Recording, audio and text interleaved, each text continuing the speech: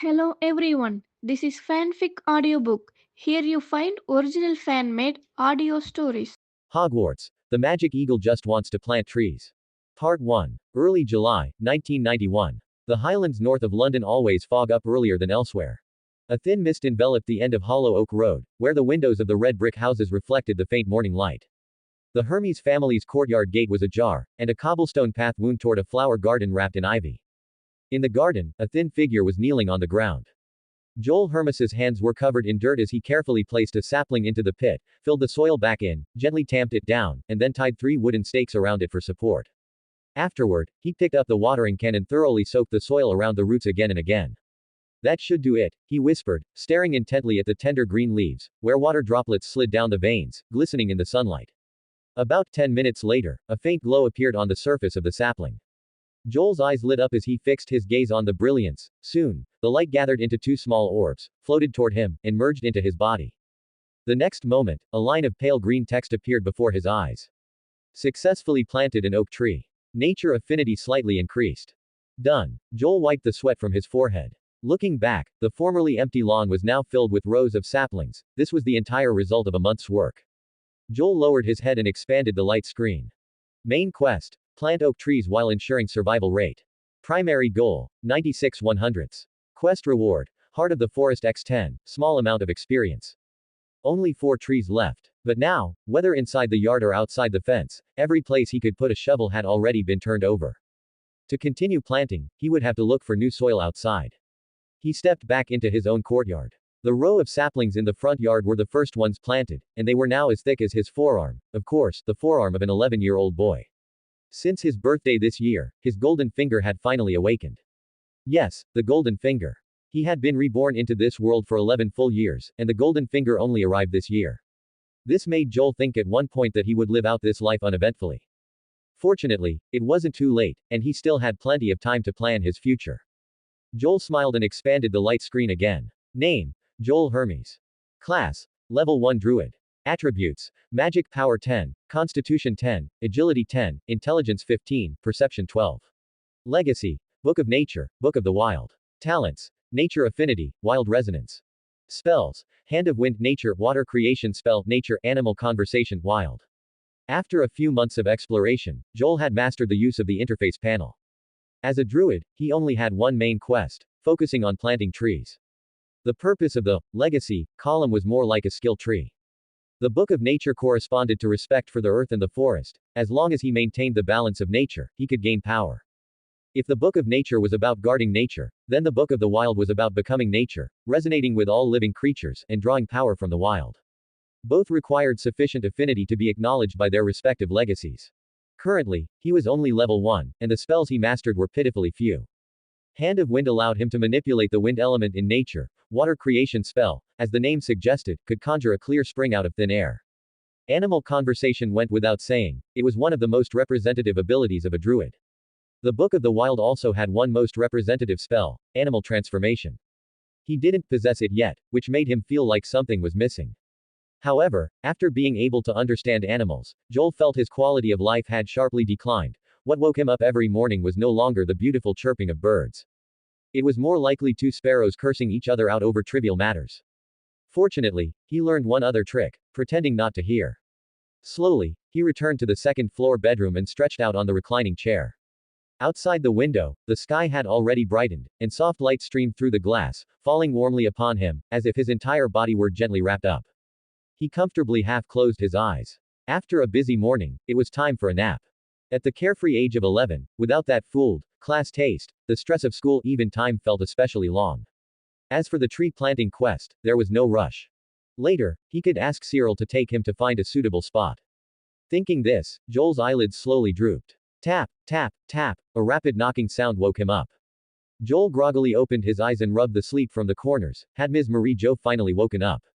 He propped himself up, ready to open the door, but realized the sound wasn't coming from the bedroom door, but outside the window. A gray-black figure was vigorously tapping on the windowpane.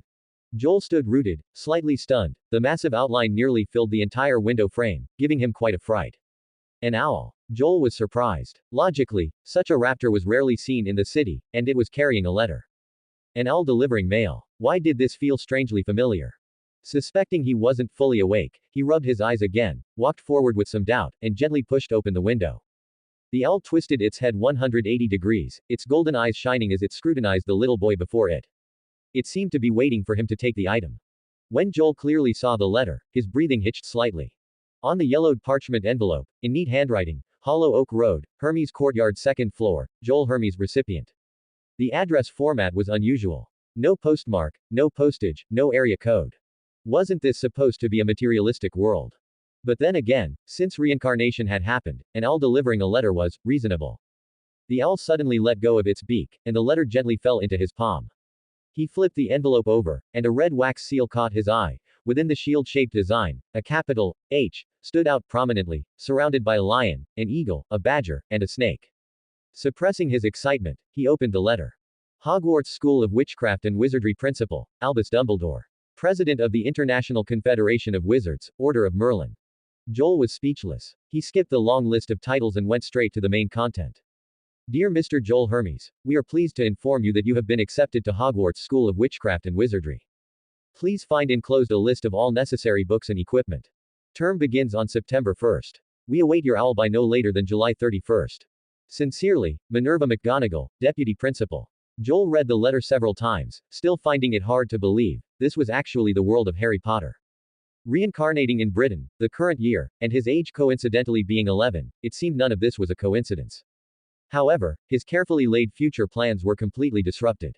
Should he follow the druid's path of nature, or choose the path of magic and become a wizard? Joel frowned slightly, then relaxed. Study. What I'm studying is magic. Who says I can't be a druid wizard? He could still plant trees even at Hogwarts. Just as he was getting excited, a strange voice suddenly came from the window. Joel looked over. The owl tilted its head and made a sharp, high-pitched noise. Oh, wonderful, another Muggle letter. How thrilling, they never know how to thank an owl. I should have just stolen Billy's job. That kid is too fat to fly anymore. Joel. The owl's cute, head-tilting image instantly shattered. It looked exactly like a grumpy, slovenly uncle rolling his eyes and full of complaints. If one could ignore that, it was actually a quite cute owl, if you could manage it. Joel searched briefly in the corner of the room, took out the dried fish he usually fed stray cats, and offered it to the owl.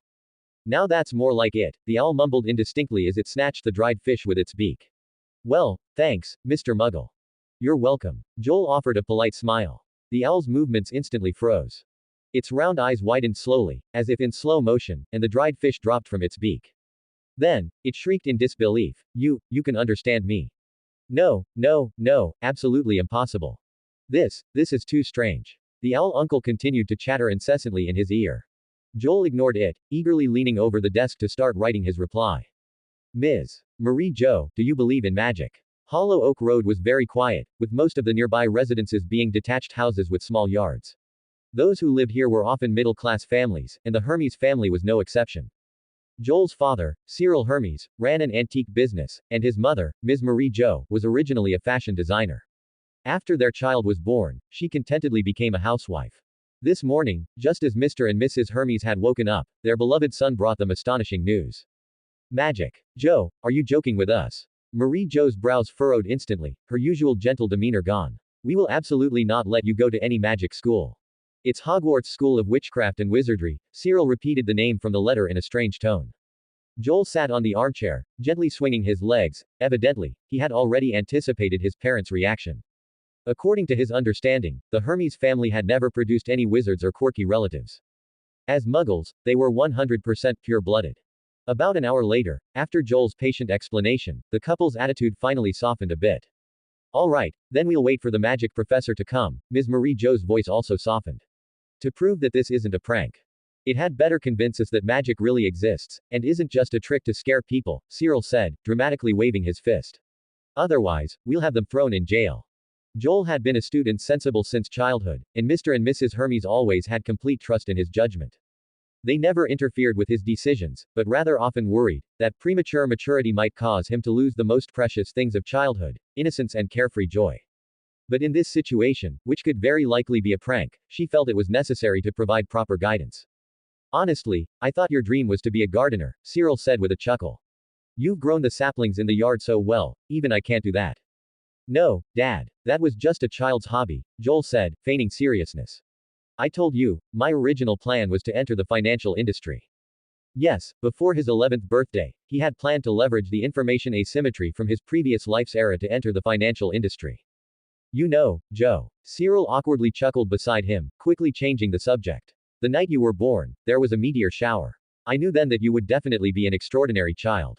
Speaking of 11 years ago, I remember one night, on my way to a date with Ms. Marie Jo, he looked lost in thought. I saw someone riding a broomstick in the sky, as if they were celebrating with each other, swaying and drunk. Perhaps, there really are wizards in this world. Marie Jo said slowly, perhaps you also had a lot to drink that night. 2 days later, the magic professor Mr. and Mrs. Hermes spoke of appeared earlier than expected. The doorbell rang, and Marie Jo slowly opened the door to see a tall, straight woman standing there, wearing square-framed glasses, the shape of which was as angular as her gaze. Her voice was calm and elegant. Hello, may I ask if you are Joel Hermes's guardian? Yes, I am his mother. And you are Minerva McGonagall. The lady nodded slightly. Hogwarts deputy principal and transfiguration class professor. Oh, of course, please come in. Marie Jo smiled and gestured for her to enter, her eyes continuously scrutinizing the visitor. Joel instinctively stepped forward and shook Professor McGonagall's hand, momentarily forgetting to speak. He just kept his head raised, looking at this elegant which he had only seen in novels. Professor McGonagall's black hair was pulled back into a neat bun, and she wore an emerald green cloak. Her elegant posture was almost identical to how she was described in the novels. She looked a bit younger than described in the original work. Presumably, you are Mr. Hermes. It's a pleasure to meet you. McGonagall offered a slight smile, which, to others, probably just looked like a slight pursing of her lips. The group quickly took their seats. Mr. and Mrs. Hermes had specifically changed into formal clothes, while Joel obediently went to brew a pot of tea.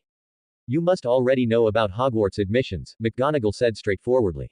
Yes, we all saw the acceptance letter, Cyril said with a smile. But we've never had any contact with magic, which makes it hard to believe, Marie Jo added. Mr. and Mrs. Hermes successively expressed their concerns for their child, and also revealed a hint of distrust towards her. McGonagall listened quietly, then nodded gently.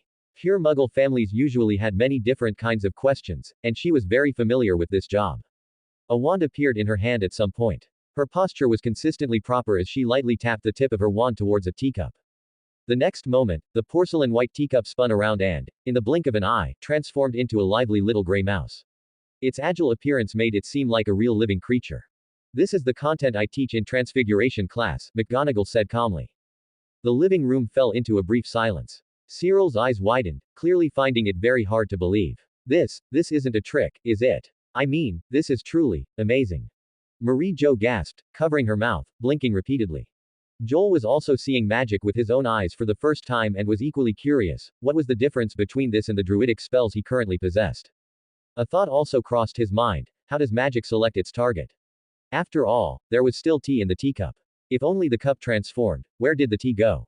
Indeed, magic is a very magical existence. After the cup of tea was finished, Professor McGonagall calmly put down the teacup. She believed she had clearly explained the situation of Hogwarts School to the Hermes family. They also discussed Joel's future employment prospects if he became a wizard. Please don't worry. Every qualified graduate can find a decent position in the magical world. Hogwarts education has always been considered the best guarantee. In fact, that single demonstration was enough to convince Mr. and Mrs. Hermes. Ms. Marie Jo accepted the existence of magic, and now held a bit more respect for this magic professor. I must say, you are an excellent professor. She paused, then added, it's just, Joel is still young. Can we also accompany him to school? I'm afraid not. Only children who are 11 years old and have received an admission notice can enter Hogwarts. McGonagall politely declined her suggestion, then paused and said, however, I will take you to see the magical world, which is also one of the purposes of my trip. Professors visiting Muggle families of incoming students usually had two purposes. One was to explain the existence of magic to Muggles who knew nothing about it. The second was to lead young wizards who agreed to enroll to Diagon Alley to purchase the textbooks and items needed for school. To gather these items, one could only go to the magical world's largest commercial center, Diagon Alley. Ordinary Muggles could not possibly find the address on their own. After a few polite words, Professor McGonagall walked outside, waiting for the Hermes family to get ready to leave. Only the family of three remained sitting quietly in the living room. Cyril snapped out of his magical shock and again dramatically exclaimed, this is truly amazing, magic really exists. It's astonishing. He then raised an eyebrow at his wife. What did I tell you, Ms. Marie Jo? That night 11 years ago, the wizards I saw riding broomsticks were real. He seemed to have won a long-awaited bet and almost jumped up. The next day's newspaper also confirmed it. I never lie, at least not to my family. Marie Jo did not react to her husband's dredging up old events, she hadn't even paid attention to it. Joel suddenly had a flash of inspiration. If he remembered correctly, the original work did indeed mention an incident at the beginning where wizards, celebrating too much, interfered with the Muggle world. However, he had completely forgotten, as he had read the first book when he was a child. What did you both do that night? Joel couldn't help but ask. The couple's faces flushed slightly. Cyril was the first to laugh proudly. After that night, you came along. Joel was full of questions, correcting him. No, I wasn't asking about that. I mean, didn't you get curious and follow them? Never mind. He decided to stop asking. Anyway, Cyril, who was a ladies' man in his youth, would have treated wizards as a circus act and then rushed off to meet Ms. Marie Jo for a date. Joe, with your grades, many schools would accept you. Marie Jo softened her tone, looking at her son. Westminster School, or Eton College, or both good choices. There was no coercion in her eyes, she just quietly waited for her son's decision. Joel met her gentle gaze and nodded solemnly. All right then, we all trust your choice. Marie Jo showed a gentle smile. That's great, I love you, Ms. Marie Jo. Joel smiled and rushed over, hugging her tightly, then ran back to his room like a whirlwind to change into clothes for going out. Cyril, at this moment, had completely forgotten to celebrate his child going to a new school. He excitedly followed Marie Jo into the room, constantly reminiscing about their sweet years together beside his wife. Marie Jo simply continued folding Joel's clothes. Charing Cross Road, Diagon Alley number 1. After a car ride lasting over 40 minutes, the Hermes family finally arrived at their destination, the Leaky Cauldron. Professor McGonagall accompanied them the entire way. Along the way, she answered some of Joel's questions, such as, how did Professor McGonagall guide a pure Muggle family to Diagon Alley? The answer was surprisingly mundane, by car. After the extremely enthusiastic invitation from Mr. and Mrs. Hermes, McGonagall, who had originally planned to leave ahead of them, reluctantly agreed. Thus, Joel had the privilege of sitting in the back seat with her. The traffic wasn't congested, but the car occasionally jolted. Joel noticed Professor McGonagall's expression gradually becoming unnatural, she kept her lips tightly pressed together. Undoubtedly, the proud witch was struggling with motion sickness. McGonagall led the family through the somewhat dilapidated pub entrance. Oh, look who's here. A husky voice came from behind the bar. Good morning, Professor McGonagall. Hello, Tom. Professor McGonagall nodded slightly, greeting the pub owner who was as thin as a shriveled walnut. A few wizards were scattered around the tables next to the bar. Professor McGonagall seemed to know every single one of them, returning their greetings individually. Joel's impression of the Leaky Cauldron deepened, it really was run down. Mr. and Mrs. Hermes behind him also looked stunned by the sight. Not only was the environment dilapidated, but every wizard at the tables was quite shabby, a stark contrast to McGonagall's neat and tidy appearance. We're not here for a drink, Tom, McGonagall said upon seeing him prepare something. I'm taking Mr. Hermes to Diagon Alley to purchase his school supplies. They walked past the bar and entered a small courtyard, finally arriving at one of the parts Joel had been most looking forward to. Professor McGonagall pulled out her wand and turned to Joel. Please remember this, Mr. Hermes, if you want to enter Diagon Alley, you first come to this red brick wall. Count 3 bricks up from the bottom, and 2 bricks across, she said, tapping them with her wand. Only 3 taps are needed. The bricks suddenly began to tremble slightly, and the wall seemed to be pushed open by an invisible hand, cracking open a seam. The gap spread outward from the center, and in the blink of an eye, an arched passageway appeared before them. At the end of the passage was a winding, endless cobblestone street. Whoa, the 3 of them exclaimed simultaneously. Welcome to Diagon Alley, McGonagall said calmly. This is incredible. Cyril was more excited than anyone, his hand gripping Joel's shoulder tighter. So magic was this close to us, hidden right around the corner. Joel likewise couldn't hide his excitement, then leaned his shoulder closer to Ms. Marie Jo. Professor McGonagall led the way, with the 3 of them following closely, their eyes fixed on everything around them. Along the narrow street, shops were lined up shoulder to shoulder, wand shops, apothecaries, owl emporiums, ice cream parlors, junk shops. Further ahead, the street corners were crowded with countless stalls, and the air was mixed with the scent of spices and potions. Hey, wait for me. A sudden shout came from the street, and Joel felt a gust of wind rush past him, as if something moving incredibly fast had run by. Immediately following, a male wizard in a woolen long coat shouted, his face flushed red, I'm never going to that shop again. To buy that cursed robe. The wizard stumbled past the Hermes family, chasing the robe that was speeding away in front of him. Yes, that's right. What was running away in front was a black robe, its hem seeming to have grown 2 legs that were pumping quickly. Joel stared blankly at the scene. Magic. It was truly too magical. They walked through the long stretch of Diagon Alley and arrived in front of Gringotts, where McGonagall instructed them to exchange for wizard currency so they could purchase items in Diagon Alley. She had already cautioned them about this before the trip, so Cyril was extremely well prepared. A stack of brand new pounds sterling bulged out his wallet. If the amount of galleons that could be exchanged for pounds sterling hadn't been limited, he might have brought a suitcase. The currency commonly used in the British wizarding world is divided into three types: galleons, silver sickles, and bronze nuts, all personally minted by the goblins of Gringotts. Subsequently, led by Professor McGonagall, the Hermes family bought all the necessary items like textbooks, robes, and cauldrons, finally stopping in front of Ollivander's wand shop. After Joel had chosen his own wand, McGonagall said goodbye to the Hermes family. She still had to visit the next Muggle family. The Hermes family saw Professor McGonagall off outside the leaky cauldron before saying their farewells. Before leaving, her pace visibly quickened, as if she couldn't wait to escape Cyril's endless stream of thanks and pleasantries. Joel couldn't help but chuckle internally. The latter had clearly pulled out his trusty business negotiation tactics again. His gaze fell back onto the wand in his hand. 10.5 inches long, about 29 centimeters, oak casing, with a unicorn hair core. They say, the wand chooses the wizard, but unlike his memory of needing to choose constantly to find the right one, almost as soon as he reached out, the very first wand accepted him. In that instant, a warm pulse traveled through his fingertips, as if intertwining with some hidden power within his body. Joel almost thought he was uniquely talented, wondering if he would have a similar reaction to every wand. Unfortunately, Mr. Ollivander rejected his suggestion of trying every wand. Fickleness is not a quality a young wizard should possess. Even when he explained that he just wanted to conduct an experiment, he couldn't persuade the old craftsman. Afterward, the three of them put all the purchased items into the car trunk. Joel specifically took out Standard Book of Spells, Grade 1, planning to preview it on the way home. I don't think we should leave empty-handed. Cyril was still excited. Like magic beer. Oh, you know me so well, darling. He embraced his wife, and they smiled at each other. Joel let them hug and embrace on the street, passing through the old door by himself and re-entering the dimly lit pub. He sat down at the bar and ordered a glass of butterbeer. This was a non-alcoholic, warm, sweet drink with creamy foam. Joel took a sip. The sickly sweet bubbles burst on his tongue, much like honey water. He silently put the cup down again. Under the dim yellow light of the pub, wizards of all sorts sat around the tables. But he didn't see the fellow wrapped in a turban, nor the figure of a large man leading a small boy. Joel was very curious. If he met Professor Quirrell, would he be able to notice anything? Of course, only from a distance. He didn't think he had the capability to approach you-know-who, at least not yet. Living together at Hogwarts in the future, he would meet them sooner or later. Joel didn't plan to change anything for the time being. Going with the flow and adapting to circumstances was the sensible approach. Although he had forgotten most of the plot, remembering a few key moments would allow him to avoid some trouble. Besides, the first few books were genuine children's literature. How much malice could there be?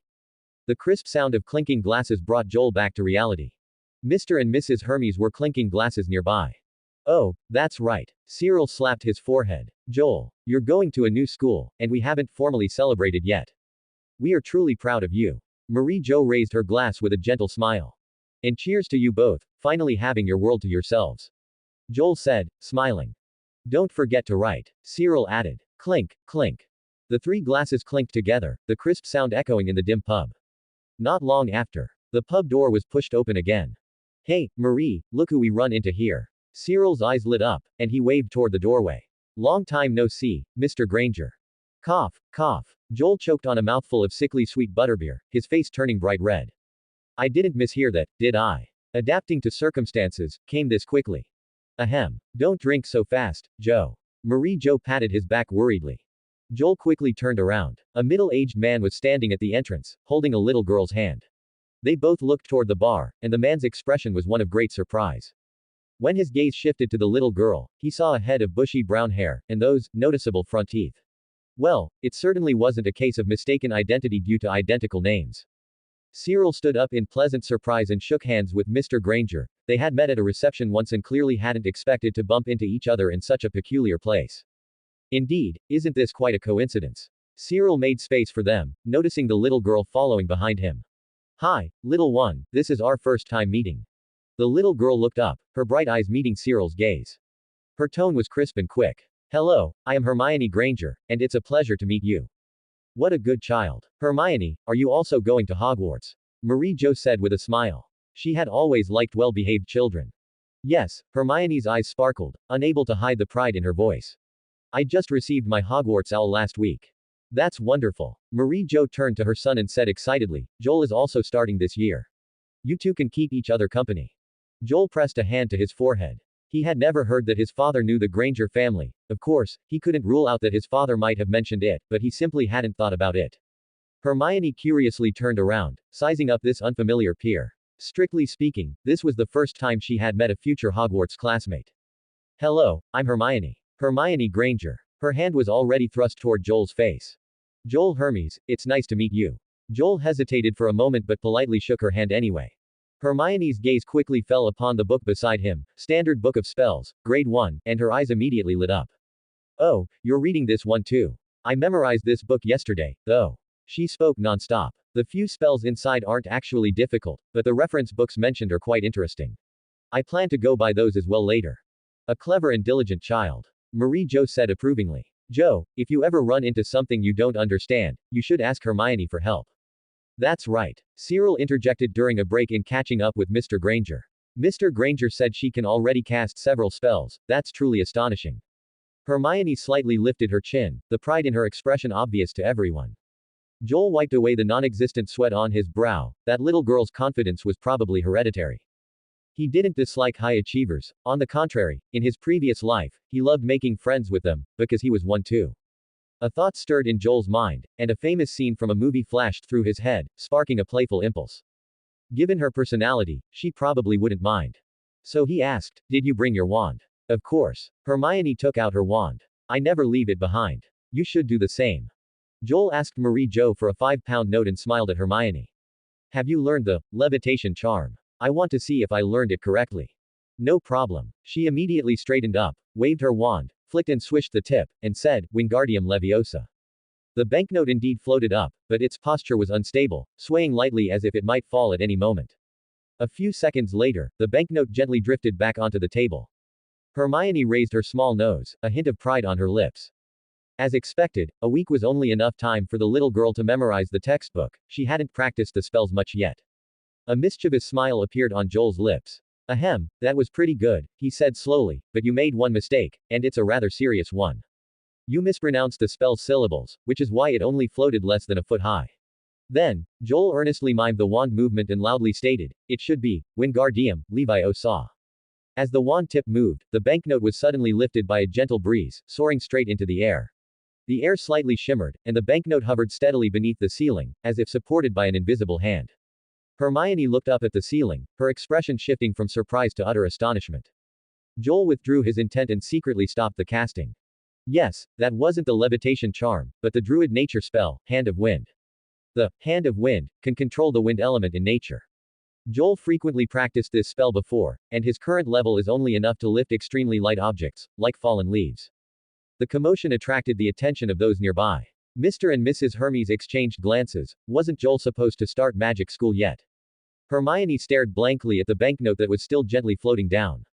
Joel casually took a sip of butterbeer. He bet the little girl would memorize Standard Book of Spells, Grade 1 from cover to cover again tonight. After finishing their butterbeer, Cyril and Mr. Granger said goodbye to each other. The Hermes family planned to browse Diagon Alley again. During this time, Marie-Jo peppered Joel with questions about when exactly he had learned magic. It's obvious, Mom, I learned it just by looking. Joel blinked his eyes and said obediently, maybe my talent is hereditary. You might actually be a hidden genius too. Marie-Jo was momentarily speechless, finding it both funny and frustrating, and reached out to poke her son's head. Hogwarts had owls available for students, but Joel still decided to purchase one for communication with home. As soon as he entered the shop, he noticed a silver-gray Ural owl. It perched quietly in its cage, its eyes a rare gray-blue, and the tips of its feathers shimmering with an almost transparent sheen. Unlike common owls, it seemed to prefer staying quiet. Joel tried using animal conversation, and the response he received was a slight blink. Much better than the grumpy owl uncle from last time. Silver gray, charming like the moon, I'll call you Luna, Joel whispered to the owl, reaching out to stroke its feathers. Next, Marie-Jo became increasingly enthusiastic, dragging the father and son through every single shop in detail. When they returned home, the trunk was almost completely full. Marie-Jo's trophies accounted for most of it. Self-stirring cauldrons, self-cleaning tableware, and the strange blankets and adult wizard robes she had immediately fallen for. A month passed in a flash. During this time, Joel stayed home all day, experimenting with various spells and fully immersing himself in the vast knowledge of magic. Sunlight and moonlight alternately streamed into the room from outside the window, the only constant being the rustling sound of turning pages. While preparing for enrollment, he didn't forget his mission. Joel used his free time to cultivate 4 acorns. If things continued this way, he would be able to transplant them into new soil after school started. Planting trees was never easy, starting from germinating the acorns, selecting the location, transplanting, setting the roots, and then careful maintenance. Every step required patience. Only by sincerely treating every sapling could he gain the recognition of nature. This was the truth he had learned through previous practice. As for where to transplant them after enrollment, Joel already had a clear and bold location in mind: the Forbidden Forest. If he could find a magical potion that could safely accelerate plant growth, it would greatly speed up the completion of the mission. Unfortunately, he searched through the first-year textbooks but found no relevant records. It seemed he would have to wait until he reached Hogwarts and try his luck at the library. Joel closed the book, wrote down the matter of finding the growth potion in his notes, and committed it to memory. September 1st. For every child heading to a new boarding school, the night before departure is always filled with excitement and anticipation. Only after arriving on campus and the hustle and bustle fades does the urge to go home quietly creep up, making one wish they could pack their bags and leave immediately. Perhaps this is a necessary rite of passage for every child's growth. In Marie Jo's eyes, Joel was still just an 11-year-old child, leaving home so far away, for the first time, for so long.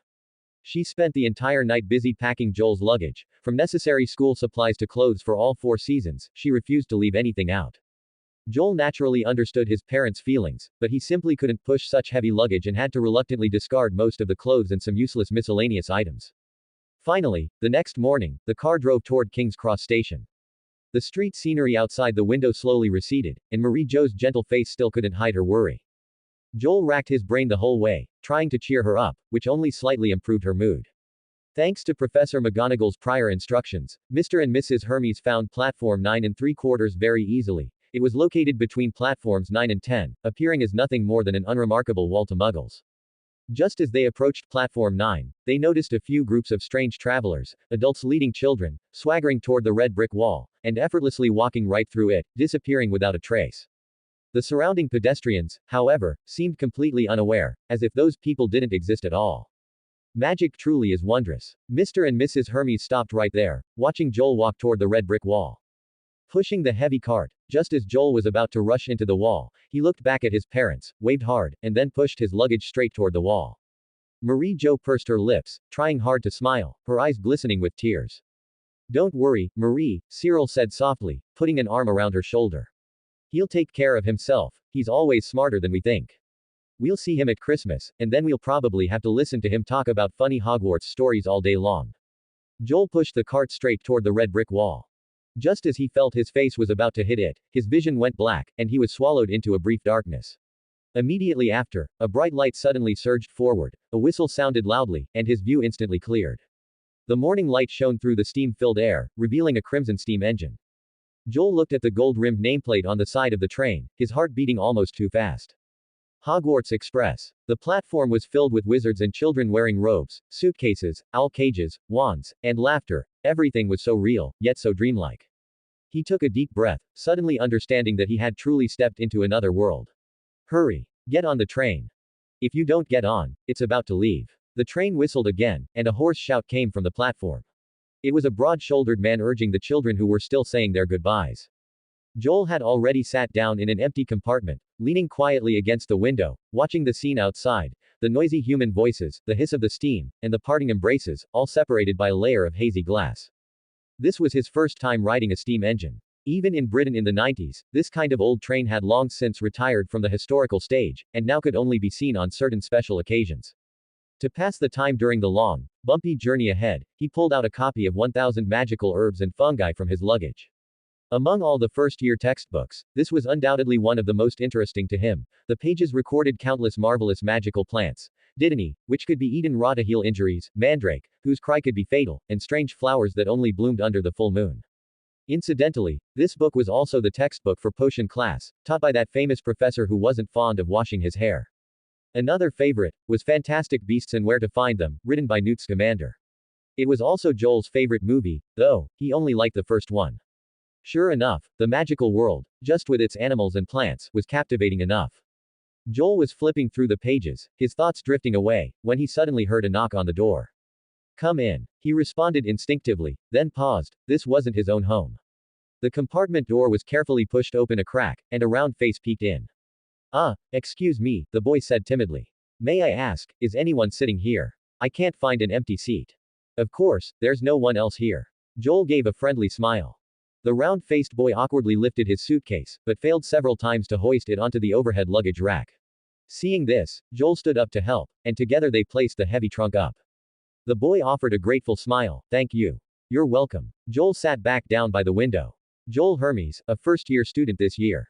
I'm Neville, the boy said. Neville Longbottom, also a new student. Joel smiled and nodded. With the boy's round face, slightly plump build, and clumsiness, it wasn't hard to guess who he was. Especially since a sound as faint as a mosquito's buzzing occasionally came from his pocket. You seem to have brought a pet. Joel's gaze fell on the bulging pocket.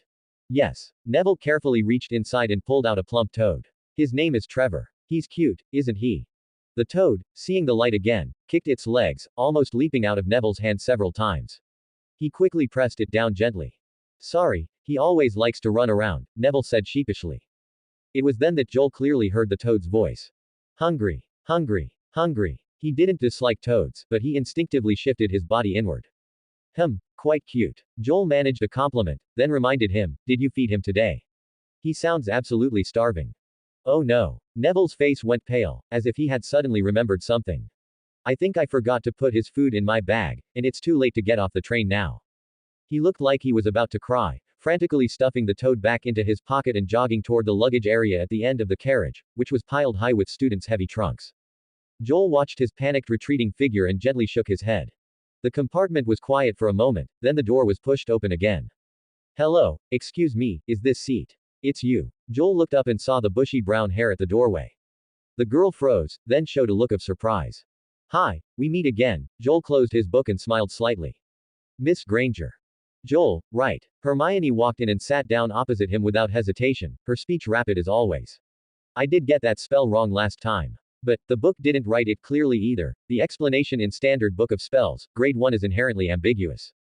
But I have to admit, your pronunciation helped me quite a bit. Hermione tilted her face up seriously. That earnest expression made Joel unable to resist asking, did you memorize it again?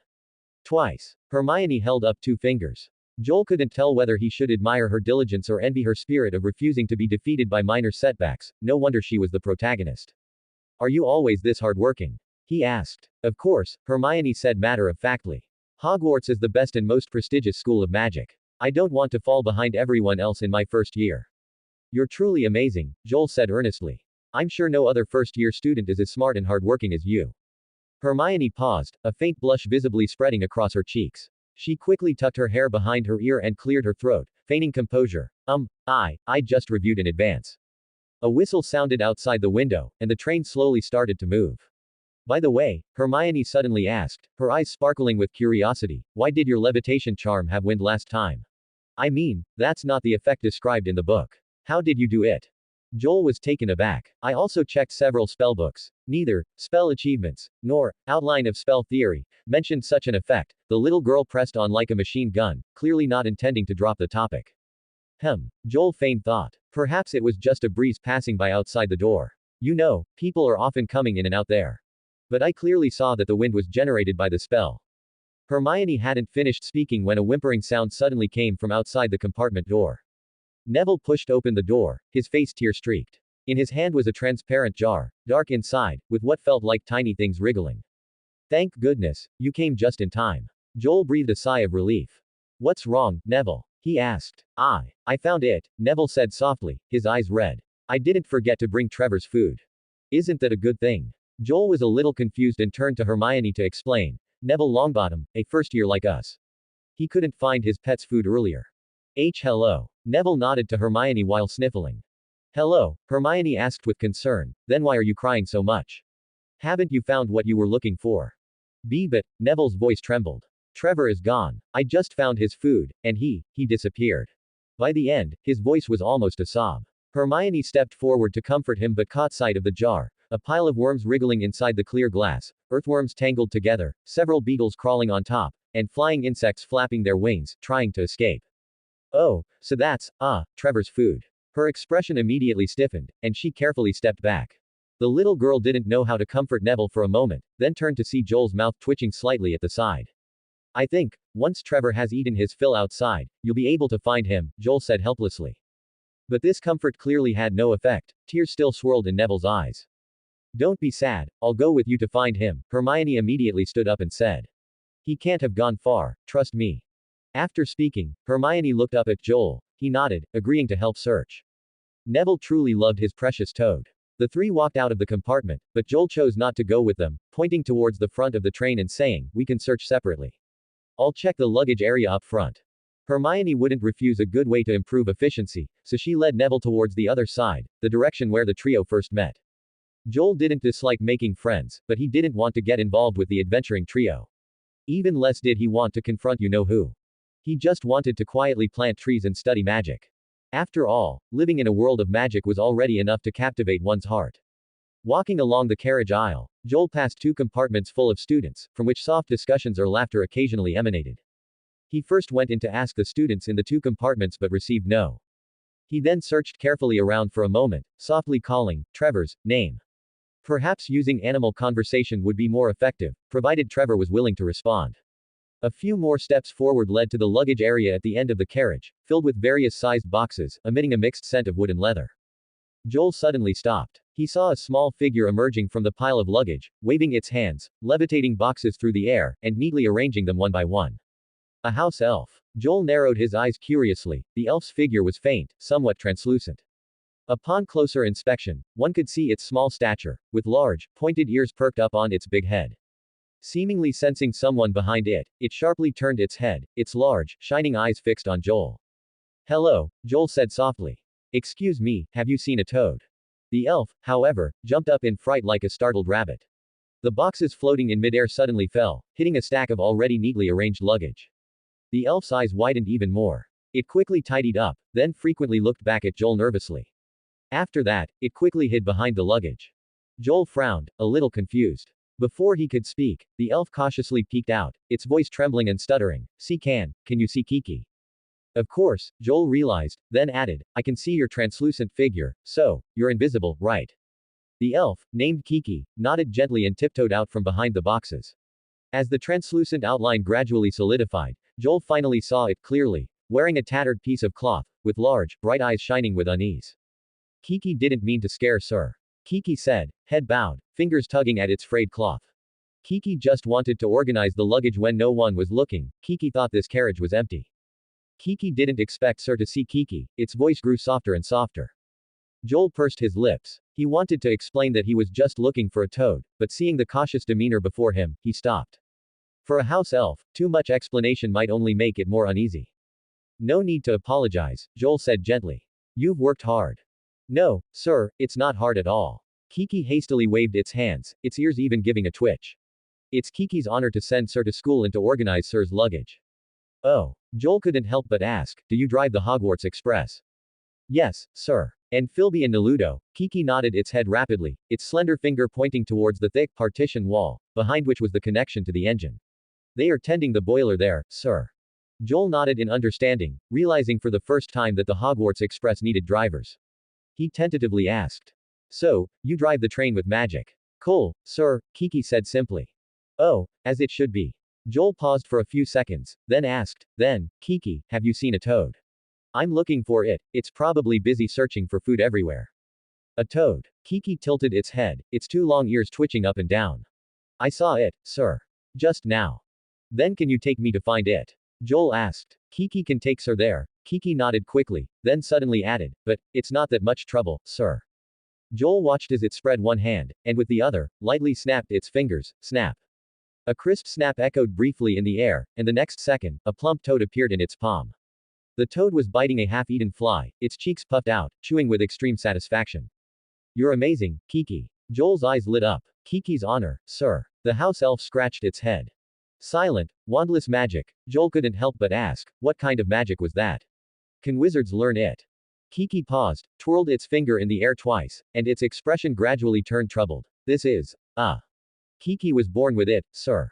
It carefully glanced at Joel, then hurriedly added, it's not that Kiki doesn't want to teach, it's just. Kiki doesn't know how to teach. It's all right, no need to apologize. Joel quickly stopped it from fretting. Kiki's answer was also within his expectations. This was the innate magic of house elves. Like goblin magic, it existed independently of the wizarding system. Can you help me return it to my compartment?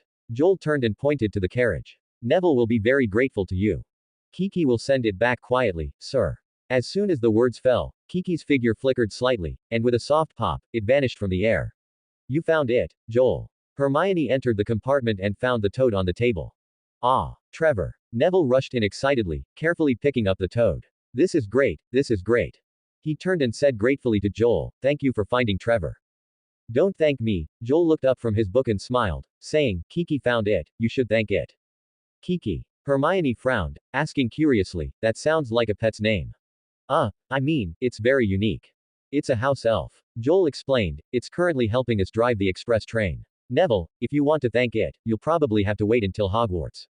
Oh, I know house elves. Hermione's eyes lit up, almost making her jump. I've only read about them in books, but I never knew they could be express train drivers. Oh my, that's amazing. Her gaze was full of curiosity, clearly eager to see the house elf in person. After all, she hadn't yet encountered a magical creature that could communicate with people. The train swayed along, passing through the edge of the city. The bushes on both sides outside the window rapidly receded, revealing stretches of fields and rolling mountains. The distant mist was stained golden red by the setting sun. After Hermione and Neville had seen Kiki, they returned to their seats. Neville had originally planned to wait until Hogwarts to express his thanks, but Hermione had pulled him along. The compartment was quiet, save for the rhythmic sound of the train wheels on the tracks. Neville held the toad, carefully picking out an earthworm from a jar. The plump Trevor immediately extended its fleshy red tongue and snatched it. Hermione huddled by the window, holding her book even higher than her face, seemingly wanting to burrow into the pages. Joel leaned back in the other seat, a pile of crumpled snack bags on the table in front of him. He had originally been curious about the sweets of the magical world, but now he had no appetite. In his hand, he held a few chocolate frog cards, their golden frames glinting, and the wizard inside was still yawning. The back read, Archibald Alderton, 1568-1623. Famous for blowing up the village of Little Dropping in Hampshire while attempting to magically synthesize a birthday cake. Chocolate frog cards feature portraits and biographies of countless famous wizards, collectible only by purchasing chocolate frogs. Each frog randomly includes one card, making them the most popular snack and collectible among young wizards. But blowing up an entire village with a birthday cake, that looks like a heinous criminal, doesn't it? Joel thought idly. He had collected 5 cards, one of which Neville had traded him. It featured the wizard widely considered the greatest of his time, Albus Dumbledore. The silver-haired old man on the card, wearing crescent-shaped spectacles, with a silvery white beard that reached his chest, and a deep purple robe casually draped over him, looked gentle and kind, as if he might at any moment conjure sweets from his sleeve to coax children. Joel gazed at the silver-haired old man, finding him even kinder than he had imagined, and couldn't help but feel a certain anticipation for the principal he was about to meet. Just then, Hermione looked up and noticed the card in his hand. Albus Dumbledore, she exclaimed in surprise, with a hint of reverence in her voice. I've read his name in so many books. He's one of the greatest wizards of our time, from Gryffindor House. I really hope I get sorted into Gryffindor, it must be the best house. She paused, then said with some trepidation, but, of course, if the sorting hat thinks I'm better suited elsewhere, I'll respect its judgment. Which house do you hope to be sorted into? Joel. Hermione asked curiously. Joel hadn't really thought about it, so after a brief consideration, he replied, perhaps. I'd prefer Hufflepuff. Hufflepuff. Hermione blinked in surprise, saying faintly, oh, Hogwarts. A history has an introduction to them. It's known for loyalty and hard work, right? Of course, those are very admirable qualities. She turned to Neville, what about you? Neville, which house do you want to go to? My grandma always hoped I'd go to Gryffindor. Neville whispered, looking down at Trevor in his hands. She said my parents both graduated from there. Oh, so you're from a wizarding family. Hermione's eyes lit up, and she quickly said, then you must know a lot of magic, right? Could you, for example, conjure something for us to see? Neville's face turned red, and he frantically waved his hands. I'm not very good yet. It's almost time, Joel said, looking at the sky outside the window. I think, we should put on our robes first. Joel simply draped his plain robe over his original clothes, and Neville also just put his on. Hermione needed to change separately, so the 2 young wizards considerately retreated to the corridor, gently closing the compartment door. When all 3 were ready, the train still hadn't slowed down. The sky outside the window changed from golden orange to deep blue, and the outlines of distant mountains gradually faded into the twilight. Hermione couldn't resist running out, intending to ask Kiki when they would arrive at the castle. Only Joel and Neville remained in the carriage. Neville's stomach suddenly rumbled, and he immediately lowered his head, his ears turning slightly red. Joel smiled and pushed the snacks in front of him. It should still take some time, you can have some licorice ones first. The train swayed on for a while longer, and finally, its speed began to slow. Hermione also returned to her seat. Outside, night had completely fallen. The sky was dyed deep purple, and distant lights floated in the darkness. At this moment, a familiar voice echoed through the carriage, "We will arrive at Hogwarts Castle in 5 minutes. You don't need to take your luggage, we will send it to the school for you." "It's Kiki," Hermione stood up excitedly. "We're finally here." The train pulled into the station, and the new students heard a long-awaited whistle. Joel felt his backside had gone half numb. A clamor erupted outside the carriage, and new students scrambled to open the doors, pouring onto the platform. Joel was practically pushed forward by the new students behind him. Neville and Hermione were squeezed together. As soon as they stepped out of the carriage, a blast of cold air hit them. The night was too dark to see the path beneath their feet. The hooting of owls and the rustling of wind through leaves could be heard all around. Just then, a huge lamp rose above the crowd, illuminating countless new students' faces. The light was so bright that Joel instinctively squinted. Beneath the lamp was a burly giant, his thick beard glinting in the light, his laughter exceptionally booming. "That's Hagrid," someone whispered beside Joel. "The Hogwarts gamekeeper, I've seen him. This way. First years. First years over here." Hagrid's rough voice echoed through the platform. "Harry, over here, how are you?" At this, a thin young wizard squeezed out of the crowd and quickly walked to Hagrid's side. The light flickered on his face, revealing a pair of somewhat timid eyes. Joel instinctively took another look, then shifted his gaze. "Come on, follow me," Hagrid waved the lamp. "Are there any more first years? Watch your step, alright. All first years follow me." Joel took a deep breath of the damp night air, following the crowd through the platform. "No more than 4 people per boat." Rubeus Hagrid shouted loudly, leading the first years to the lakeshore.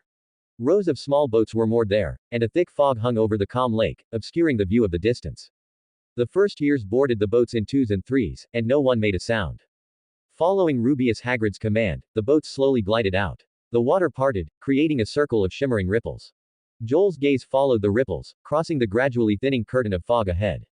On the high slope across the lake, a majestic castle stood tall, moonlight casting a silver glow on its spires, and the faint light from the windows reflected on the lake, like stars in the dark night. He suddenly frowned, his gaze fixed on the lake beneath the boat. A faint sound seemed to reach his ears, as if coming from the bottom of the lake, yet he couldn't quite make it out. Led by the lantern ahead, Joel and the first years climbed the steps along the rock face, finally arriving at the lawn beneath the shadow of the castle, where everyone gathered before a heavy oak door. Rubeus Hagrid raised his fist and knocked 3 times. The huge oak door immediately opened, revealing a serious-looking witch dressed in emerald green robes. "I've brought the first years, Professor McGonagall," Rubeus Hagrid said. "Thank you, Rubeus Hagrid," the witch said. "They are in my hands now." After Rubeus Hagrid handed the first years over to Professor McGonagall, he left. McGonagall led the children through the corridor to a small room next to the Great Hall. The room was narrow and dimly lit, with faint candlelight reflecting off the stone walls. Dozens of first years huddled together, whispering softly. Joel was pushed into a corner, next to Neville and Hermione, whose faces were pale from the crush. "Welcome to Hogwarts," Professor McGonagall stood in front, saying, meeting the nervous gazes of all the first years. "The welcoming feast is about to begin," she said calmly, "but before that, you must first be sorted into your houses." The serious voice echoed among the stone walls, and the children's hearts tightened slightly. The sorting ceremony is a very important tradition, because during your time at Hogwarts, your house will be like your second home. You will have classes, sleep, and live with your housemates, and you will work together for the honor of your house. She paused briefly, her gaze sweeping over the crowd. Hogwarts has 4 houses: Gryffindor, Hufflepuff, Ravenclaw, and Slytherin. The sorting ceremony is conducted by a sentient, talking, and ragged wizard's pointed hat. It automatically decides which house each young wizard should go to. Your performance during your time at school will earn points for your house, and breaking rules will result in point deductions. At the end of the year, the house with the most points will win the House Cup. McGonagall said this in an unquestionable tone. Now, she adjusted her sleeves. The sorting ceremony will take place in front of the entire school. Take this time to tidy yourselves up. I hope you will greet your respective houses in the best possible state. After speaking, she seemed to glance at Neville next to Joel, and then left the room. After the serious professor left, the tension in the room immediately eased somewhat. The first years began discussing the sorting in low, chattering voices. Some were excited, while others were too nervous to speak. Joel leaned against the stone wall in the corner, his gaze fixed on the flickering shadows cast by the candlelight, his expression slightly distracted. Just as he had told Hermione before, he hadn't seriously thought about which house he would go to. As long as it wasn't Gryffindor or Slytherin, he didn't mind. Slytherin traditionally looks down on Muggle-born students, so he didn't have to worry about that. As for Gryffindor, Joel felt he wasn't someone who liked to show off or act impulsively, and going there would likely only land him in a whirlpool of trouble. That's a ghost. Joel's thoughts were interrupted by a startled cry. When he looked up, he saw a first year ahead who had nearly jumped. A dozen translucent ghosts were floating above his head. The ghosts leisurely passed through the stone walls while discussing the first years in low voices. I hope you all get sorted into Hufflepuff, a plump ghost said, because before I died, I belonged to that house. The air instantly fell silent for a few seconds. The young wizards in front were startled by this reverse psychology and didn't know how to respond. Fortunately, Professor McGonagall quickly opened the door and led the first years out of the room in a line. The sorting ceremony officially began. Inside the magnificent Great Hall, there was complete silence. Hundreds of candles floated in midair, their soft light flickering between the stone walls and the long tables. 4 long tables extended from the entrance to the end of the hall. They were covered with different colored cloths beneath golden basins and silver goblets, symbolizing the 4 houses. Sitting at the front table were the professors. Joel recognized Rubeus Hagrid's figure, as well as the silver-haired old man wearing a pointed hat, seated in the center. The candlelight shimmered on his half-moon lenses. The first years were led by McGonagall to the center of the hall, where a worn hat rested on a tall, 4-legged stool. It was said to have existed for over 1,000 years, and its mottled appearance once again challenged Joel's understanding. Did wizards not like cleaning their belongings, even though they all knew cleaning charms? Just as everyone watched in astonishment, the hat suddenly wiggled, a seam split open along its brim, and it began to sing loudly. You may think I'm not pretty. The strange, grating voice was so comical that several first years couldn't help but burst into laughter. As the echoing song slowly faded, Professor McGonagall stepped forward and unrolled a piece of parchment. Now, when I call your name, you will sit on the stool, put on the hat, and await your sorting. Hannah Abbott. Justin Finch Fletchley. Hufflepuff. Applause erupted on the other side of the hall, and the short-haired boy ran toward the long table, looking relieved. Hermione Granger. Joel turned his head to look, seeing the curly-haired girl practically sprint to the stool, her small face full of nerves and anticipation. She had just placed the hat on her head when, shortly after, the hat shouted. Gryffindor. She let out a long breath and ran toward the red table. Joel Hermes. Professor McGonagall called out again. Joel was startled, he hadn't expected his turn to come so quickly. He steadied his mind, walked forward under everyone's gaze, and sat on the tall stool. When the hat settled on his head, the clamor in his ears instantly faded, leaving only silence between him and the hat. To alleviate the sudden tension, he decided to speak first. Which house do you think I fit into? The hat trembled slightly, and a voice sounded in his ear. Ah, clever, quick-witted, and with a touch of ambition. Slytherin would like you very much. But you are also loyal and accepting. Hufflepuff is suitable as well. For Joel, who knew some of the plot and had lived 2 lives, to say he had no ambition for the future would be a lie. But Slytherin, no thanks. Hufflepuff was actually a decent choice. So, he had a sudden idea, and with a playful seriousness, he said to the sorting hat, you seem to have misremembered. It's not Hufflepuff, I should go to Kipahuchi. The wrinkles on the sorting hat deepened, looking like 2 wide eyes, and it corrected him, it is Hufflepuff. No, it's definitely Hapachichi. Hufflepuff. You really did misremember, it's Kipahuchi.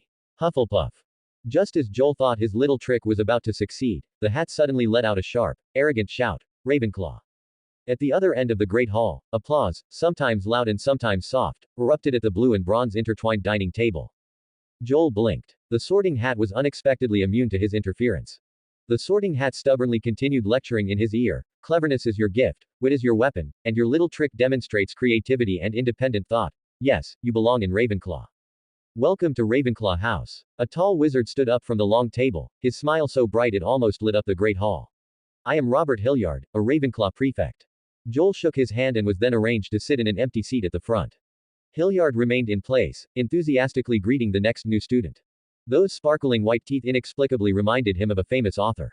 Lisa Turpin. As soon as he sat down, a cheerful voice came from beside Joel. He turned his head. It was a young witch who had previously been sorted into Ravenclaw. Hello, my name is Joel Hermes, he replied with a polite smile. I know, Lisa said with a grin, Professor McGonagall just called your name. Joel blinked slightly. She was truly a genius at conversation. Ah, you have a very good memory, he said. On the other side, a small boy with long hair leaned over.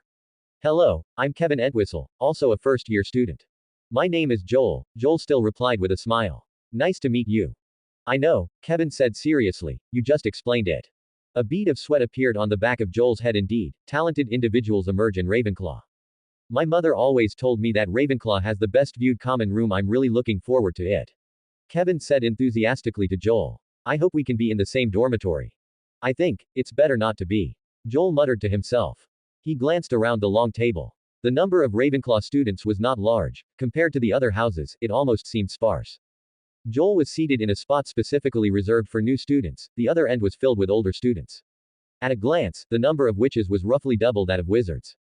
This house didn't have much screen time in the original work. He racked his memory but couldn't recall many familiar faces. Except for Padma Patil, who had just taken a seat diagonally opposite him, the younger of the Indian twin sisters, her elder sister was sorted into Gryffindor. There was also a girl with an East Asian face, Cho Chong. At this moment, she was sitting at the furthest end, her long hair like a black waterfall, casually tied into a ponytail. And around her were older students, all busy looking down at their books, seemingly completely oblivious to the ongoing sorting ceremony. Watching them engrossed in their studies, Joel couldn't help but wonder if there should be a banner hanging behind them, something like, XX days left until Gaokao. One by one, new students were sorted to the blue and silver long table, and their surroundings gradually grew livelier. Children of the same age easily became friends. Several young wizards excitedly exchanged names while discussing what the common room would be like. Laughter gently rippled on this end, forming a stark contrast to the quietness of the older students at the far end. Until a name appeared. Harry Potter. Professor McGonagall's stern voice echoed through the great hall again. As soon as this name was called, the entire hall instantly fell silent, as if the air had solidified for a moment. Potter. Which Potter? No way is it really him.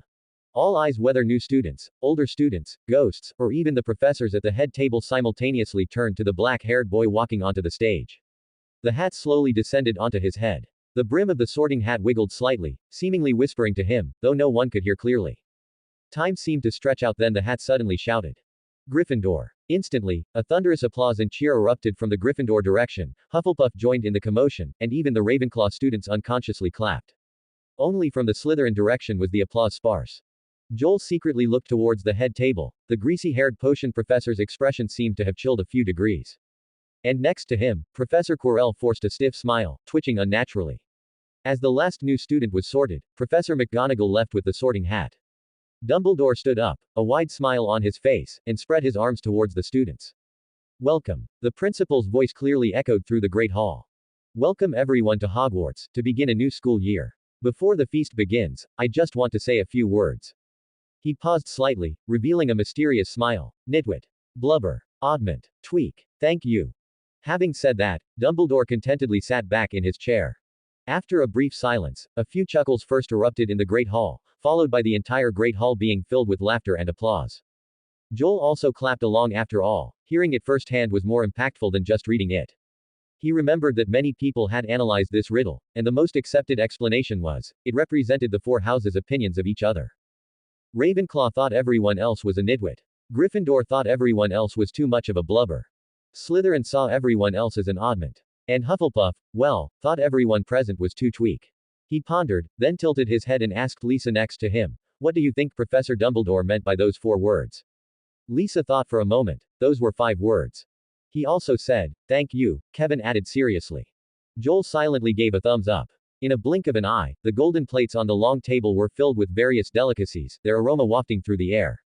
The glistening roasted beef shimmered with an inviting golden hue under the candlelight, along with sausages, pork chops, and more. The scent of spices and meat juices slowly diffused across the table. The new students had been hungry from their long journey, but the novelty and tension of the trip had made them overlook it. Everyone began to feast heartily, and within moments, some students' stomachs were already bulging. And what awaited them next were all sorts of desserts. Joel wasn't very interested in overly sweet desserts. After finishing the steak on his plate and a bowl of pumpkin soup, he stopped eating. The Muggle-born new students around him didn't seem to have fully adjusted to the change in topic. They were still discussing TV shows and rock music. When a few pureblood young wizards joined in, the conversation naturally shifted to discussing their respective bloodlines. My dad's a Muggle, so I guess I'm half-blood. Kevin straightened his back, but I've always lived with my dad. I don't think bloodline makes a difference. My relatives on my dad's side are all respectable. A freckle-faced young witch chimed in. My parents are both wizards, but at Hogwarts, no one will look down on you because of your background except for Slytherin. Are you from a magic family? Lisa turned to Joel, her tone full of curiosity. No, my parents are both muggles, Joel said, but you know I think they can do magic too. Lisa was stunned for a moment, then pressed. What magic? Joel smiled mysteriously. The magic of love. Lisa. The feast was drawing to a close. The desserts, scattered and half-eaten by the young wizards, vanished from the platters in the blink of an eye. The next moment, the long table was as clean as new. At this point, Dumbledore stood up again. Oh, I think everyone has eaten and drunk their fill, he said lightly, with his arms slightly spread. I'd like to remind everyone of a few small things before the feast ends. First-year students, please note that the Forbidden Forest outside the castle is strictly forbidden for students to enter. Dumbledore paused, his gaze deliberately sweeping over the Gryffindor long table. Some of our older students should also remember this point. Joel followed his gaze and saw a pair of red-haired Weasley twins quickly straighten their posture, looking very solemn. Why can't we go to the Forbidden Forest? Lisa, being from a Muggle family, couldn't help but ask curiously, what kind of place is it? Because it's very dangerous, Kevin explained. My mother mentioned that forest is so dark you can't see your hand in front of your face, and it's home to many fierce creatures. Lisa shrank her neck upon hearing this, letting out a soft, oh. Joel silently mused beside them. If he wanted to frequently plant trees in the Forbidden Forest in the future, he would have to find a way not to be discovered. He remembered that Harry seemed to be able to roam around with his invisibility cloak. Unfortunately, he didn't have that deathly hallow. Or, he could use the intricate secret passages in the castle, but the problem was, he couldn't remember which ones were mentioned in the original work. As he was thinking, he suddenly felt a pair of eyes on him. Lisa was staring intently at him. Are you thinking of going to the Forbidden Forest? Is it written on my face? Joel's expression subtly froze for a few seconds. Also, Mr. Argus Filch, the caretaker, wishes me to convey to everyone, please do not use magic in the corridors between classes, Dumbledore continued from the stage. Selections for Quidditch players will be held in the second week of this term. All students who wish to join their house team should contact Madam Hooch. Finally, the principal's tone suddenly shifted. Anyone who does not wish to meet an unexpected, agonizing death should not enter the corridor on the right side of the fourth floor. Suddenly, Joel slapped his forehead with a paw sound. That's right. His gaze burned onto the Weasley twins. Aren't there two professionals right here? They must know many secret passages. Congratulations. The tall wizard jumped onto a chair, his smile bright. I am the prefect, Robert Hilliard. It is an honor to welcome you all to Ravenclaw House. Inside the Gryffindor common room, the tall wizard who had welcomed Joel was now standing on a chair, in the center, surrounded by all the new students. He cleared his throat and continued, all right, so I'll keep this brief. Yes, our house crest is the eagle. It soars where others cannot reach. Our house colors are blue and bronze. Robert's expression was proud, and his voice was loud. Our common room is located at the very top of the Ravenclaw Tower, behind a door with an enchanted knocker. The circular walls of the common room are embedded with arched windows. From here, you can overlook the Black Lake, the Forbidden Forest, the Quidditch pitch, and the herbology gardens in front of the castle. I think, no other house can boast such a magnificent view. The new students gathered around him, their faces etched with fatigue. Joel stood at the back of the crowd, rubbing the corner of his eye. He hadn't expected that after listening to the principal speak, he would have to listen to the prefect speak again upon returning to the common room. After the feast ended, students from the four houses formed four long lines, led by their prefects back to their respective common rooms. He had originally wanted to find a chance to meet the Weasley twins, but he found that their line went in a different direction, leaving no opportunity to talk. He would have to wait until noon tomorrow, when all the students would go to the Great Hall to eat. That would be a good opportunity.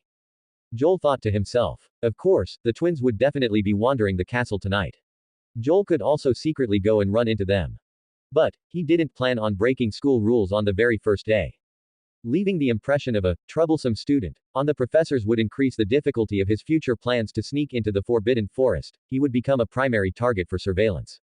If I may say so, this house gathers the most intelligent wizards and witches. Our founder, Rowena Ravenclaw, viewed learning as the supreme pursuit, and we should do the same.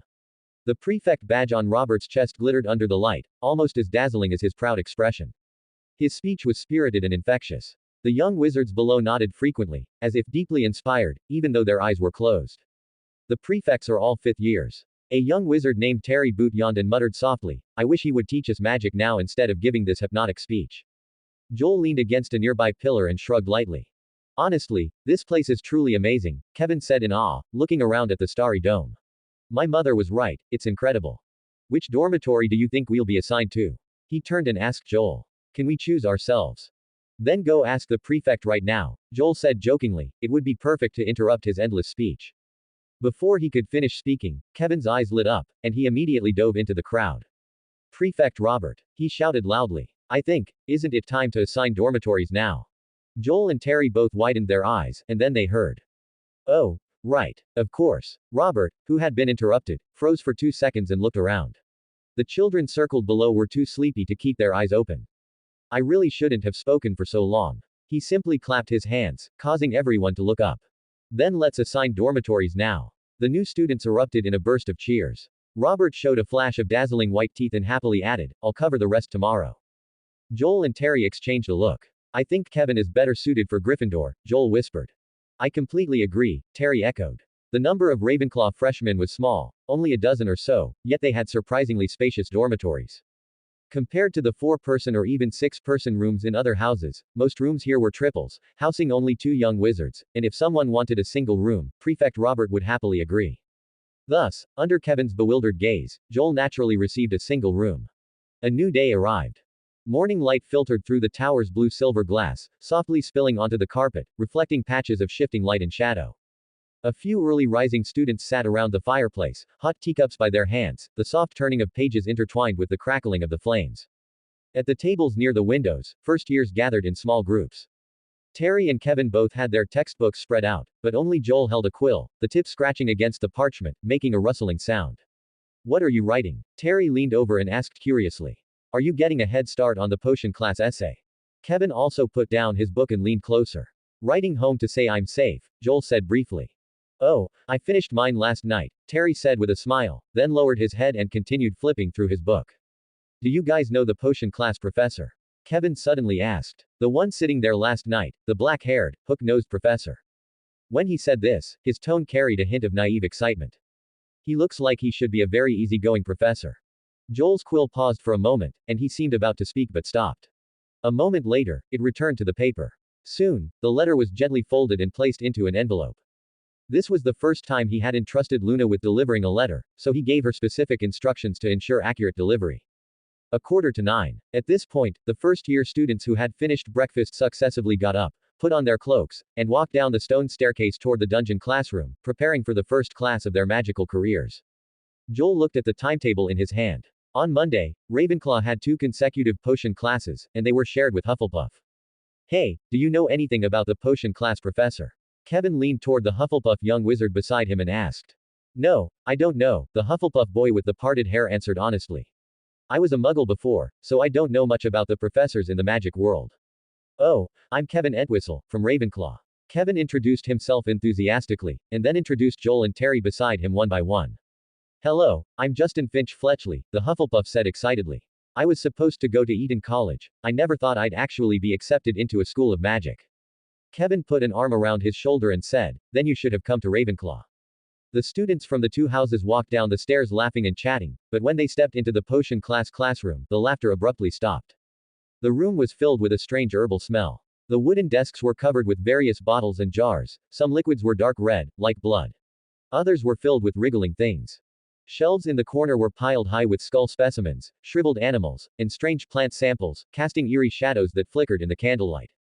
The students couldn't help but gasp, and the little witches quickly closed their eyes. Joel was no exception, frowning slightly. Honestly, it was quite sickening.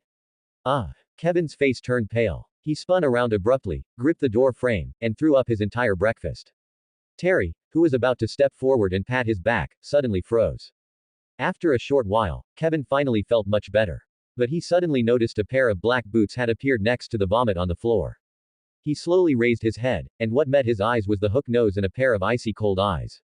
Ravenclaw, 10 points deducted. Potion class, for the little eagles of Ravenclaw, was obviously terrible. Their professor stood at the door, his expression gloomy. His dark eyes were as sharp as an eagle's, and his lips barely moved. What's your name? Kevin. Entwistle. Kevin stammered out his name. Snape stared at him for a long time, then glanced at the roster in his hand. Then, he raised his wand, and the vomit on the floor instantly vanished. His robe swirling, he walked into the classroom, coldly surveying everyone. Very well, since someone is so eager to display their foolishness, I can tell you in advance, in my classroom, no one can earn forgiveness with a pathetic display of bile. Now, his gaze swept over rows of students frozen in place. If anyone else wishes to deduct 10 points from their house, feel free to continue standing there in a daze. The students all snapped back to reality and rushed to the square tables in the center of the classroom. Everyone was as quiet as a cicada in winter, fearing to make even a sound that might draw the professor's icy glare, capable of throwing someone into an ice pit. Kevin kept his head down, seemingly not having recovered from the fright. Joel sat in the front row, the chilling aura of the big bat washing over him. His hair was indeed very greasy. Snape's deep, chilling voice echoed in the dungeon classroom, since there's no foolish wand waving here. I imagine many of you will think this class is merely mixing a few herbs, following a book. He let out a soft snort. In reality, what you will learn is a branch of magic that demands extreme precision. Add too much, explosion, add too little, poison. But those who master it just right can brew glory, earn renown, and even prevent death. Snape paused for a moment, as if whispering into each student's ear, I only hope that you don't poison yourselves before you even try. The classroom fell into a silence. The students didn't dare to make a sound for a while, let alone generate enthusiastic applause. Fortunately, the professor seemed to lose interest in further sarcasm, turned and went back to the podium, saying coldly, Now, let's begin class. His gaze roamed among the students, then he suddenly asked, Who can tell me, what happens if too much nettle juice is added when brewing a potion? The students hung their heads low. Snape casually called out a name, Justin Finch Fletchley. Justin instinctively sprang up, It's Professor. We haven't started learning that yet.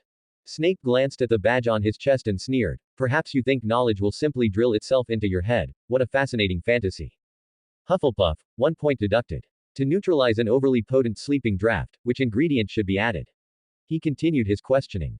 Padma Patil. The Indian descended witch stood up, her tone sounding not very confident, a small amount of wolfsbane leaf juice. Snape's expression didn't change even though she answered correctly, Sit down. 11:45, the suffocating potion class finally ended.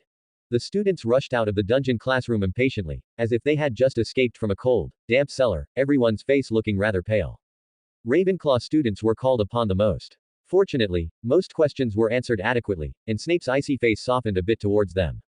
Hufflepuff was not so lucky, they had 10 points deducted throughout the entire class.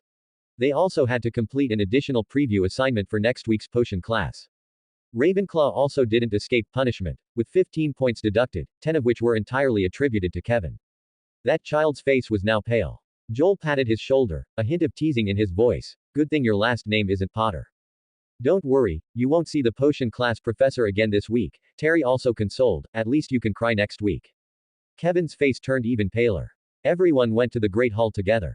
The platters on the long tables were already piled high with various foods, their aroma wafting everywhere. Students from all houses were almost all gathered here, enjoying a wonderful lunch at their respective house tables. They temporarily forgot the suffocating class they had just endured. Finally, time to eat. Terry said, stuffing a piece of wheat bread into his mouth. Joel took a steak and some French fries, looking around from time to time. As expected, a few minutes later, 2 red-haired figures appeared at the Gryffindor long table. Joel wiped his mouth, picked up a plate of French fries, and walked towards the pair of almost identical red-haired brothers.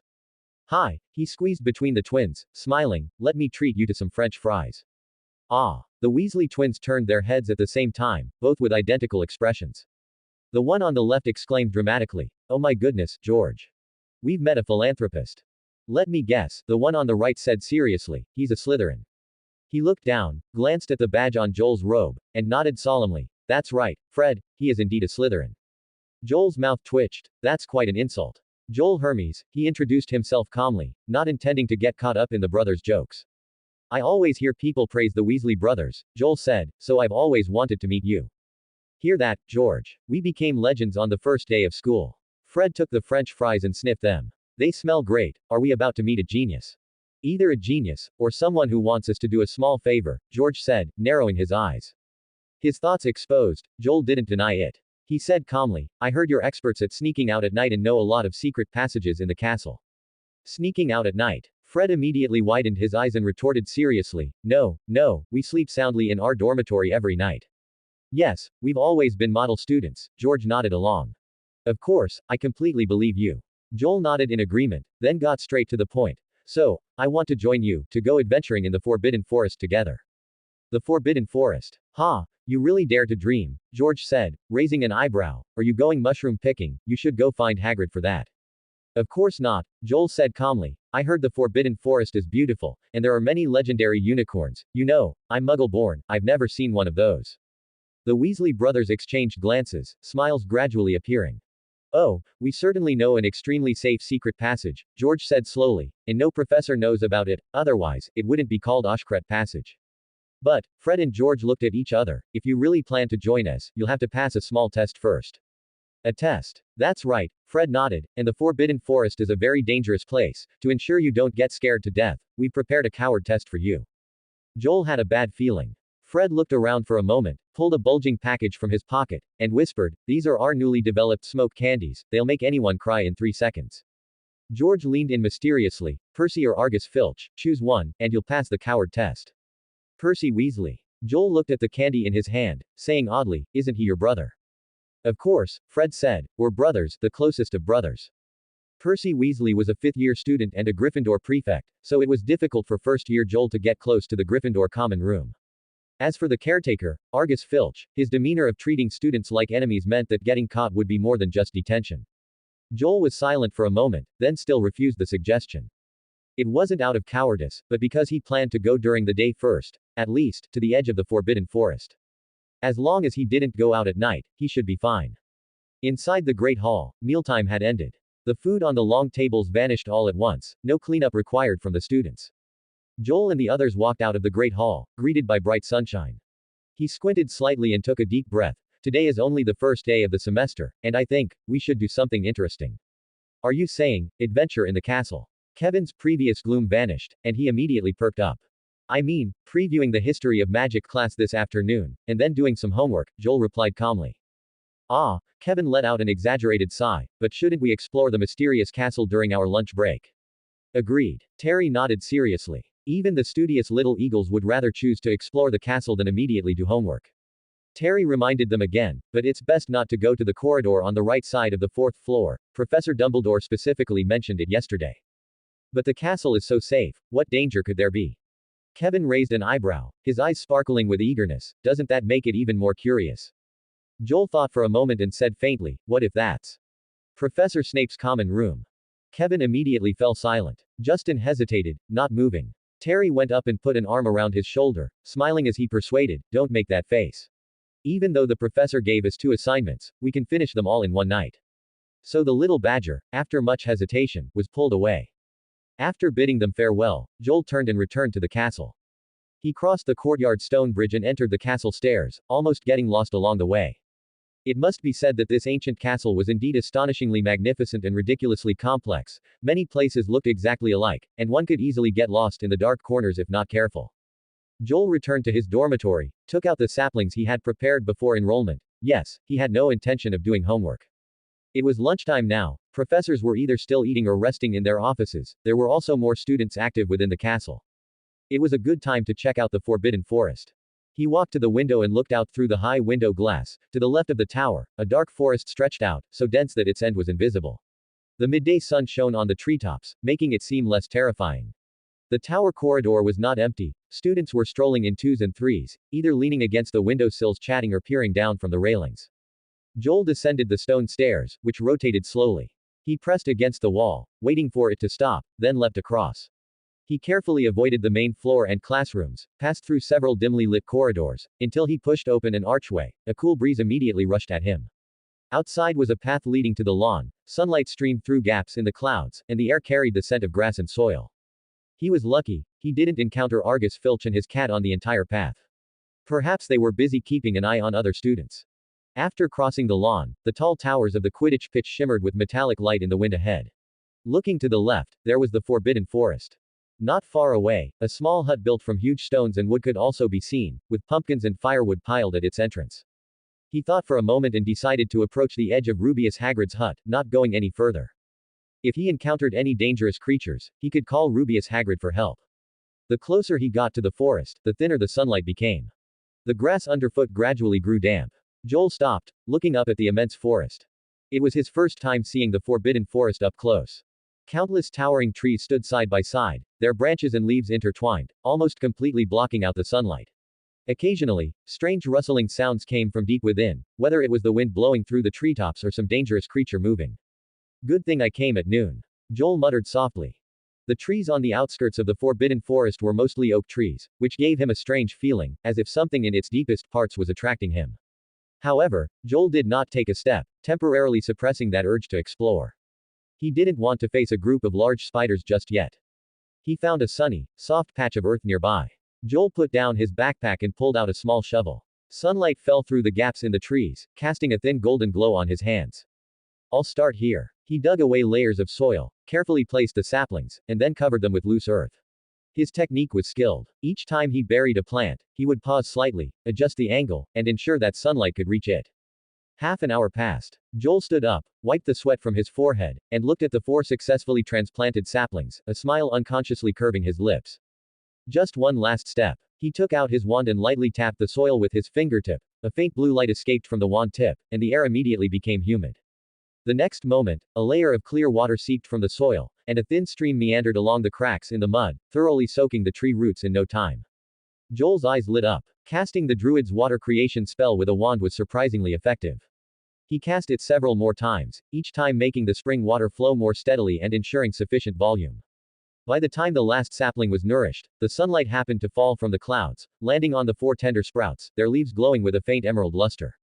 After patiently waiting for a moment, the 4 saplings simultaneously emitted a faint glow, which then converged into 4 orbs of light and flew into Joel's body. Successfully planted 4 oak trees. Nature affinity has been slightly increased. Total oak trees planted, 100.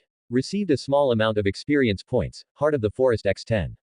Druid profession level increased to level 3. Received recognition from the Book of Nature. Learned spell, Thorn Growth Nature. Magic +1, Strength +1. Main quest updated. Please plant oak trees in the Forbidden Forest and surrounding areas, ensuring their survival rate. Primary objective, 200 trees. His profession level had also risen by 2 levels, and he had gained a new spell. A sense of satisfaction welled up in Joel's heart. His gaze fell on the main objective. It's actually specified to plant them in the Forbidden Forest. 200 acorns lay piled on the ground. Joel packed them one by one into his backpack, then weighed the 10 faintly glowing golden seeds in his palm. Heart of the Forest. When planted, the surrounding soil will be purified and nourished. Plant growth speed +10, enhances nature perception. It can also increase perception. Joel was somewhat surprised. He put the rest into his pocket, crouched down, and gently buried 2 golden seeds in the moist soil. As the last handful of soil covered them, a gentle pulse spread from his palm, and a circle of light green glow emanated from the ground, gently swaying with the wind. His perception seemed to be amplified. He could clearly feel the pulse of the soil and the joyful emotions emanating from the saplings. He could even tell, a pair of large feet was approaching him from behind. Joel's heart tightened instantly, and he slowly raised his head. He saw that a large area of sunlight above him was blocked, as if it had suddenly turned dark. A gruff voice boomed in his ear. What are you doing here? This is the Forbidden Forest. Ha, Hagrid. Joel immediately straightened up, shielding the backpack and small shovel behind him, and forced a smile. We meet again. Hagrid strode closer, his arms, like 2 thick tree trunks, hanging at his sides. Oh, have we met? He scratched his beard, squinted at Joel for a few seconds, then his tone suddenly became stern. This is the Forbidden Forest. Do you know what you're doing? Joel calmly changed the subject. Yes, you were the one who took us back to the castle in the small boats across the Black Lake. Have you forgotten? Hagrid paused, bent down, and stared at the Ravenclaw badge on Joel's chest, saying gruffly, Oh, you're a Ravenclaw first year. My name is Joel Hermes. Joel gave a bright smile. This isn't our first meeting. Hagrid's massive hand pulled Joel away, with such force that Joel stumbled and nearly fell. You're planting trees here. Hagrid said, puzzled, then his voice softened a little. Well, at least it's not a mess like the Weasley brothers. But this isn't an ordinary forest. You shouldn't be here.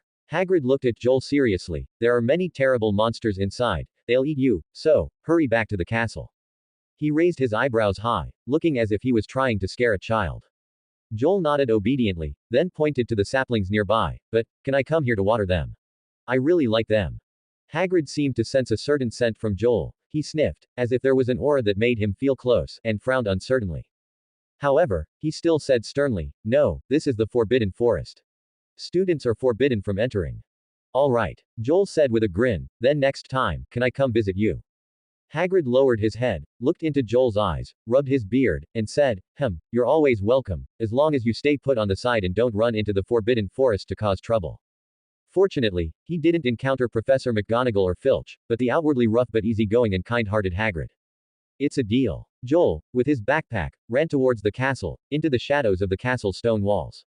Joel confirmed that no one was around before taking out his wand and whispering, "Thorn growth." He casually waved his wand, lightly tapping the ground, and a pale green glow surged from the tip of the wand.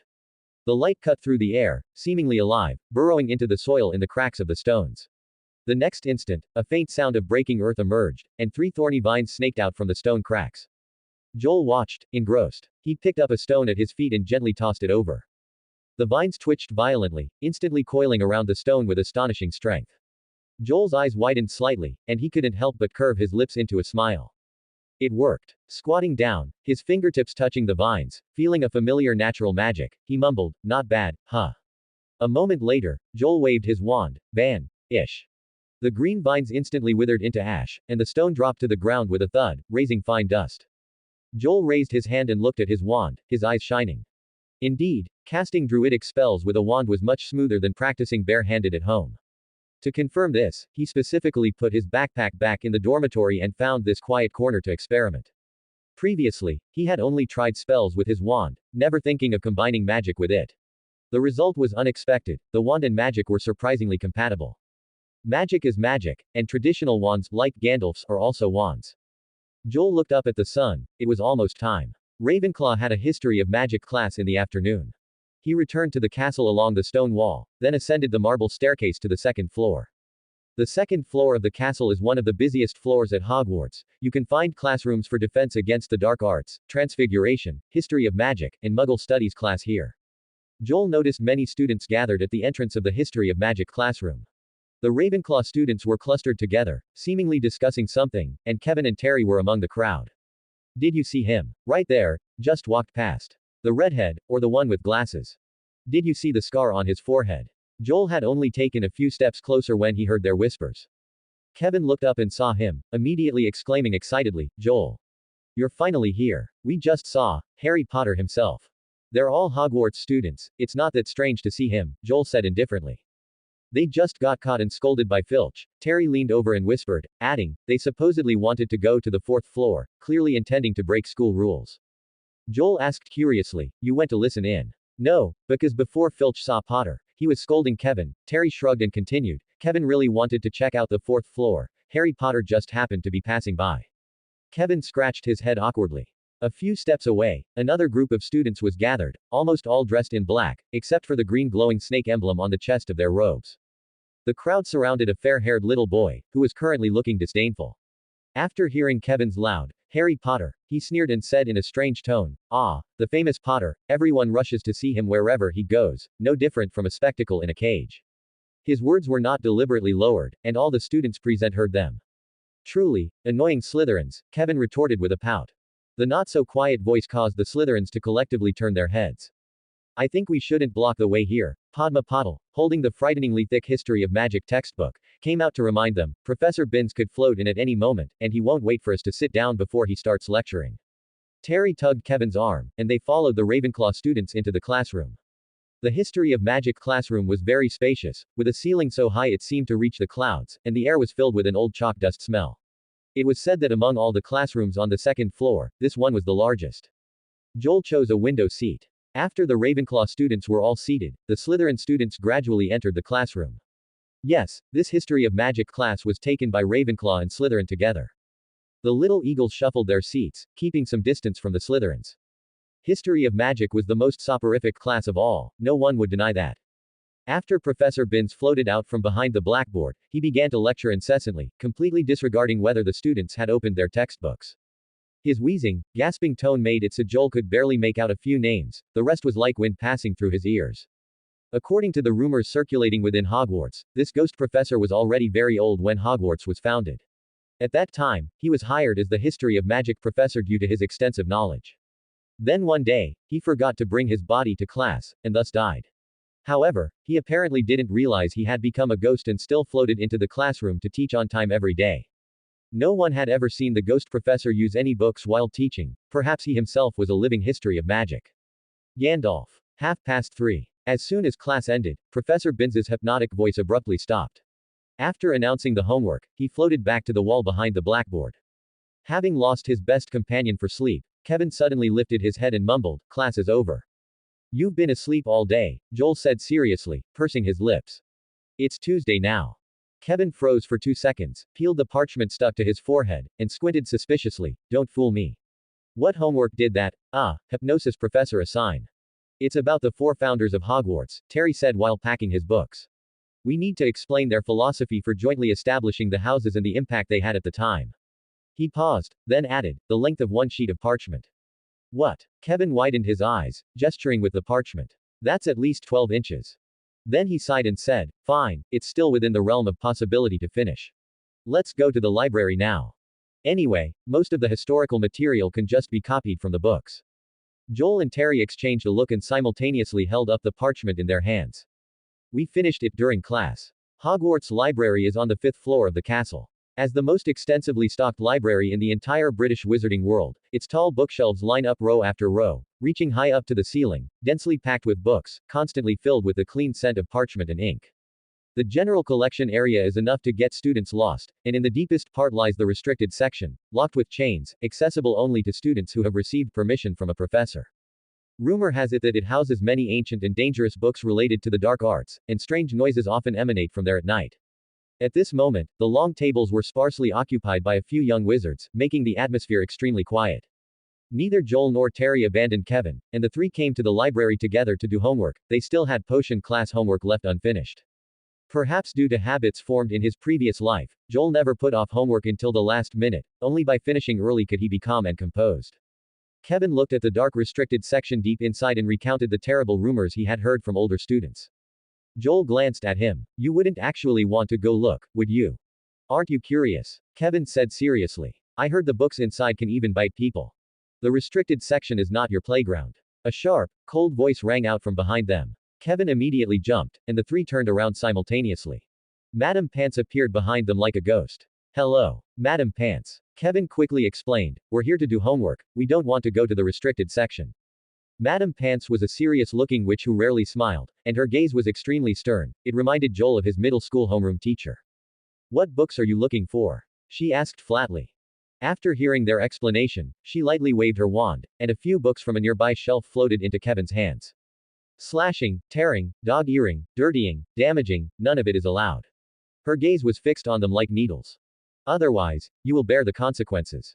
Kevin immediately felt like he was facing Professor Snape. At this moment, Joel stepped forward and hesitated before asking, "Madame Pants, I also need some potion books on plant cultivation. Where might I find those?" Madame Pants stared at him, then looked at the badge on his chest, and said coldly, "First years do not need to touch those kinds of books." Having said that, she turned and left. Joel's mouth twitched slightly, but he didn't mind. He gathered the books and found a well-lit spot to sit down. "What do you need books on plant cultivation for?" Terry asked curiously. "Is it material for the next potion class?" "A personal hobby," Joel replied. He hadn't forgotten his previous plan, finding potion recipes that could safely accelerate the growth of oak trees, trying to brew them himself to speed up the tree planting process later on. It seemed he would have to slowly search for these books himself. Under Madame Pants's stern scrutiny, the library was quiet, save for the scratching sound of quills. Joel finished his homework early and went to the shelves to retrieve a few books on potions. The sunlight outside the tall windows gradually softened, spilling through the glass onto the pages, casting a warm orange hue. Just then, a dull thump came from not far beside Joel, and the long table seemed to shake. He turned his head to look. He saw a little girl with voluminous long hair struggling to stack a huge pile of books, taller than herself, onto the tabletop. She sighed in relief and turned to look at Joel. "Hi, Joel." "Good afternoon, Hermione." Joel looked at her with slight surprise. "Afternoon. It's almost dusk now." Hermione frowned, then leaned over. "What are you doing, homework?" The hem of her robe still had some dirt on it and carried a faint smell of herbs, as if she had just returned from the herbology garden. Kevin lifted his head to look at the stack of books, his eyes wide with surprise. "This is Hermione, a first-year Gryffindor," Joel introduced. "These are Terry and Kevin, both Ravenclaws." Hermione nodded to the two boys, leaned closer, and stared at Kevin's half-written parchment. "Is this an essay on scab treating potion? I haven't even had potion class yet." Her tone was rapid, and she pointed directly at the content on the parchment. Here, your ingredient quantities are wrong, and here, you even got the simplest treated symptoms incorrect. Kevin swallowed with difficulty. Hermione ignored his expression and continued. The Book of Potions details the scab potion on page 9. It's a specialized remedy that treats pustules, measles, boils, and other symptoms of scrofula. She pulled out another copy of the Book of Potions from the stack, flipped it open noisily, placed it in front of Kevin, and pointed to a passage. See, right here, you should double check your essay. Actually, Kevin, whose face had turned ashen, forced a smile. I haven't finished writing it yet. Not every Ravenclaw could be as studious as Hermione. Terry, sitting nearby, held up a book to hide his face. Hermione, Joel spoke up, changing the subject. Do you know which potions can be used for cultivating plants? Or generally, in which books can I find recipes for them? Hermione thought for a moment and pulled two thick books from the pile. This book, the New Potions Recipe Collection, has similar potions, she said, opening the book and pointing to a page before pushing it toward Joel. Here are Tilden Toots's Reviving Agent and Regreening Agent. Next, she picked up another volume, Magical Drafts and Potions, and opened it. This one also includes several potion recipes related to plant cultivation, along with detailed instructions for use. After Hermione finished speaking, she enthusiastically asked, I wonder what specific effect you are trying to achieve. She looked up, only to find the three Ravenclaws in front of her staring blankly. Is there something on my face? Hermione frowned slightly and scratched her cheek. Terry slowly lowered the book covering his face. Like Kevin, he looked at Hermione with involuntary admiration. And a bit of worship for the academic overachiever. I'm looking for a formula that can accelerate plant growth, preferably a safe and harmless growth potion, Joel added.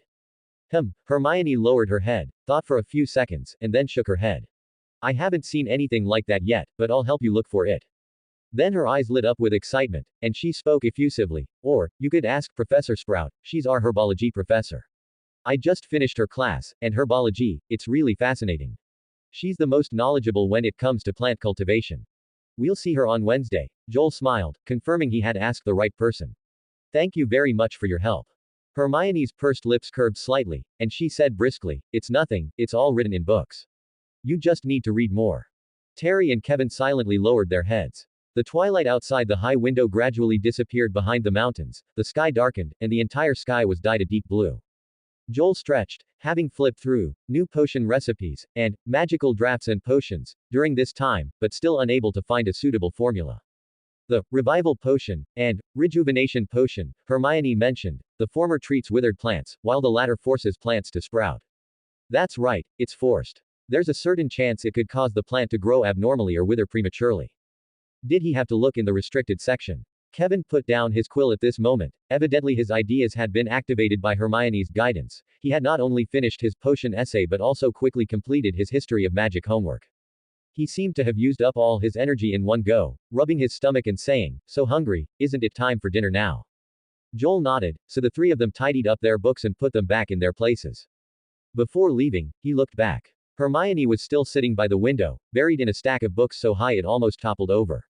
She didn't seem to notice their departure, just turning pages, taking notes, turning pages again, occasionally muttering something. Joel suddenly remembered, at this time, she hadn't yet formed the golden trio with Harry and Ron. So, she had been alone the entire afternoon. Even after attending History of Magic class, she quietly returned to the same seat. Wait, I'll go ask her to come to dinner with us. Joel called out to Terry and Kevin, but as he took a step, Kevin ran over first. Hey, Granger. He called out enthusiastically, we're going to dinner. Hermione looked up, her eyes somewhat dazed, clearly having forgotten the time. Is it dinner time already? Yeah, Kevin urged with a smile, do you want to starve to death in a pile of books? The little witch hastily packed up her books, pushed to the door by Kevin, and met up with Joel and the others. Just then, the candlelight suddenly dimmed, and a shadow silently appeared behind them.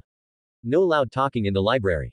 Madame Pants stood there, no one knew when she had appeared, looking down at them expressionlessly, the cold candlelight reflecting in her glasses like two sharp blades. The four of them shrunk their necks and quickly fled the library. Running into the empty corridor, they exchanged glances and finally couldn't help but burst into laughter. Tuesday morning. On their second day of school, the Ravenclaw Little Eagle's desire to explore the castle had evidently faded quite a bit, and more figures appeared in the common room in the morning. Joel, as usual, sat by the window, a book open on the table, with a letter from home tucked between its pages. It was written by Ms. Marie Jo. She and Cyril were both very happy to receive Joel's letter. However, they seemed quite startled by the owl post delivery method. They hadn't even woken up when they received the acceptance letter. The letter said that morning, as they opened their eyes, they saw Luna standing quietly on the nightstand. Ms.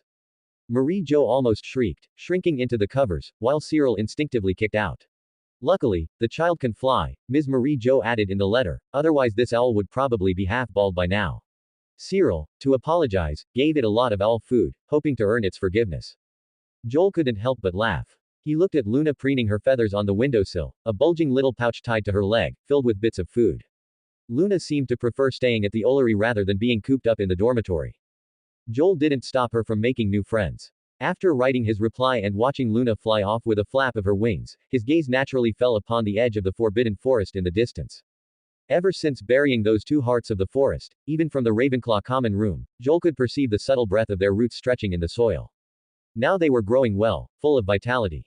Joel put away his books and stood up to go to the Great Hall with his classmates for breakfast.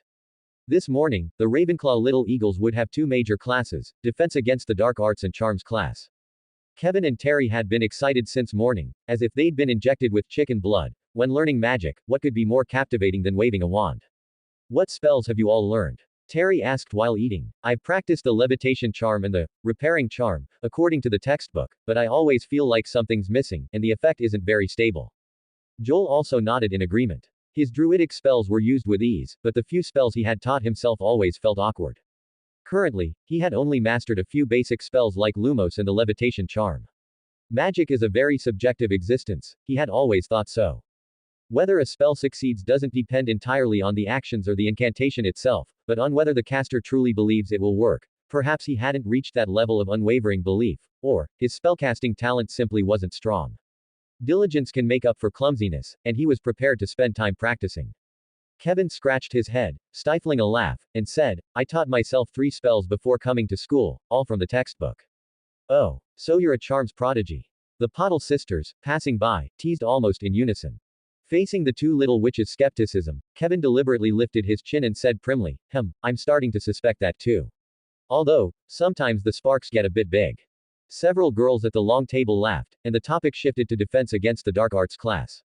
The Little Eagles quickly agreed. The most captivating part of this class, of course, was magic duels. After all, their dean, Professor Flitwick, was a former dueling champion, and that glory was enough to boost their confidence. Everyone finished breakfast with chatter and laughter, full of anticipation for the upcoming classes. But soon, the strong smell of garlic extinguished their excitement. Professor Quirrell could almost be nominated as Hypnotic Professor Number 2. There were no practical exercises in class, no magic demonstrations, just the professor stammering, by-the-book recitations. Joel helplessly and quietly covered his nose. He had thought that even though Professor Quirrell was possessed by you-know-who and stammered, at least his logic was clear, and his teaching should be fine. But in reality, it was terribly bad. No one really wanted to understand what he was talking about. Compared to dark arts, everyone now hoped to learn garlic defense. Kevin kept pinching his nose, and with sharing the class with Slytherin, his mood worsened a few more points. The entire classroom was as dull as an overcooked dry hotpot, with not a single bubble. As Professor Quirrell laboriously turned to the next page, a lazy voice interrupted him. Professor Quirrell, may I ask a small question? The voice came from the Slytherin row, and Malfoy was all smiles. Without waiting for the professor to speak, he continued, I heard you defeated a vampire in the forest. How about, you tell us about that heroic battle? Quirrell's face turned red from the question, his lips trembling. That was, he couldn't squeeze out a complete sentence for a long time. Malfoy leaned back in his chair, exchanged a smile with his large companion next to him, and whispered a few words, drawing a round of snickers. The Ravenclaws watched quietly, with only a few individuals unable to hold back, letting out soft laughs. Joel focused on flipping through his textbook, too lazy to bother with such trivial matters, he'd rather read a few more pages. Content that the professor couldn't explain clearly, he could only learn himself. Kevin, meanwhile, pouted and mumbled silently. Terry's bad impression of Slytherin deepened. Professor Quirrell stammered for a long time, then suddenly started lecturing from the textbook again. The students were bewildered, not knowing from which word he had resumed teaching from the textbook. Holding their breath and feeling drowsy, they finally finished Professor Quirrell's class. Until the next class bell rang, and they heard Professor Flitwick's cheerful and bright voice, the Little Eagles finally felt the air become fresh again. Good morning, students. That was a short wizard, whose height didn't even reach the edge of the podium, but his smile was brighter than the sunlight outside the window. I am Phileas Flitwick, your charms class professor. He nimbly leapt onto the podium, climbing the mountain piled high with books so that he could look at the students eye to eye. His movements were so light and agile that irrepressible laughter immediately erupted in the classroom.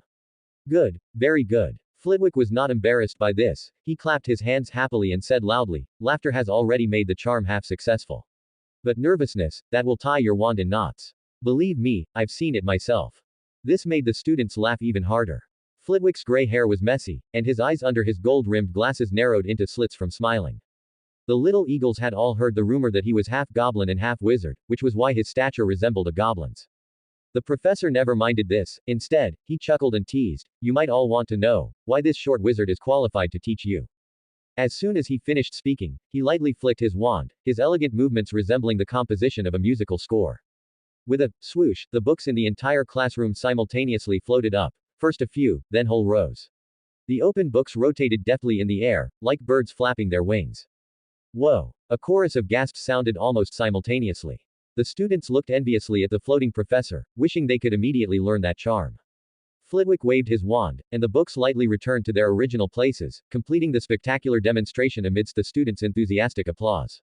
You certainly want to learn how to wave your wands right away, but, Flitwick winked and seriously instructed, before you make objects fly, you must first solidify your knowledge of charm theory, to ensure you don't fly yourself off to the hospital wing. Now, let's begin the lesson. Professor Flitwick opened the roll book and began calling names in order. Ravenclaw and Gryffindor were taking this class together. Anthony Goldstein, good, very good. Terry Boot, oh, an excellent family. Every time he read a familiar name, he would smile and offer a comment, until one name appeared, and his voice became sharp. Ha! Harry Potter. Flitwick was so excited that he hopped and bounced, but he stumbled and fell off the pile of books. The classroom instantly fell silent for a second, followed by gasps of both amusement and concern. Ah, I'm here, Professor. Harry timidly stood up from behind the crowd, nervously looking at the podium, truly hoping the professor hadn't injured himself because of him. I'm fine, I'm fine. Just too happy. Flitwick poked his head out from behind the podium, adjusted his glasses, his expression completely unchanged. He finished calling the roll and slowly began discussing charm theory. Joel and a few others sat between the two houses, Neville and Hermione among them. Hermione looked confused, wondering why Joel and the others had become so excited. What she didn't know was, this group of little eagles had just crawled out of Quirrell's class, and were currently acting as if they had been hit with a revitalization charm. Even though the following content was entirely dry charm theory, they listened with great interest. Midway through the class, Kevin looked back across the desk and was suddenly stunned. 5 pages of densely written parchment were stacked beside Joel's hand. He lowered his voice and exclaimed, you write way too much, it's even more exaggerated than yesterday's essay. Diligence makes up for dullness, Joel replied without lifting his head. Most of the 5 pages were notes on charm precautions. He certainly didn't intend to blow himself up or set anyone else on fire during practice. Terry quietly leaned over beside him, glanced at it, and immediately started copying it down. Seeing this, Kevin also silently borrowed a sheet. Professor Flitwick's understanding of charms was extremely thorough, and his teaching style was lively and well organized. Joel listened with exceptional focus. Many points that had been vague during his self-study now seemed to connect with one another. Besides explaining the theory, Flitwick personally demonstrated several basic charms, such as Lumos and the levitation charm, accompanied by clear hand gestures. While he was demonstrating, a toad hopped to his feet, and he casually cast the levitation charm, making the toad fly around the classroom once. Neville was so frightened he nearly cried, and Hermione immediately stood up and returned the precious toad to his hand. Fun times are always too short. After the bell rang, Flitwick showed no favoritism, awarding points to both houses, and the children cheered as class was dismissed. Charms are amazing. Kevin excitedly jumped up from his chair, waving his wand and gesturing continuously, wishing he could immediately learn the professor's trick. Don't poke people randomly with your wand, Kevin, Padma reminded him, walking side by side with her sister, their steps almost perfectly synchronized. They're practically mirror images, Kevin muttered, and reluctantly put away his wand. Joel put away his books and said, Padma is right, we should find an undisturbed place to practice. Great idea. Kevin's eyes lit up. I remember there are many empty classrooms in the castle, those places are covered in dust, so no one will disturb us. Absolutely not. Hermione immediately turned around, her brows furrowed into a line. Didn't you hear what Professor Flitwick just said? Don't practice spells outside of class, it's too dangerous. And occupying empty classrooms without permission is against school rules. Kevin pursed his lips and said, just don't let the professors find out, they'd surely be happy to see students practicing diligently in private. Hermione stressed, then you'll lose a lot of points for Ravenclaw. Joel did not participate in their argument and was preparing to leave the classroom with Kevin and the others. Suddenly, a sharp pain pulsed in his mind. He froze for a few seconds. The pain wasn't his own, but he quickly identified the source of the sharp sensation. It was the saplings at the edge of the forbidden forest. They were calling for help. Their tender leaves were nearly all eaten. Joel didn't have time to think, leaving Kevin and the others behind, and quickly ran out of the classroom. He deliberately took a more secluded route to avoid running into professors and students heading to eat. The saplings, pain still echoed in his mind. At the same time, Joel wondered secretly. Generally speaking, saplings being eaten by insects would never produce such a violent reaction, unless something threatening their roots was hidden in the soil, or they were about to be broken. Running across the lawn, he saw Hagrid's hut in the distance. Joel slowed down and cautiously circled around to the saplings. Sure enough, the branches of 2 of the 4 saplings were almost completely eaten, and all the formerly vibrant green leaves were gone. He squatted down to carefully inspect the branches, but found no insects. He then cautiously looked around, but found no trace of animals either. Just as Joel was wondering, a slender black shadow suddenly darted out from between the saplings, moving too fast to be caught, and lunged straight for his face. Joel's heart suddenly raced. He instinctively turned his head to dodge, and the sound of rushing wind swept past his ear. He quickly turned his head to look. It was a black silhouette, entirely green, with a winding body, resembling a stick insect he had seen before. But it had 2 small brown eyes. A bowtruckle. Joel Hermes stared fixedly at the little fellow. It was indeed a bowtruckle. It looked almost exactly like the one in the movie. The bowtruckle's small eyes flashed with wariness, fixated on the young wizard not far away. Its slender body was curled into a bow shape, and its long, pointed fingers stretched forward like claws, as if it were about to pounce at any second. Joel Hermes recalled the book's description of it. The Ministry of Magic classified the bowtruckle as XX rated, a harmless, tameable magical creature. They are naturally timid, usually resting quietly on tree trunks, coexisting peacefully with wizards. They use natural camouflage to hide from danger. They typically choose only one tree to accompany them throughout their lives, migrating only when the tree withers. They are practically symbiotic with the trees. Because of this, if a wizard harms the forest to collect wand wood, they are highly likely to be attacked by them. This also means that bowtruckles only attack when they or their host tree are threatened. Thinking of this, Joel Hermes blinked. He looked at the attacking bowtruckle, then at the nearest towering oak trees, and instantly understood. Is the little fellow so temperamental because it feels these saplings threaten its territory? Hey, little fellow. Joel Hermes smiled slightly and slowly extended his hand toward it. However, the little fellow clearly wasn't going to accept the gesture. The next instant, a gust of wind rushed toward him, astonishingly fast. Although the bowtruckle is only palm-sized, it is known for its ferocity. When facing creatures larger than themselves, they instinctively go for the vital points, like the eyes. Fortunately, the heart of the forest was buried in this land, and Joel Hermes could clearly sense every disturbance in the soil. Even with his eyes closed, he could turn his head instantly, allowing the sharp gust of wind to brush past him. Hey, we should first sit down and talk properly. While dodging the bowtruckle's continuous attacks, Joel Hermes used animal conversation, trying to calm it down. Bad guy. Do-roo-roo-roo. The bowtruckle puffed out its cheeks angrily, making a burbling sound, and even stuck out its tongue at him. Clearly, this fellow had no intention of stopping. Joel Hermes frowned slightly. The moment it landed again, he raised his wand and whispered, "Thorn growth." The soil underfoot responded instantly. 3 vines snaked out of the ground, quickly wrapping around the bowtruckle that had leapt into the air. The little fellow struggled, twisting its body furiously, emitting a series of muffled, do-roo-roo, sounds. All right, can we talk calmly now? Joel Hermes sighed, sat cross-legged on the ground, and tried to maintain eye contact with the puffed-up little fellow. Realizing it couldn't break free, the bowtruckle stuck its tongue out forcefully at him. Joel Hermes felt helpless. If it had saliva, he figured it would be all over his face. Actually, this is a misunderstanding, he said softly, slowly pressing his palm onto the dirt. I didn't come here to destroy the forest. I came to protect it, just like you. Next, the natural magic flowing from the heart of the forest subtly awakened, emitting a pale green light along the cracks in the soil. That light gathered like flowing water beneath the bowtruckle's feet. A moment later, an idea struck Joel Hermes, and he took out a heart of the forest, placing it gently in front of the creature. Consider it an apology, he whispered. You can bury it under your tree. The little fellow lowered its head, remaining motionless. Joel Hermes wasn't sure if it truly understood, but he still waved his wand and released the vine restraints. The bowtruckle kept its head down, staring at the ground, and didn't move for a long time. Just as Joel Hermes thought it might have understood and let out a sigh of relief. The creature raised its head, swiftly snatched the golden seed, and jumped backward.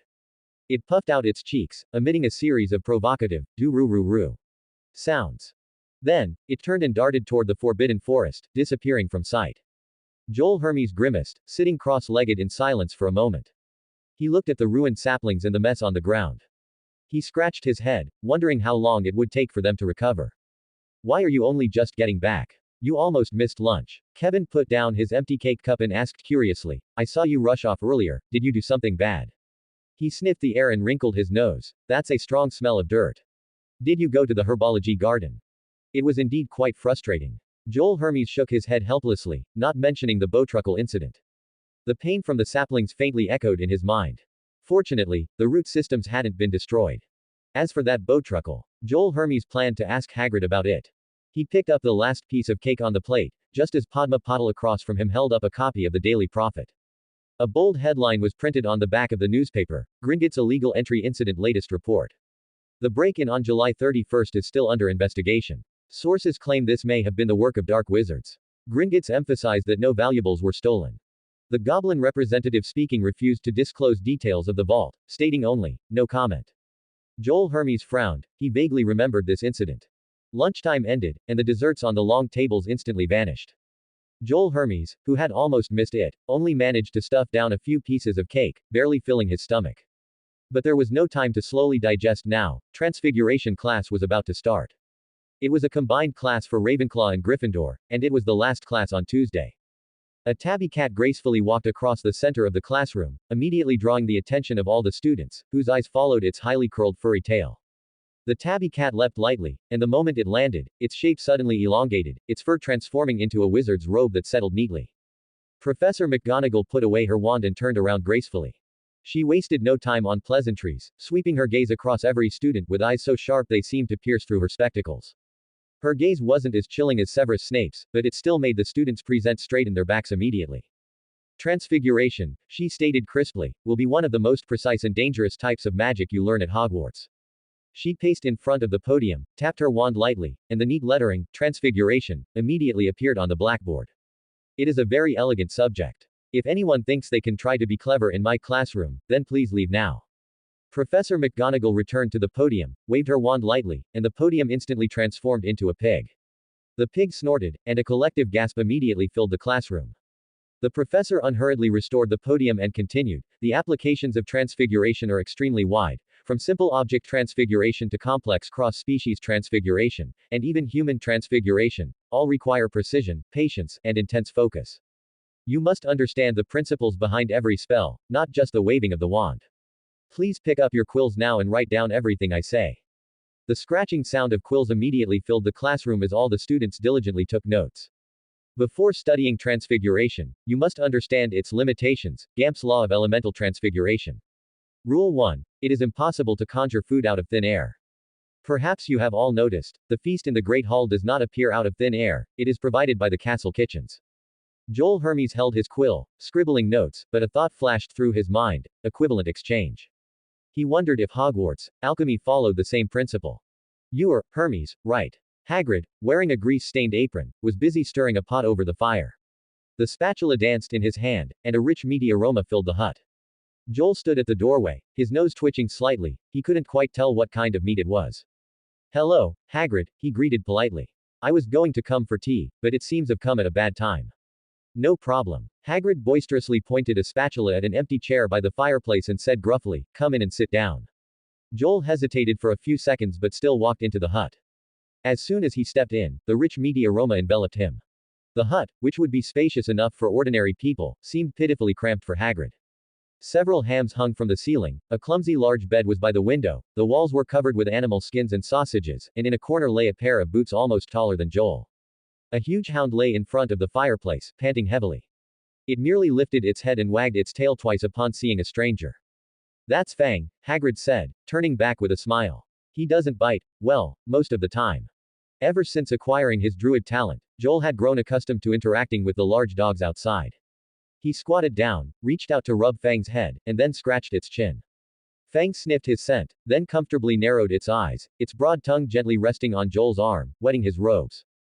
Hagrid watched this scene in surprise. He clearly hadn't expected Fang to accept a stranger's petting so quickly. Joel lowered his head, silently wiping the drool from his hand. After transfiguration class in the afternoon, he quickly finished dinner and headed straight for Hagrid's hut. Have you had dinner? Hagrid asked as he poured the meat from the pot into a plate. The thick gravy and dark meat chunks slid into the plate with a splat. Joel swallowed dryly, shook his head, then nodded vigorously. I ate in the Great Hall. Oh, that's a shame. Hagrid said, grinning widely. This is my exclusive recipe. If you're hungry, I can get you some. Thanks, but no need. Joel shook his head. Hagrid casually poured him a pot of tea. Steam rose in the hut, and the two chatted casually, the atmosphere gradually warming up. Hagrid was naturally easygoing, honest, and straightforward. In Joel's memory, he always seemed to carry a hint of loneliness. As a half-giant, half-wizard, he found it difficult to be fully accepted in arrogant wizarding society. Normally, apart from the Golden Trio and a few professors, he almost always guarded the forbidden forest of Hogwarts alone. Having someone to chat with might be a very happy thing. A moment later, Joel felt the time was right and spoke. Hagrid, could you give me some woodlice or fairy eggs? What do you need those for? Hagrid frowned. Only bowtruckles like those things. Joel didn't want to hide it, but to save trouble, he said, Professor Quirrell brought a few bowtruckles to class, and I'm a bit hesitant to approach them, so I want to use these things to get closer to them. Hagrid squinted suspiciously, staring at him for a while. Joel maintained a smile, offering no explanation. Quirrell's excuse was fake, but the approaching was real, so he wasn't exactly lying to Hagrid. In the end, kind Hagrid still gave him a few woodlice and also reminded him of a few tips for dealing with bowtruckles. As the gamekeeper who knew the Forbidden Forest best, he certainly wouldn't lack these two items. Joel happily bid him farewell, promising to visit again next time. He ran back towards the castle, then circled to the edge of the Forbidden Forest. Arriving at the small sapling, Joel closed his eyes and sensed carefully for a while, but there was no trace of a bowtruckle nearby. The little fellow was quite clever, though when listening to it speak using animal conversation, it always uttered a few words at a time, making it half understandable.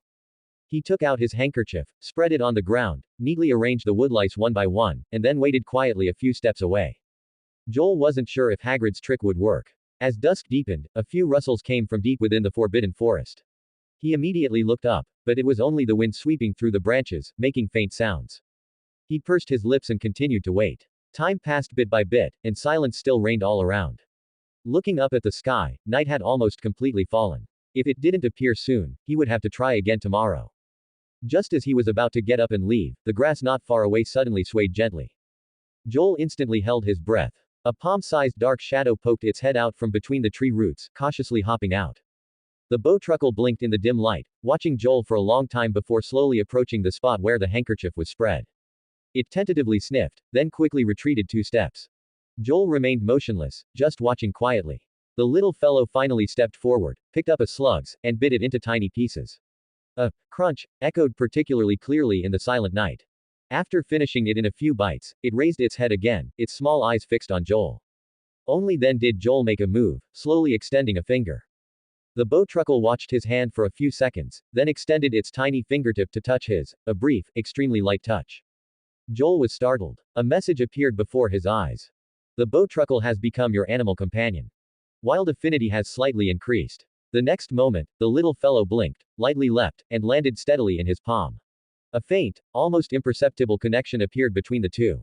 Hello, little fellow. Joel smiled, remembering the bowtruckle from the movie, and said softly.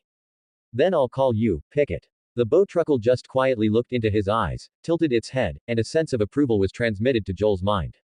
Night had completely fallen. Joel placed Pickett on his shoulder. He stood up, brushed off the dirt, and prepared to return to the castle. The bowtruckle was small and agile, perfectly capable of hiding inside his robes. Just a few steps out, Pickett suddenly conveyed a sense of urgency. Joel stopped, listened carefully, and whispered in confusion, Are you saying, there's a monster on the edge of the Forbidden Forest? He frowned, muttering with a hint of helplessness, If it's a monster, then it's not something I can deal with, is it? Besides, is the Forbidden Forest short on monsters? Pickett purred a few times softly, its branches trembling, clearly anxious. The emotions Joel caught included a bit of fear, and sadness. He took a deep breath and compromised, I can go take a look, but only from a distance. He cautiously changed direction, heading to a fork in the Forbidden Forest, which was now far from Hagrid's hut. Chansing, guided by Pickett, not far ahead, a moss-covered boulder blocked the way. Joel crouched and climbed up, peeking his head over. The night wind blew through the branches, rustling. The sound of the wind seemed to be mixed with some low noise. Like heavy breathing. He searched with his gaze for a long time, but no matter how he squinted, as far as his eyes could see, there was nothing but layers of tree shadows and the deep black of night. There's nothing there, Joel murmured softly. Adding to that, the depths of the forbidden forest were pitch black and chilling, giving him the feeling of being watched by countless eyes. He still chose to follow his instincts, slowly climbed down the boulder, and held the little fellow in front of him. Picket's slender branches trembled in his palm, making clicking sounds. Although Joel could understand what it said, it usually uttered 2 words at a time, unable to speak precise nouns. The little fellow could only rely on gestures to enrich its expression. Joel watched and pieced together the meaning in his mind. Gradually, his expression grew serious. Are you saying, a troll? The wind blew past his ears, carrying a damp, fishy smell. Joel subconsciously looked back at the dark shadows of the forest. Until the next morning, he returned to the moss-covered boulder from last night. Sunlight filtered through the dense tree canopy, making the forbidden forest less dim. But the spot Pickett was worried about was still empty. Not even a single footprint-like trace was visible. Joel had no intention of going into search. The little fellow was clearly very unwilling, sticking out its tongue at him and persistently poking his ear with a twig. All right, I'll go tell Hagrid. He'll be more willing to deal with this than me. Joel shrugged, appeasing its mood. Pickett reluctantly put away its twig, standing on his shoulder with its hands on its hips, looking quite indignant. Joel gazed at the forest, lost in brief thought. If there really were trolls causing trouble nearby, Hagrid couldn't possibly have noticed nothing. He remembered a troll incident during the first year at Hogwarts. Could it be the same one? Thinking of this, he couldn't help but frown. The Forbidden Forest harbored an astonishing number of creatures. It wouldn't be strange for a few trolls to be roaming this forest. Trolls are large, unintelligent magical creatures.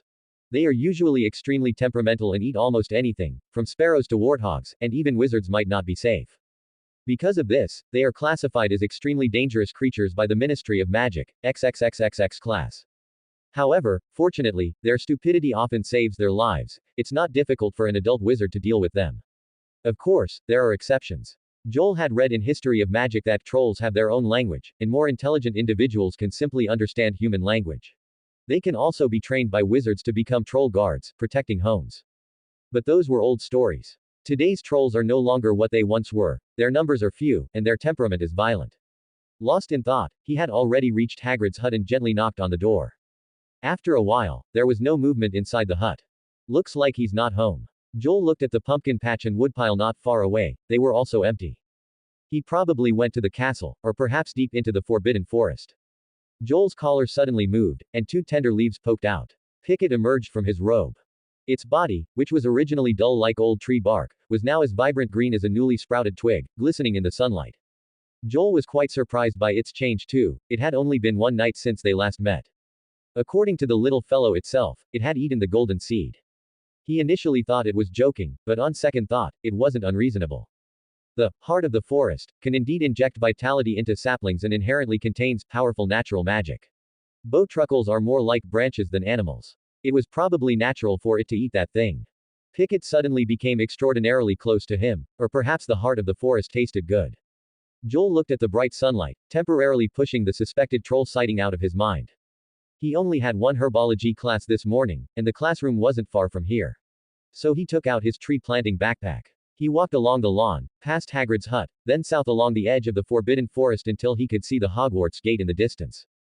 He arrived at the sapling planting area. Joel still had 7 golden seeds left in his hand, and he decided not to let Pickett eat them, but to bury them all in the soil, expanding this planting area. 1. Heart of the forest can nourish about 4 or 5 saplings to take root. Including the 2 previously planted, there are now 9. Planting 2 more would be enough to cover an area of about 100 square meters on the outskirts of the forbidden forest. It could be considered a miniature sapling garden. Joel put down his backpack, rolled up his sleeves, and started working. Pickett curiously approached, climbed onto his shoulder, and watched his every move. He first dug shallow pits in several soft spots, more than 2 fingers deep, measuring the distance with his feet. The soil was damp, carrying the mixed scent of grass and decaying leaves, and his fingernails quickly filled with dirt. He placed the acorns one by one into the pits, brushed away excess soil, then gently covered them with a layer of damp soil, patting it firm with his palm. Repeating this several times, only shallow, newly turned marks were left on the ground. Sunlight fell through the clouds, shining on the moist soil, making it sparkle. Pickett stood on his shoulder, one hand on its hip, the other wiping away non-existent sweat from its forehead. Joel immediately burst out laughing. You're really busy. Seeing Joel panting, Kevin half-jokingly said, Didn't see you all morning, did you go digging for gold or something? Or, Terry squinted and leaned closer, did you find some fun place and secretly go by yourself? Joel raised his hand to wipe the sweat from his forehead, catching his breath before laughing, I wish it was digging for gold. Although the saplings were nearby, he still arrived at the classroom looking a bit disheveled. In one morning, he had planted less than 30 acorns. The water creation spell, however, had been practiced to perfection. This time, casting the spell alone took over 50 times, almost exhausting his stamina. It was truly an arduous task. If only he had some help. Joel thoughtfully glanced at the two of them. You're right, he said, a slight smile playing on his lips. A fun place should indeed be seen by everyone. Kevin and Terry exchanged glances. I suddenly feel like that doesn't sound good, Kevin muttered softly. Just then, Kevin's shoulder was abruptly bumped. He stumbled back half a step, and as he was about to turn around, he heard a familiar and obnoxious voice. Move aside, don't block the doorway. Malfoy walked into the greenhouse with his head held high, his tone as arrogant as ever, followed by two tall companions. Kevin angrily raised his arm, but Terry pulled him back. Malfoy glanced back, his mouth opening and closing silently. But anyone could tell he cursed. Bookworm. Joel looked at the golden-haired boy's condescending demeanor and couldn't help but feel a bit childish. After all, he was just a kid who liked to seek attention. A Ravenclaw student nearby came out to mediate. I advise you not to argue at the greenhouse door, otherwise. He saw Kevin's face turn crimson, and his voice trailed off. The atmosphere between the two houses became tense for a moment. The Ravenclaw students did not offer to help, instead subtly keeping their distance from Kevin and the others. It wasn't until soft footsteps were heard outside the greenhouse door that the students parted to make way.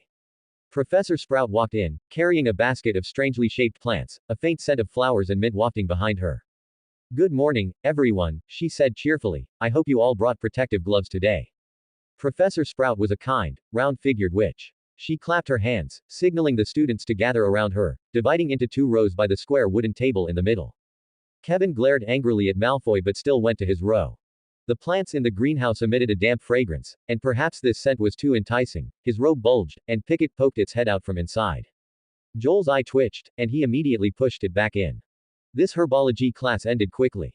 Professor Sprout merely introduced them to a few new plants, explained some characteristics and uses, and then let the students move freely between the greenhouses. The herbology greenhouses were home to a variety of magical plants, screeching vines, leaf-shaking plants, and occasionally sneezing flowers. This was a wonderful place to study plants. However, aside from a few Ravenclaw students diligently taking notes, there was hardly a Slytherin in sight.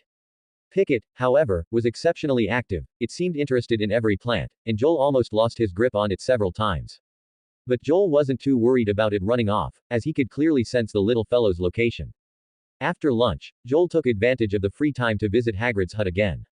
The wooden door was ajar, and he was about to step forward to knock. Just then, Hagrid's tall figure emerged from the house, carrying a large package. Hey, Hagrid. Joel's nose twitched, catching a strong smell of blood. Oh, it's you, Joel. Hagrid froze for a few seconds upon seeing someone outside his door, subconsciously moving the package behind him, and said somewhat flustered, I have to go out, no time for tea. I'm not here for tea. I just have something to ask you. Joel raised an eyebrow, noticing Hagrid's discomfort, but he wasn't there to pry into others' secrets. So, he said, Hagrid, have you noticed anything in the Forbidden Forest recently? I mean, a very large creature, like a troll. Troll? No. Hagrid instantly looked astonished, hastily scratching his beard. Yes, really, there isn't one. Joel looked at him suspiciously and probed. Then, if there really is a big guy hidden in the Forbidden Forest, how could you not find it? How could I not find something that big?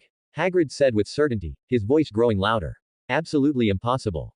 Joel's ears were ringing, but he continued to press. What if there is? Hagrid still insisted. With me here, it's impossible for some big oaf to get near this area, unless they used a concealment spell. Concealment spell. Joel nodded slightly. Thank you, Hagrid. Before Hagrid could react, he dashed off. From behind him came a gruff shout. You brat, did you go to the Forbidden Forest? I warn you. The voice gradually faded, and Joel could no longer hear it clearly. A gentle breeze blew, rustling the grass leaves. He took a deep breath of the breeze. These past few days, as long as he didn't sneak out at night or cause trouble in the castle, very few people noticed him. The caretaker, Filch, was probably more interested in watching the Gryffindor common room. Walking back to the castle along the lawn, the scene he had just witnessed involuntarily replayed in his mind. Hagrid looked shifty, carrying a blood-stained package. The smell was clearly that of fresh raw meat. Strange. Could he have found some rare creature in the forbidden forest and be planning to secretly feed it? Joel couldn't help but wonder. After all, given Hagrid's personality, there was precedent for such a thing. Pickett crawled out of his pocket, up his arm, and onto his shoulder. Joel held him, whispering, "Could it be that you saw wrong? There's no troll there at all." The little fellow puffed out his cheeks and stuck out his tongue at him. Joel stared into its eyes, seeing its urgency, but also realizing he couldn't help at the moment. Pickett chirped a few times, leapt from his palm, and ran directly towards the forbidden forest. Joel didn't stop him. Pickett just wanted to go back to find his companions. Since even Hagrid hadn't noticed anything unusual, nothing should happen at the edge of the forbidden forest. Herbology class greenhouse. The afternoon sun streamed through the glass roof, scattering emerald green light spots on the floor. The second herbology class hadn't started yet, and students were flipping through books in small groups or weaving among the various plants. Kevin sat alone on a bench against the wall, arms crossed, looking gloomy. The flowerpots beside him were crooked, and soil was spilled everywhere, indicating he had been quite angry just now. "Are you stuffed?" Joel walked up and asked curiously. Kevin gritted his teeth, staring intently at a spot not far away. Joel followed his gaze and saw a group of Slytherin students whispering and laughing in the flowerbed. Malfoy occasionally glanced over, a sneer on his lips. "Malfoy bothering you again?" Joel asked softly. "Not him, it's Pansy Parkinson," Kevin mumbled. Joel's gaze fell on a black-haired girl in the crowd. She was laughing heartily in front of Malfoy, her giggles extremely grating. He looked around, didn't see Terry, and then sat down next to Kevin. The two looked particularly isolated. There were no other Ravenclaws around, a stark contrast to the clustered Slytherins. Joel often felt that Gryffindor would be more suitable for the lively and somewhat adventurous Kevin. The people there probably wouldn't let Kevin sit here alone. He was about to ask where Terry had gone when the greenhouse door gently pushed open. Professor Sprout walked in quickly, smiling and beckoning the students to gather around her. "Children, it's time for class." She glanced at the two slightly distanced groups of students, still wearing a gentle smile. "I heard there was a small disagreement here just now, wasn't there?" The Ravenclaw students exchanged glances, no one speaking. The Slytherins, however, pursed their lips, suppressing their laughter. The professor sighed softly, her voice softening. "You've left your homes, left your familiar environments, and come to Hogwarts for your first year. Everything is difficult. New places, new classmates, new rules, everyone is adapting, so occasional arguments are quite normal." She added with a smile. "But, I hope we can try to avoid such unpleasantness in the future, alright?" The air was silent for a few seconds, and the students all looked at her seriously. "Alright, now everyone get ready, we're about to start a new lesson." Sprout clapped her hands, saying with a full smile, "I know you are all sensible children and can handle your own affairs." As if infected by her gentle smile, the atmosphere became less stiff. The students successively returned to their respective flowerpots, concentrating on preparations. The professor specifically went to Kevin's side and whispered a few words, and soon Kevin's expression visibly softened. "Professor Sprout is truly charming." Terry appeared out of nowhere beside Joel. "Where did you go just now?" Joel asked. Terry took a few breaths and said, "To tell Professor Sprout something." Joel paused for a few seconds, then understood. That's very Ravenclaw indeed. In this herbology class, Professor Sprout distributed a small packet of seeds to each student. Tipping the bag into his palm, they were tiny seeds, like white sesame. "Yes, these are dewdrop grass." Sprout held up a pot of lush green grass, with several glistening water droplets still clinging to its leaf tips. "Very easy to grow, 7 days to mature, 14 days to flower. You'll see its flowers very soon, unless." She smiled as she scanned the room, "you forget to water them. Now, dears, bury the seeds in the flowerpots in front of you, just like that, good, very steady." She walked slowly past each student, patiently guiding them. "Roger, a little lighter, good." When she reached Kevin, she leaned down and nodded gently. "Oh, Kevin, you've done this very carefully. The soil is buried beautifully." She had the surrounding students come over to take a look. Kevin squinted his eyes with a smile, scratching his head shyly. Malfoy, across the way, caught sight of this scene, and his mocking smirk deepened. Afternoon classes usually ended before 4 o'clock. Hogwarts professors were always punctual and rarely extended their lessons. There was still some time before dinner, and most of the Ravenclaw Little Eagles chose to go to the library or return to their common room to study. Joel and his friends had no plans to continue flipping through books in the library, so they leisurely strolled along the cobblestone path. "What did Professor Sprout say to you in class?" Terry couldn't help but ask. Kevin's face no longer held its gloomy expression. He was smiling cheerfully, but seemed unwilling to say. "Oh, right." He raised an eyebrow mysteriously. I found a good place for practicing spells. Joel and Terry both turned their heads. Really? Terry's eyes lit up. Where? Absolutely true. Kevin smiled mysteriously. Later, I'll take you to see it. They turned through the long corridor and arrived at the central courtyard. The courtyard was bustling with people. Students were everywhere, by the fountain and under the trees. Several Quidditch enthusiasts were waving their arms, chasing a mini bludger, competing to see who had faster reactions. Whether it was bad luck or not, Kevin encountered the person he least wanted to see. Oh, look who it is. A sharp, piercing female voice came from the crowd. Among the Slytherin group, Pansy Parkinson covered her mouth and laughed, the bookworm who only knows how to complain to the professor. Quiet, Pansy, don't bully the rule-abiding children. Malfoy raised an eyebrow, feigning concern, then mimicked a child crying in an exaggerated tone. Oh, mommy, he's bullying me again, mommy, mommy. The Slytherins, laughter immediately erupted in the courtyard. Shut up, Malfoy. Kevin, his face red, shouted loudly, you're the one who only runs to your mommy. Kevin had never suffered such humiliation. Anger surged through him like flames. He abruptly rolled up his sleeves, ready to charge forward. Terry quickly pulled him back, and Joel also reached out to steady his shoulder. This was the central courtyard. A fight between students wasn't just a simple matter of losing points. That kid Malfoy really deserved a beating. Joel slightly furrowed his brow. Oh, shut up. I was yelled at by a bookworm. What should I do? Should I call mommy? Malfoy exaggeratedly mimicked a crying voice and laughed unrestrainedly with his companions beside him. Kevin shook off his arm and stepped right up to Malfoy.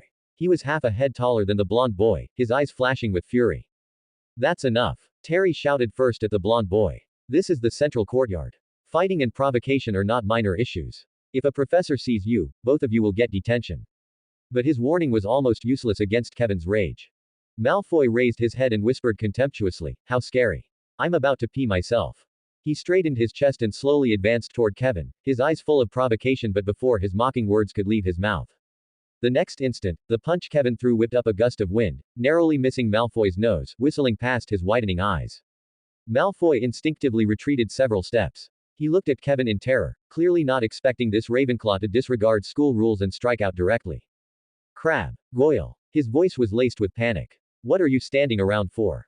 Crabbe and Goyle seemed to snap back to reality and quickly ran up to stand on either side of Malfoy. Pansy's incredible shriek rang out behind them. What are you doing? How dare you try to hit Draco? The students in the courtyard turned their heads, and Gryffindors quietly pushed forward to watch the excitement. Hufflepuff students also stopped curiously, some exchanging snickering glances, as if watching a small performance. Surrounded by so many onlookers and backed by his companions, Malfoy raised his chin again, maintaining his arrogant demeanor. Kevin's breathing was rapid, and his chest rose and fell violently. Terry stood sternly between the two of them. Joel stood behind the crowd, seeing Kevin getting increasingly impulsive. If this continued, losing points and getting detention was nothing, but getting involved with the trouble that was Malfoy was different. After all, someone like him could use his family's influence at any time to pressure the school board, making the chance of expulsion very high. Kevin was just an ordinary student with no background, and he was the first friend Joel made after enrolling.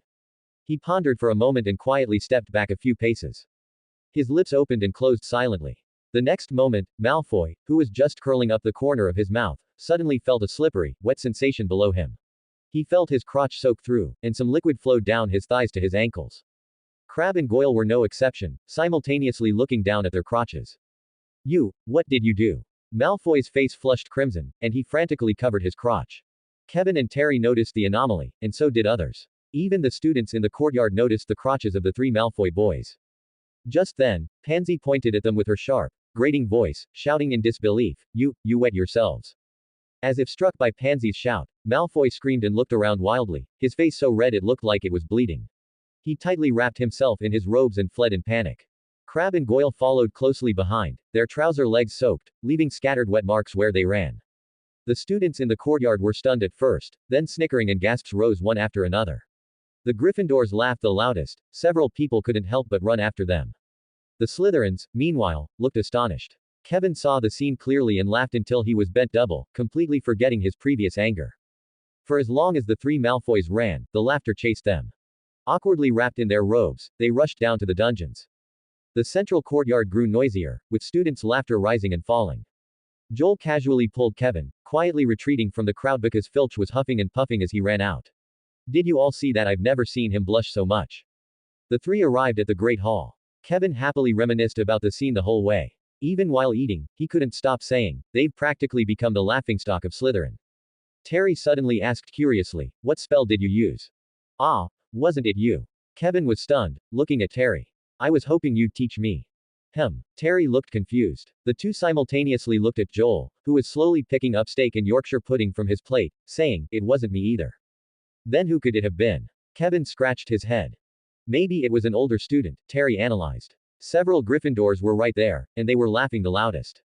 Kevin's eyes lit up. A spell that makes people wet their pants. It definitely can't be an advanced spell that first years can learn. Terry nodded. I've never seen anything like that in a book. Joel tried hard to suppress the corners of his mouth, quietly enjoying his dinner. What he cast was naturally not some advanced spell, it was a necessary little helper for planting trees, the water creation spell. For a child who likes to flaunt his status, losing face in front of everyone was enough to teach him a lesson. The noise in the Great Hall suddenly erupted. Malfoy returned to the Slytherin table, accompanied by Crabbe and Goyle. They instantly became the focus of the entire hall. In the direction of Gryffindor, a red-haired boy suddenly jumped onto the long table, wrapped his legs tightly in his robes, and twisted dramatically. The other red-haired boy cooperated by loudly shouting, someone wet their pants. Ouch ouch. The sound pierced the entire Great Hall. Almost all the students eating nearly spat out their food. The Slytherin table was eerily silent. When Malfoy sat down with a cold expression, many older students at the same table looked displeased, quietly stood up, abandoned their utensils, and left the Great Hall. At the Gryffindor long table, Harry tilted his head, looking confusedly at the boisterous Weasley brothers. He leaned toward Ron's ear and asked, what happened? Why is everyone laughing so much? Ron suppressed his laughter, pointing toward the Slytherin side. Didn't you hear? Malfoy, haha, he wet his pants. Draco Malfoy. Harry widened his eyes in disbelief, the blonde boy who was always so condescending. He wet his pants. And Crabbe and Goyle, all three of them wet themselves, Ron added. The Weasley brothers only quieted down when several professors arrived at the high table. Dinner was nearing its end, and the professors at the high table had already left. Ravenclaw had astronomy class tonight, and Joel, Kevin, and Terry were preparing to leave the Great Hall. Kevin looked up and saw Malfoy walking toward them with a gloomy expression. Oh, look who it is, he mimicked Pansy's strange tone, isn't it Slytherin's big star? Malfoy stared coldly at Kevin, snorted, and said, don't get too carried away, bookworm. Bring it on. Kevin crossed his arms, his gaze unwavering. Malfoy narrowed his eyes. Then let's talk privately tonight, the Forbidden Forest. His voice was barely a whisper, and he mocked, there are no locks there, and you won't find an excuse. Before turning, he added coldly, don't end up shivering in your common room later. Having said that, he swished his robes and left. Kevin shouted back defiantly, fine, we'll see. Malfoy won't show up tonight, he just wants to scare you, Joel said calmly. Terry nodded repeatedly. Although Malfoy had been humiliated, he probably wouldn't dare to go near a place like the Forbidden Forest himself. You should just ignore him, Terry added. If he really goes, he'll be breaking school rules himself. Or, Joel thought for a moment and said, tell Filch in advance that Malfoy will be going to the Forbidden Forest tonight. Kevin's eyes lit up, then he scratched his head. Wouldn't this be too insidious? Joel glanced at him, there's astronomy class tonight. Are you going to skip it? Kevin was silent for a moment. In the end, reason prevailed. He wasn't lacking in reason, it was just that facing Malfoy's public provocation, anyone would find it hard to swallow. The three walked side by side back to the Ravenclaw Tower, stopping in front of the common room door. The bronze knocker, carved into an eagle's head, came to life and asked, what is it that only grows when shared? Kevin answered confidently, it's galleons. The bronze knocker remained silent and still. Another little eagle at the door shook his head, I already said that answer. What other answers did you try? Terry asked. He solemnly placed his hand on his chest. Love. The others looked at him speechlessly. Joel secretly gave a thumbs up. This classmate could totally inherit Poseidon's trident. He thought for a few seconds, then stepped forward and said to the knocker, it's knowledge. With a kala sound from the bronze knocker, the door opened. The long-waiting Ravenclaw student cast a grateful glance, and Joel and the others entered the common room together, taking out their brass telescopes for class. Astronomy class is one of the first-year compulsory subjects, held only at night, and is attended by Ravenclaw and Gryffindor students together. If charms, transfiguration, and potion class are main subjects, then astronomy is like a minor subject. The curriculum does not involve practical magic, mainly memorizing the names of various planets, stars, and constellations, as well as their positions and trajectories. Although it is a minor subject, it still requires an OWL exam, ordinary wizarding level exam, which will be taken in the 5th year. That's why the young wizards in their first year are all quite relaxed. The classroom was dimly lit, with only a small candle next to each student to facilitate observing the night sky. As a result, many students were dozing off with their telescopes. Joel was among them, yawning continuously. Only from the Gryffindor side, from Hermione's desk, came the shush sound of a pen scratching paper. As the first class, Professor Sinistra only briefly covered the names and directions of the 12 constellations, leaving the remaining time for students to observe on their own. It was as if too much knowledge would give the young wizards indigestion. But for Joel, this content was already deeply ingrained. Even if he hadn't studied astronomy in his previous life, he knew the general 12 constellations. Fortunately, class was almost over, and he could go back and get some good rest. He toyed with the foldable brass telescope, occasionally looking up at the night sky. Telescopes are mandatory purchases before enrollment, and unlike Muggle astronomical telescopes, they can see things Muggles cannot, such as magical celestial phenomena, or obscured magical traces. Thinking of this, Joel curiously moved the telescope downwards. In the distant undulating mountains, many hazy glows floated in midair. Is this a magical trace? He then shifted his gaze to the pitch-black forest, finally stopping at Hagrid's hut. The wooden door of the hut was tightly shut, and the windows were dark. Hagrid isn't home again. He then moved to the edge of the forbidden forest. His vision was magnified by the telescope, as if he were standing face to face with a tree trunk, with only blurry bark in the lens. He suddenly paused. A faint human figure appeared in the lens, composed of tiny specks of light, several times taller than an ordinary person, with a huge and clumsy outline, like a troll. Joel's heart skipped a beat, and he immediately stood up. In the lens, there were even a few bowtruckles next to that enormous figure. Almost at the same moment, the dismissal bell rang. Kevin was startled awake by the movement of Joel standing up. He rubbed his eyes and saw Joel hurrying out of the classroom. Students from both houses began to pack up, waking up their sleepy companions. They were exhausted, as if they would collapse and fall asleep any second. Kevin felt slightly confused but followed the crowd with Terry towards the common room. What's Joel in such a hurry for? Kevin couldn't help but ask. It's not curfew yet. I don't know, it doesn't seem to be the way back to the common room, Terry said. Kevin froze, suddenly remembering something, and urgently said, could it be that he's going to the Forbidden Forest to find Malfoy?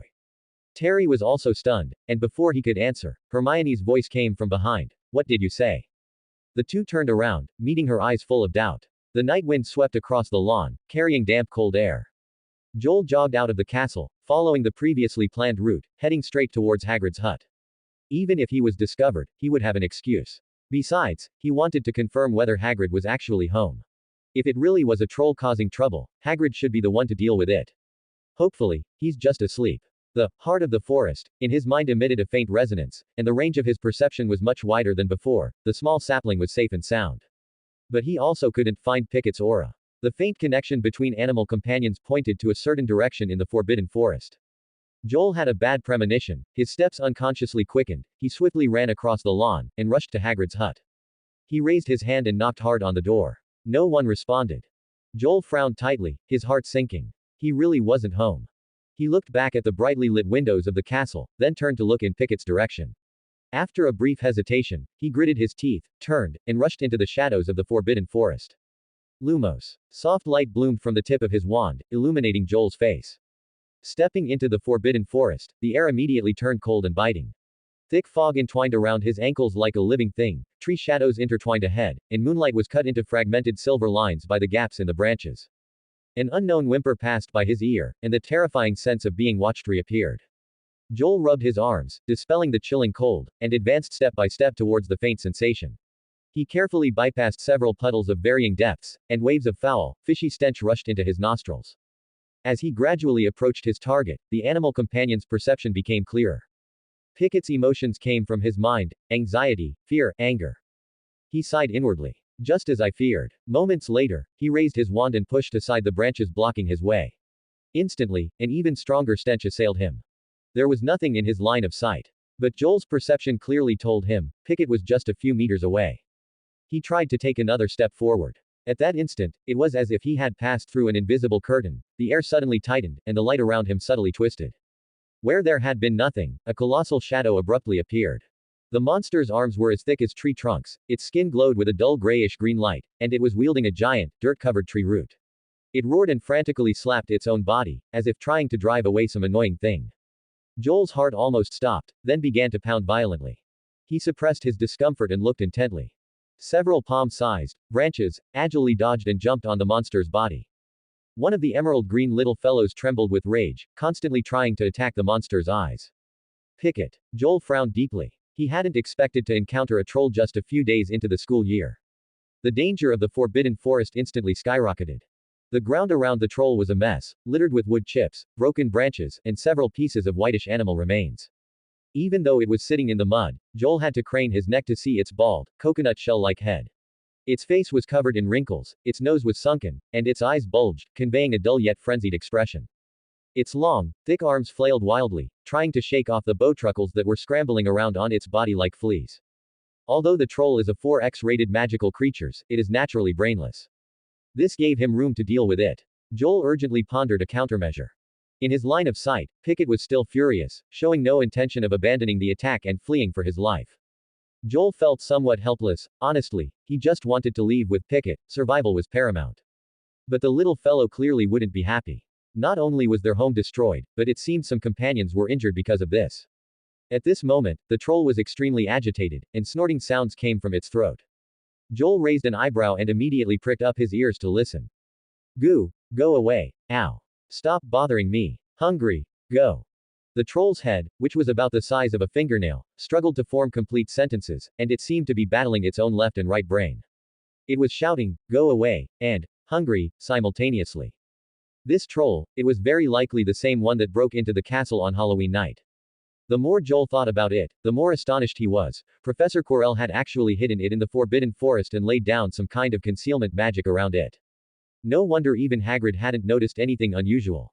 Hungry. A low roar exploded through the trees. The troll opened its huge mouth, swung its arm, and smashed it fiercely onto the ground, shaking the earth so much that Joel almost lost his footing. The two bowtruckles on its arm were rattled off balance and then scooped up by its massive hands. Trolls are known for their strength, and the two little fellows immediately screamed in pain as they were squeezed. Pickett urgently scrambled up the troll's arm, desperately trying to pull his companions out from between its fingers. Pickett. Joel shouted anxiously. This little fellow was acting recklessly. But his shouting had no effect on the dull-witted troll. The next moment, the troll's other hand suddenly swept over, aiming right for Pickett's location. Thorn growth. Almost simultaneously, 3 vines shot out from the ground, violently wrapping around the troll's sweeping arm and pulling it backward forcefully. Pickett was startled by the sudden massive hand, let go, and fell from the air. Joel rushed forward a few steps and caught him securely in his hands. The vines stretched taut under the troll's struggles, but compared to the arm as thick as a tree trunk, they were fragile and easily broken. After only a few seconds, accompanied by a tearing sound, the vines were ripped apart. However, the momentum caused the troll to instantly lose its balance, and its massive body fell backward. A thunderous crash shook the ground, scattering dirt and fallen leaves. Joel raised his arm to shield himself. Once the dust settled, he finally saw that a heavy iron chain was conspicuously attached to the troll's ankle. The airborne leaves finally settled. But the troll lay motionless on the ground. Knocked out. Joel cautiously retreated 2 steps. Pickett seized the opportunity to climb onto his head, waving and calling to his companions. From beneath the troll, a few bowtruckles poked out their heads, followed immediately by 5 or 6 more, chirping loudly as they gathered around Joel's feet. Just as he was about to sneak away, a soft light suddenly illuminated behind him. Before he could turn around, 3 heart-wrenching screams erupted simultaneously. A few minutes earlier, Malfoy, along with Crabbe and Goyle, were hiding in the bushes between the castle and the Forbidden Forest. They were all covered in black rags, planning to impersonate Dementors and scare Kevin into tears when he showed up for the rendezvous. The 3 were discussing in low voices when they heard a shout of, Pickett, coming from deep within the Forbidden Forest. This made the 3 of them think there were other students causing trouble in the Forbidden Forest. So Malfoy, emboldened by his 2 large cronies, curiously crept toward the sound. They ended up witnessing a massive creature crashing down, kicking up clouds of dust. Not far away, a straight figure stood before the monster, holding a glowing wand. And scattered on the ground were horrifying skeletal remains. All 3 screamed at once and scrambled away, running for their lives. Joel turned his head and was startled to see 3 black rags floating away.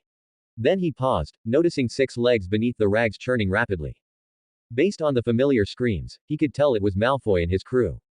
Hey, has the concealment magic here disappeared? Joel frowned slightly and looked around.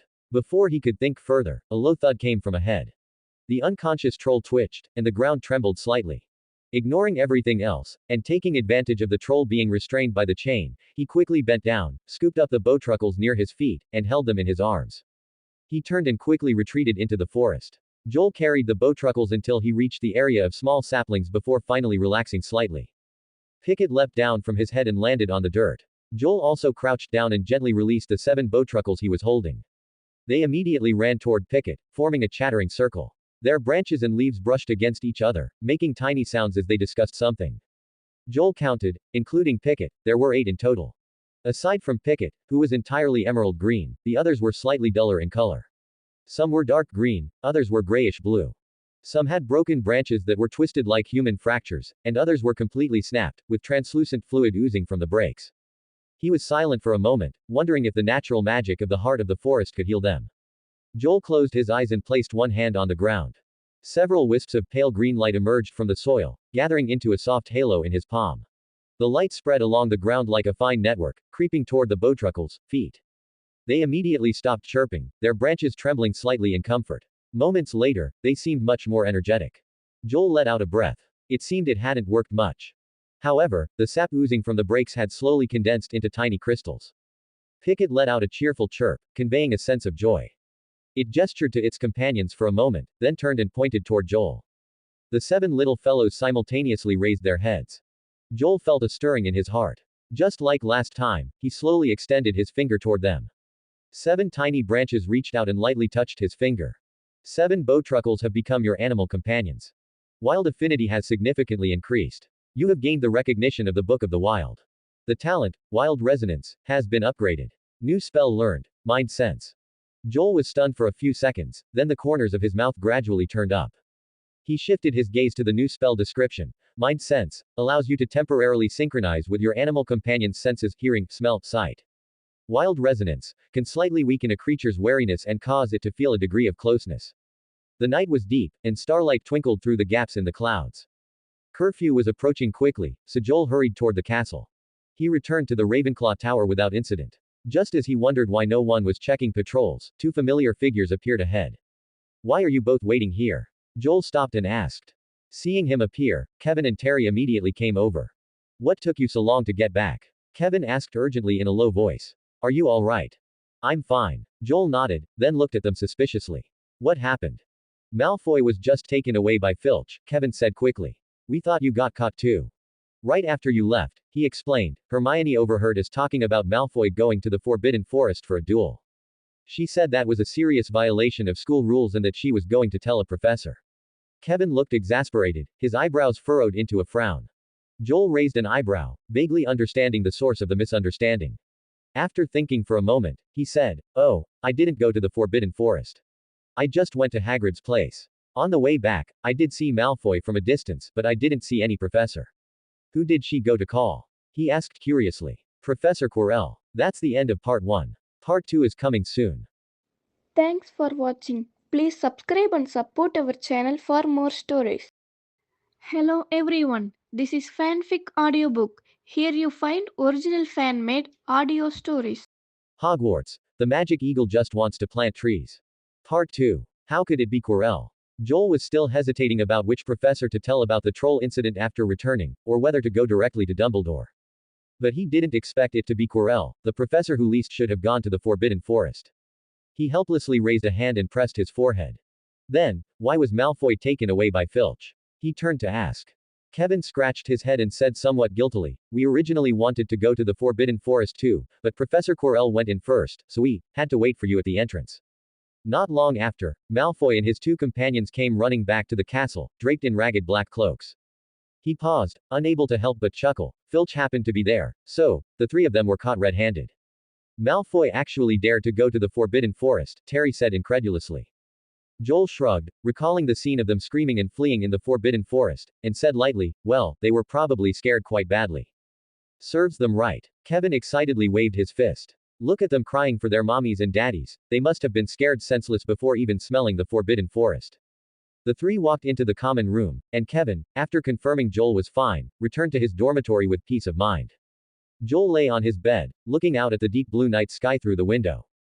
It was Quirrell who went to the Forbidden Forest. This, in a way, saved him a lot of trouble. He had been wondering how to warn a professor about the troll in the Forbidden Forest without exposing himself.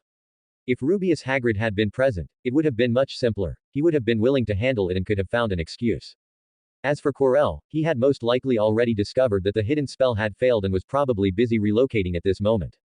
The most troublesome thing now was whether Malfoy had clearly seen his face. If that reached Quirrell's ears, it would be problematic. Joel gently exhaled, his gaze falling on the location of the saplings. There were unexpected gains tonight. A picture appeared in his mind, 8 bowtruckles guarding their respective saplings, with a little fellow resting peacefully on each sapling. They could also quietly recuperate by utilizing the natural magic of the heart of the forest. Both sides benefited mutually. With the bowtruckles present, the survival rate of the saplings would also significantly increase. As for the new spell, Mind Sense, it allows for sharing the senses of animal companions. This made Joel quite happy. In his line of sight, the forbidden forest under the night sky was a vast, dark expanse, stretching as far as the eye could see. This immense forest, home to various magical creatures, could almost be considered Britain's largest natural wildlife reserve for magical creatures. Just from what Joel knew, there were acromantulas, centaurs, unicorns, and other magical creatures. Many secrets were hidden within. Therefore, having wild resonance, which could weaken hostility, and Mind Sense would undoubtedly aid his exploration of the forbidden forest, allowing him to explore this forest more safely and efficiently, and to understand the creatures within. The wind outside the window gently swept by. With his breathing gradually evening out, his eyelids slowly drooped. Unbeknownst to him, Joel drifted into dreamland. The next morning, Kevin heard some good news. Haha, Malfoy, Crabbe, and Goyle all got detention last night, he said, stuffing a chicken leg into his mouth while trying to suppress a laugh.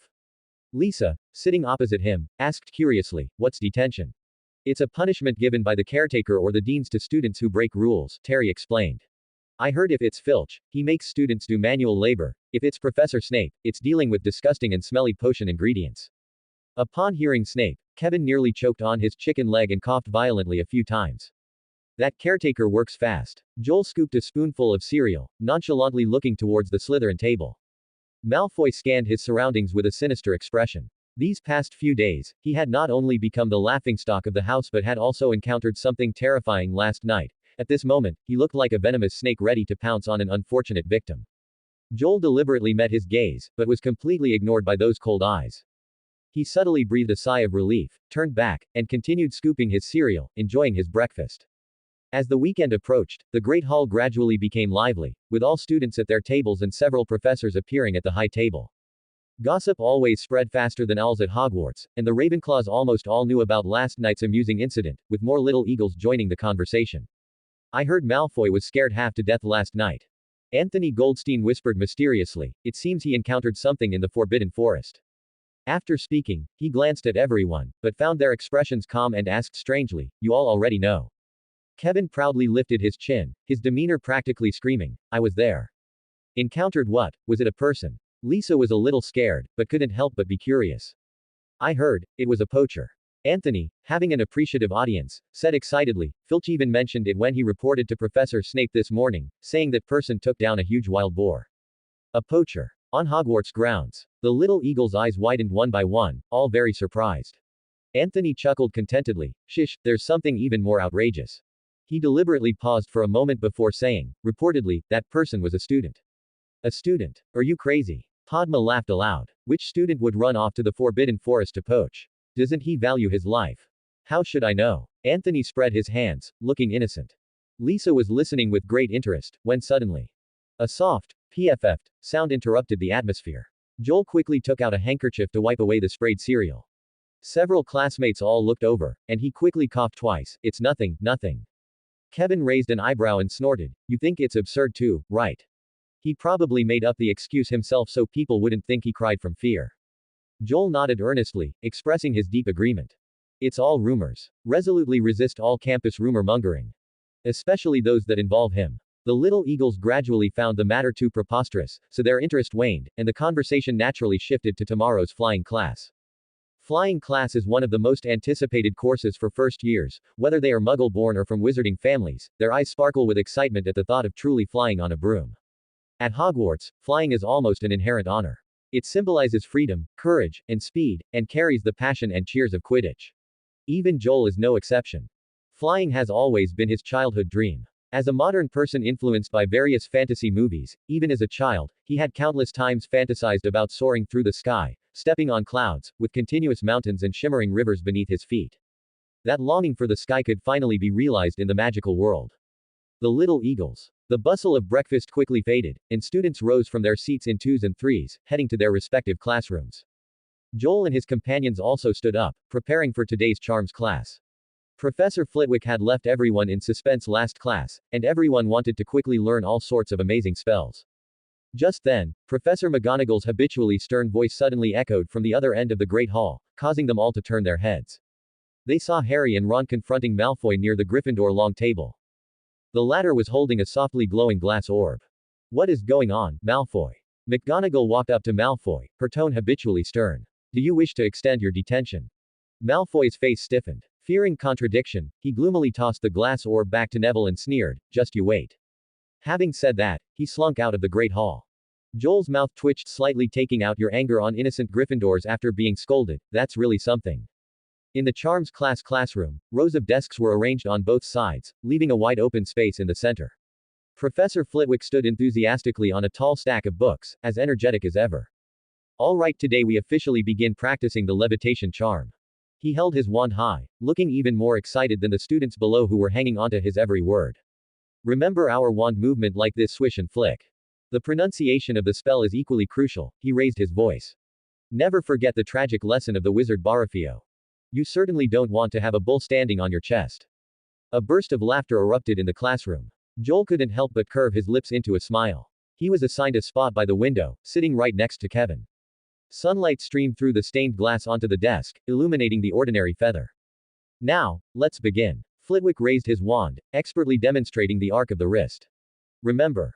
Steady the wrist, gently swish, and flick. Kevin eagerly raised his wand and recited with great momentum, Wingardium Leviosa. The tip of the wand cracked, and a few small sparks jumped out. The feather only trembled twice before settling quietly back onto the desk surface. Joel raised an eyebrow. Were those sparks? He squinted for a moment, wondering if he was seeing things. Kevin, refusing to give up, tried several more times, but the feather remained unresponsive. Didn't you already learn the levitation charm? Joel couldn't help but ask. Also, why is your wand tip sparking? He suddenly recalled Kevin mentioning, sometimes the sparks are a bit bigger, that day. Was it not a joke? Kevin scratched his head, muttering grudgingly, it only works sometimes. Joel raised his wand and softly spoke the incantation. The feather on the desk slowly lifted from the surface, spinning and dancing lightly in the air. Kevin stared intently at the feather, his eyes filled with envy. The next second, he cheered up and shouted, Wingardium Leviosa. Poof! Sparks flashed, and the feather instantly burst into golden red flames. The charms textbook underneath was affected and quickly went up in smoke. Oh dear, oh dear, oh dear. Flitwick yelped, his mustache practically standing on end. Joel instinctively raised his wand and used the water creation spell. Moist air immediately rushed onto the desk, and fine mist thoroughly soaked the pile of ashes. Professor Flitwick hurried over, picking up the charred textbook between two fingers. Well, at least your spell certainly produced some kind of effect. A round of muffled laughter broke out, and Kevin immediately felt embarrassed. Don't worry about it, Flitwick waved his hand, saying cheerfully, magic is wonderful like that. Sometimes it doesn't quite obey you. He winked at Kevin, clearly not wanting this small incident to discourage the student. Next, Flitwick's gaze shifted and landed on Joel. However, Mr. Hermes, his tone suddenly held a hint of surprise, was that, Aguamenti, just now? All the students looked over. Joel met the professor's gaze, hesitated for a moment, and nodded. Oh, that's marvelous, you truly are a charms genius. Flitwick exclaimed. That's a spell taught in 6th year, truly incredible. Oh, wait. 10 points to Ravenclaw. Kevin was shaken, having almost caused an incident in class. He looked at Joel gratefully, his feelings complex. While being praised by the professor was exhilarating, Joel felt that Kevin was the true charms prodigy. Don't be discouraged, Kevin. Joel patted his shoulder. In a way, you are the charms genius. No, the prodigy. Stop trying to comfort me, Kevin mumbled, feeling slightly dejected. Joel thought for a moment and said, don't believe me. Try another spell. For example, Lumos. Kevin skeptically raised his wand and softly chanted, Lumos. Quote. Poof. Sparks burst forth from the wand tip again, and instantly, a ball of flame ignited. Kevin stared blankly at the flame hovering steadily at the tip of his wand. His wand had turned into a torch. Joel's gaze rested on the flickering firelight. Sure enough, Professor Flitwick was right. Magic is wonderful like that. It is essentially subjective, and therefore, talent is paramount. The unique talent of each wizard determines how far they can go. For example, Harry excels in practical magic, Lockhart specializes in the memory charm, McGonagall masters transfiguration. And Kevin, perhaps, he was a natural fire elementalist. In the world of magic, every wizard can find their own path. Even dark wizards exhibit unique talents in the dark arts, the only difference is the application and direction. Joel tapped his chin with his finger. So far, aside from natural magic affinity, he hadn't discovered any other talents he might possess. However, Professor Flitwick's praise this time served as a warning. Next time, when unsure if a professor is present, it's better not to use druidic spells carelessly, lest he cause trouble. Although he was just an ordinary student, not worth anyone's attention. But it never hurts to be cautious. The melodious dismissal bell rang, and students packed up their textbooks and filed out of the classroom.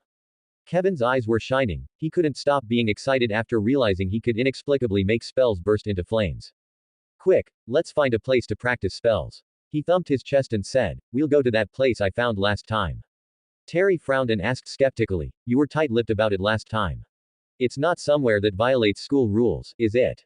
Kevin shook his head, maintaining his mysterious expression. "You'll know when we get there." "Then you guys scout ahead." Joel squeezed out of the crowd and waved at them. "I need to make a trip to Hagrid's." They watched Joel walk into the crowd and disappear from view. Kevin asked, confused, "He's always popping up and disappearing lately." "He's probably going to Hagrid's for some butterbeer," Terry shrugged. "I hear Hagrid loves to drink." Joel, who was preparing for hard labor in the fields, didn't hear any of this. For convenience, he had already hidden his backpack under a large rock in the seedling planting area, so he didn't need to return to the common room. "If only I had the undetectable extension charm, this wouldn't be so troublesome." He muttered to himself, heading straight for Hagrid's hut. He still needed to check if Hagrid was home, to avoid running into him at the edge of the forbidden forest. The door to the hut was ajar, and wisps of thick smoke curled out of the chimney. Joel stepped forward briskly and gently pushed the door open. "Hagrid." Quote. The wooden door creaked open, and the sight inside made Joel instinctively stop. Inside sat the large-framed Hagrid, talking to a silver-haired old man. Beside them was a fellow wrapped in a turban. "Sorry to interrupt." Joel quickly shut the door. "Hey, Joel." Hagrid's rough voice boomed from behind the door. "Hagrid, I'll wait for you outside." Joel shouted loudly. There was no response from inside the house, only intermittent sounds of conversation. Joel tactfully retreated to the pumpkin patch to wait. He swallowed. The moment he pushed open the door just now, he almost turned around and ran away. But that would have been too suspicious. "Why are they here?" Joel frowned, tapping his chin with his fingertip. Soon, he shook his head again. It was nothing unusual for the principal and a professor to be on school grounds. Everyone said that the greatest white wizard of his time was skilled in legilimency, but on second thought, Joel wasn't too worried. Given Dumbledore's status, he probably wouldn't bother to expend any effort on a first-year student. To be precise, he wouldn't even deign to. He remembered that in the original story, the entire Hogwarts was under the old principal's watchful eye, especially Harry's every move, which was almost entirely within his arrangements. Nothing could be hidden from him. Perhaps Dumbledore had long known about his little actions. Joel took a deep breath, his lips tightly pressed together. "I'm just planting a tree, not practicing dark arts." It was probably his guilty conscience at work, making him inexplicably nervous whenever he saw Dumbledore. Once he realized this, the oppressive feeling in his chest lightened a bit. He would find out the purpose of the professor's visit by asking the tight-lipped Hagrid later. After waiting in the pumpkin patch for about 5 minutes, the door of the wooden house opened, and Hagrid walked out, accompanying 2 professors. "Good morning, Professor Dumbledore, Professor Quirrell." Joel immediately showed a docile smile and waved at them. "Ah, Joel." Dumbledore's long beard was blown by the wind, and he had a gentle smile on his face. "Good morning, child, I'm glad to see you here." "I'm also glad to see you, Professor." Joel tried to make his tone sound docile and innocent. Dumbledore paused, his smile deepening. "You seem to have made a new friend with a pure relationship." Joel was startled. "Yes, Professor, we'll have afternoon tea together." Hagrid chuckled, his expression showing a hint of simple pride. Wrinkles appeared at the corners of Dumbledore's eyes, and he let out a pleasant chuckle. He said no more, only nodded, and walked towards the castle with Quirrell. It wasn't until Dumbledore's figure disappeared into the distance that Joel came back to his senses. That phrase, "good friend," seemed to be directed at him. But with the light reflecting off those crescent-shaped lenses, he couldn't tell who Dumbledore was actually looking at the time. "Come in quickly, it's windy outside." Hagrid invited, "Coming so early today?" "No classes. Just finished a class." Joel ducked into the wooden house. The fire in the fireplace was roaring, and warmth enveloped him. He walked over to Fang, about to reach out and pet the large dog, but then he caught sight of a small mountain of raw meat piled in the corner. Hagrid brought over a cup of hot tea and placed it on the table. "This raw meat, the one you took out last time?" Joel asked, pointing at the pile of meat. Who are you planning to feed it to? It's all for Fluffy. Hagrid paused, then quickly added, oh, don't ask. Fluffy. A light bulb went off in Joel's mind. It was the three-headed dog, the Cerberus guarding the Philosopher's Stone. No wonder so much raw meat was needed, and Hagrid was so secretive when taking it out, it all made sense. Fang stared at the raw meat, drooling all over the floor, and Joel gave up the idea of petting him. He turned to thank Hagrid for the tea, took a few sips, and then asked casually, why did Dumbledore and Professor Quirrell come here? They rarely visit this place. Nonsense. Hagrid snorted. Professor Dumbledore comes often, and this time it's still for the big oaf in the Forbidden Forest. Before he finished speaking, he suddenly fell silent, then shouted loudly, oh, don't ask about these, you don't need to know. Joel nodded with a smile, not pressing further. Answer all questions, Rubius Hagrid. Next, Joel and Hagrid chatted idly, with the topic occasionally drifting to magical creatures. Hagrid opened up like a floodgate, excitedly talking for half a day. During this time, Joel summarized some information. The troll in the Forbidden Forest seemed to be a challenge Quirrell had prepared to guard the Philosopher's Stone. Hagrid frantically slammed the table. These are top secret. Don't ask any more questions. Dumbledore had also come for this reason. This school year, Hogwarts had set up many obstacles to protect the Philosopher's Stone. Hagrid's Cerberus, Professor McGonagall's wizard chess, Flitwick's flying keys. Joel could only remember these, and he hadn't realized that the troll was also one of them. So Quirrell was hiding another one. If it wasn't the same one that crashed the Halloween feast, then where would the other one be kept? The Forbidden Forest. He pondered, after all, for such a large creature, to hide it from Dumbledore on the surface, besides the Forbidden Forest, he really couldn't think of any other place. Or, using the undetectable extension charm. Inside the cabin, the kettle hissed on the stove, and the air was filled with the aroma of tea.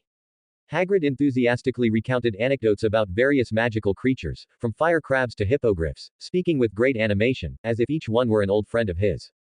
Joel listened intently, finally understanding how many magical creatures were hidden in the Forbidden Forest. In comparison, what he had known before was just the tip of the iceberg. Even Hagrid had never truly traversed that forest. This ignited an even stronger curiosity in his heart. Tea was refilled and replaced, and time slipped away unknowingly. He genuinely wanted to befriend Hagrid. No one would want to miss out on a warm, honest, and sincere good friend, although Joel was often patted so hard by those big hands that he almost hit the table. Ravenclaw's schedule was packed today, so Joel had to wave goodbye to Hagrid and quickly leave the cabin. The autumn wind brushed his face, making him feel refreshed. For now, it was all good news. Knowing the source and purpose of the troll didn't have much to do with Joel, an ordinary student. As for the troll's hidden location and the matter of the destructive spell, Quirrell didn't seem to suspect him either. Joel also had no interest in the Philosopher's Stone. Since it was none of his business, he might as well focus on planting trees. He walked briskly, passing through the quiet path, and returned to the planting area. The 4 saplings transplanted from home were growing exceptionally well, already reaching chest height.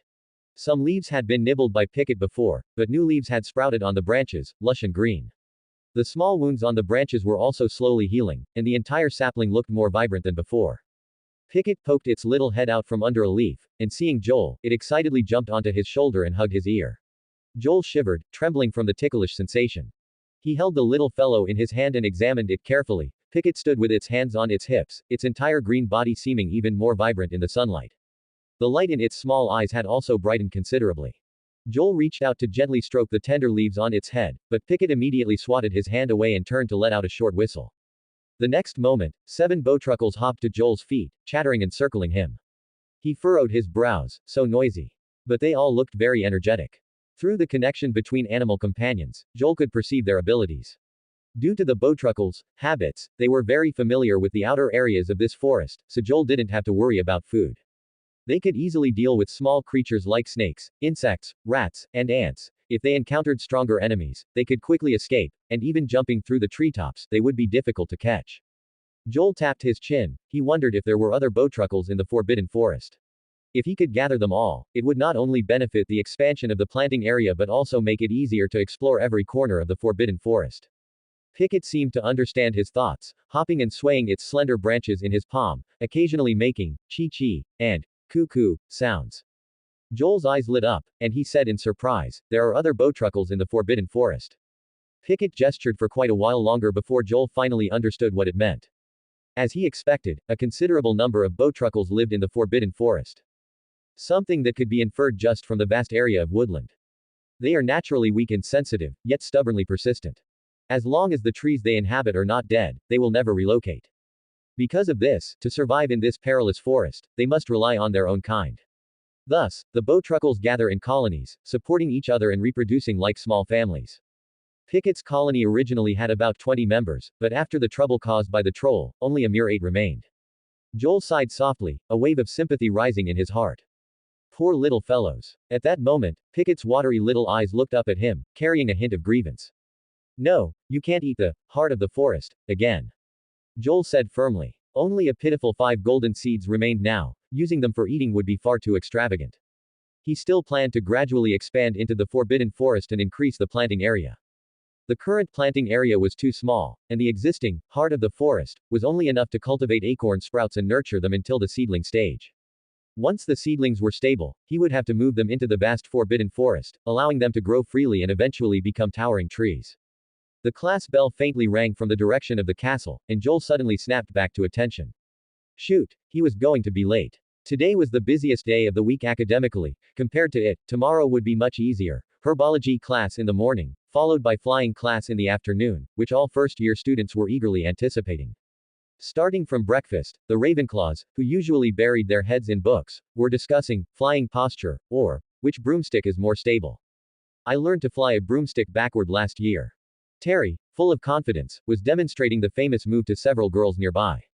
He came from an old wizarding family and supposedly had several models of broomsticks collected at home. Joel ate his toast while counting how many times Terry repeated the phrase, Nimbus series. That's incredible. Kevin sincerely envied him. Although he was a half-blood, like Joel, he grew up in the Muggle world and had never touched a real flying broomstick, not even a toy version. Framed by such loud admiration, the surrounding gazes also turned toward him.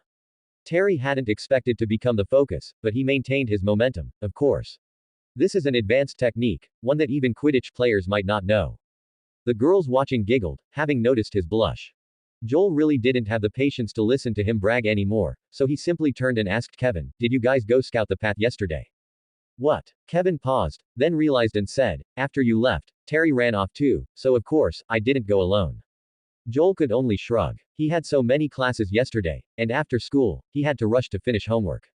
At dusk, he went to the planting area again to bond with the bowtruckles, and when he returned to the dormitory, he practically collapsed into bed. If this trend continued, his future schedule would likely be plant trees between classes and attend classes between planting trees. This cycle would repeat. Shoot. Suddenly, his nose twitched, and he sniffed the air. Seeing his reaction, Kevin even stopped chewing his pie. What's wrong? Did something on the table go bad? Joel shook his head. Nothing, I almost smelled a whiff of class flavor just now. Kevin. Hogwarts' flying classroom was located on the large lawn in front of the castle. This class was combined for Ravenclaw and Hufflepuff, and as soon as it was time, students practically sprinted to get there. The first flying class was probably the one with the lowest tardiness rate. Joel stood on his tiptoes. From the edge of the lawn, he could clearly see the outline of the Quidditch pitch and, further away, the owl post standing on the high ground. The instructor was the lean Madame Hooch, who, besides teaching flying class, was also the referee for Quidditch matches. She had neat short hair, and her sharp yellow eyes scanned back and forth across the students, her presence immediately silencing several excited children. Listen up, flying is not a leisurely stroll. Her tone was extremely strict. Of all the classes at Hogwarts, flying class is the most likely to cause injury. Every year, children break arms, sprain ankles, or even fall from heights of over a dozen feet because of it. The students quickly straightened their bodies, tensing their backs. Madame Hooch crossed her arms over her chest, the broomstick beside her standing steadily on the ground. I don't want to send anyone to the hospital wing during the very first class, so, you will follow every instruction I give. She fixed her unwavering gaze on the children from several wizarding families. Do not exceed the height of that tree, do not mess with your broomstick, and do not risk trying little tricks your father taught you. A broomstick was now placed at the feet of every student. Joel looked down at his broomstick. It was a gnarled wooden stick tied with a few bundles of straw, and it didn't look like an object that could be remotely associated with comfort. Maybe I should add a seat, and preferably a seatbelt too. Terry stood tall, puffing out his chest, occasionally glancing sideways to see if the girls next to him were paying attention. Kevin's eyes, meanwhile, were sparkling, staring unblinkingly at Madame Hooch, afraid of missing a single word she said. Madame Hooch blew her whistle. All right, now stretch out your hands and say with me, up.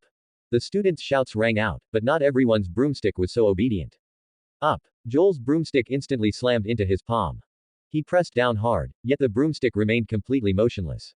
Kevin also succeeded on the first try, but Terry had to try several times, which made him frown deeply. Once everyone mastered the basic posture, Madame Hooch began demonstrating how to mount the broomstick steadily and how to avoid falling straight down midair. After the demonstration, she patrolled back and forth along the line, immediately and mercilessly correcting any student with the wrong posture. Only when everyone's movements met the standard did she announce loudly. All right, grip your broomsticks firmly, and get ready. When you hear my whistle, push off hard. Press down firmly with your hands, or you'll fly straight into the forbidden forest. 3, 2, 1. The sharp whistle blew. The ground disappeared beneath Joel's feet as the broomstick slowly lifted him. He held his breath, ascending into the air at a snail's pace. Just as he was feeling pleased, a rushing sound came from beside him. Terry kicked off hard, and accompanied by a triumphant cheer, he cleanly and smoothly rose into midair. A wave of gasps immediately swept across the lawn. Students who hadn't managed to take off yet looked up, their eyes filled with envy, anticipating a performance. Even Madame Hooch's whistle paused at her lips, her expression full of surprise. Immediately following this, a cracked shriek tore through the sky. Terry flew backward as if he had been reverse catapulted, leaving only a blurred afterimage in the air. The students froze for a moment, then burst into enthusiastic cheers.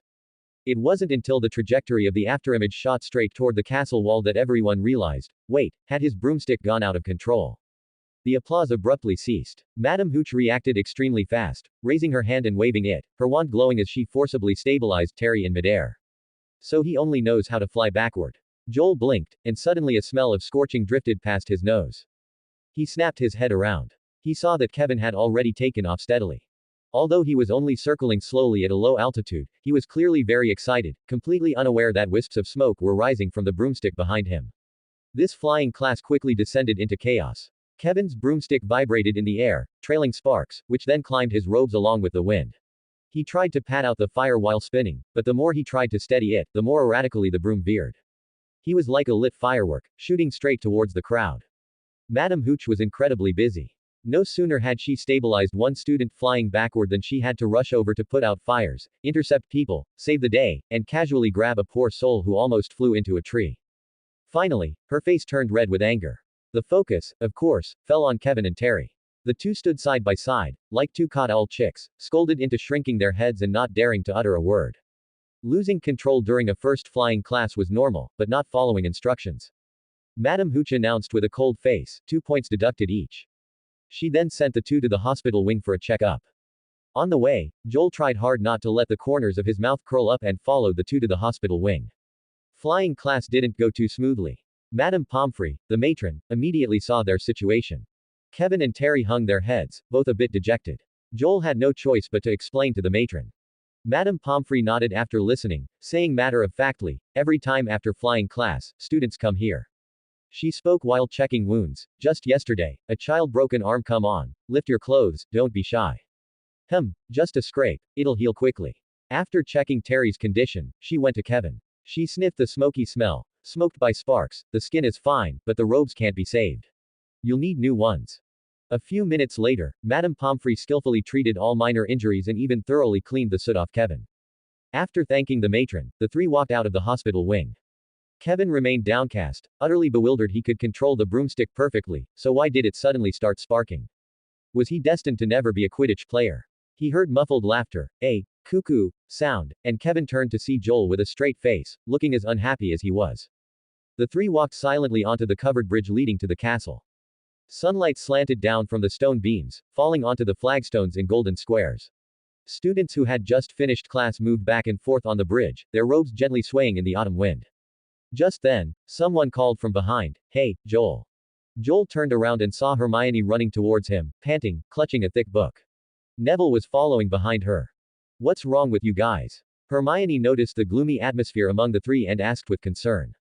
"Nothing, just a little mishap in flying class." Joel smiled faintly, then looked at Neville. "What about you? I heard you went to the hospital wing yesterday too." "I'm fine now." Neville waved his hand. Madame Pomfrey healed it right away. "Congratulations on your recovery." Joel then asked curiously, "Hermione, did you need something from me?" "I found it." Hermione took a breath, clutching the old book tighter, "the potion recipe you were looking for." Joel's eyes lit up. He had checked a few times in between doing homework these past few days, but with no results. He hadn't held much hope when he mentioned it to Hermione, and he had already planned to put it aside and search slowly. He hadn't expected Hermione to actually find it. He greeted Kevin and Terry, telling them to go back to the common room to change, then he and Hermione found a bench in the small courtyard outside the corridor and sat down side by side. I found it in this book, Alchemy and Potions. Hermione handed the book over. Joel took it, his gaze falling on the word, alchemy, and asked in confusion, is it a potion from alchemy?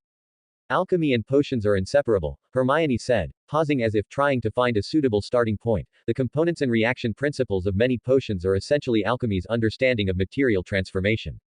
Joel thought for a moment and said, meaning, those strange reactions in potions are all principles of alchemy at work. Exactly, Hermione nodded. Things like purification, distillation, extraction, and even some catalytic reactions, all stem from alchemy. Neville listened for a while, then started playing with his remembrow. I found this while looking for introductory books on alchemy, and I didn't expect it to have this recipe inside.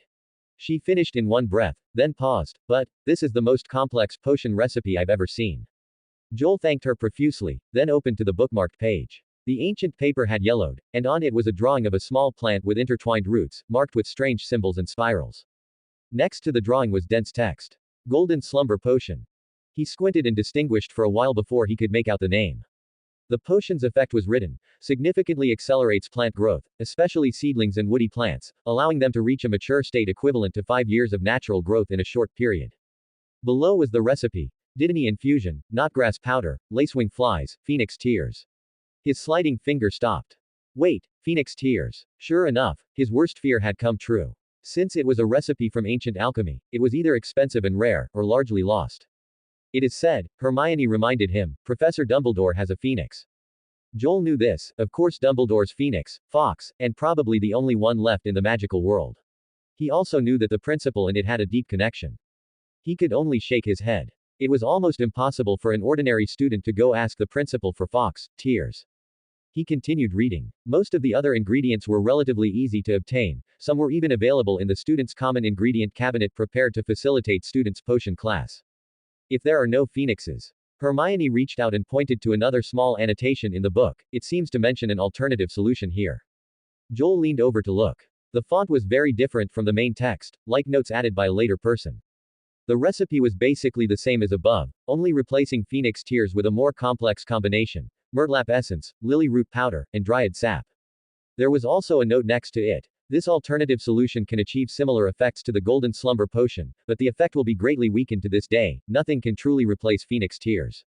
The author had clearly gone to great lengths to find a substitute, but the final effect was far from expected, and a hint of helplessness permeated the tone. But Joel's heart was filled with joy. It was only a weakened effect. At least these materials were definitely not as difficult to obtain as phoenix tears. Hermione couldn't help but ask, what plant are you trying to cultivate with this potion? Joel winked at her. Of course, to plant trees. Hermione wasn't fooled, immediately pressing, then how are you going to get myrtlap essence and dryad sap? I've never heard of that kind of sap, it's not even mentioned in potion textbooks. Joel pondered for a moment before slowly saying, myrtlap essence, the textbook mentioned it's an extract brewed from myrtlap tentacles. He closed the book with a snap, stood up, and brushed the dust off his robes. The extract is indeed rare, but dryad sap. I probably know where to find it. Hermione grew more confused, her brow furrowing deeper. Are you going to buy it from a shop in Diagon Alley? But you can't leave school now, at least not until the Christmas holidays. Joel smiled mysteriously. No, I want to take you guys somewhere. Wait. Hermione stopped, looking at the forbidden forest drawing closer, almost wanting to shout, we can't go any further, Joel. That forest is forbidden to students. Joel smiled faintly, his expression calm. Don't worry, we're just walking along the edge, and Hagrid's hut isn't far. Hermione bit her lip, clutching the book in her hands. Hagrid is there, yes, but what if someone else sees us? We'll be easily spotted if we get close, didn't you think of that? Yes, I think Hermione is right, we really should stop. Neville's voice trembled slightly. Joel looked at them, suppressing a laugh, and said, you'll know when you get there, don't you want to see what botruckle resin actually is? Hermione was still uneasy, but Joel's expression was so firm, and driven by curiosity, she hesitated before taking a step. Her gaze scanned the surroundings warily, truly afraid that a professor might pop out of a bush, point at her, and say, ha, you have seriously violated school rules. Gryffindor, 10 points deducted. Or, aha, trespassing in the Forbidden Forest, prepare to be expelled. Miss Granger. Neville's nerves were constantly taut. The autumn wind whistled softly through the treetops, and the tree shadows swayed gently, each sway seeming to tug at his heartstrings. Joel led the way, secretly amused. He reassured them again, "Don't worry, we'll definitely be back before dinner." Hermione and Neville walked forward in silence, each step like treading on soft moss, trying not to make a sound. Before long, the three arrived at a well-lit clearing. Hermione and Neville couldn't help but stop, looking around in surprise. They hadn't expected such a tranquil place next to this eerie forest. Four small saplings stood quietly, their tender green shoots stretching outwards, about half a person's height, with not a single weed around them, clearly indicating regular meticulous care. "You planted all these?" Hermione blinked, curious and a little incredulous, "But, why?" Joel nodded with a smile. It's my hobby, I suppose. If I were to lose them someday, I think my life would lose all meaning." Neville squatted down, staring unblinkingly at the tender green saplings. Joel suddenly remembered that Neville seemed to be very skilled in herbology. He also squatted down and asked softly, "Do you like plants very much, Neville?" Neville nodded, his fingertips gently touching the tender shoot, carefully feeling its resilient, vibrant life force. Suddenly, the tender shoot trembled slightly, and a slender branch snapped open as if it had a mind of its own, flicking his finger away. "Ah!" Neville shrieked, falling onto the ground, his face instantly pale. Joel quickly covered his mouth, making sure not to actually attract a professor, then turned and glared at the sapling. A slender, emerald green branch, like a well-camouflaged stick insect, slowly wiggled its way out from beside the tender shoot. It swayed its body and let out a high-pitched, "doo-loo-loo-loo" warning sound at Neville. Neville's eyes instantly widened. To him, the thing looked like a bug growing on a tree, and it was even taunting him. "Picket." Joel raised his voice, pointed at Neville and the stunned Hermione beside him, and said concisely, "They. Friends. Good people." The little fellow gestured indignantly for a long time until Joel repeated it softly several times, only then did it reluctantly lower its guard, flick its leaf-like arms, and leap agilely onto Joel's shoulder. "Is this a bowtruckle?" Hermione said uncertainly. "It doesn't look quite like the one in the book." "No need to doubt it." Joel turned his shoulder so Hermione could see clearly. She slowly leaned closer. "So this is what it looks like. Is it dangerous?" "Not dangerous, just sometimes a bit mischievous," Joel said. Hermione found Picket, which looked like a living, emerald green twig, indeed not a dangerous species, and rather cute. "So you were talking to it just now. How did you do that? Can it understand you?" "Its name is Picket." She rattled off all her questions in one breath. Neville was also drawn over, cautiously moving closer to Hermione. "It understands half of it, I suppose." Joel didn't deny it, stopping the topic there. "They are very intelligent." After saying that, Picket leapt with a whoosh and landed steadily on Neville's head. "Don't be nervous, as long as you don't pose a threat to it, it won't poke your eyes out," he chuckled. Neville was so frightened by these words that he didn't dare move. Hermione looked at Joel, then at Picket, and suddenly realized something. "Wait, do you mean bowtruckles are tree spirits?" "Clever." Joel nodded, "They were indeed called tree spirits earlier.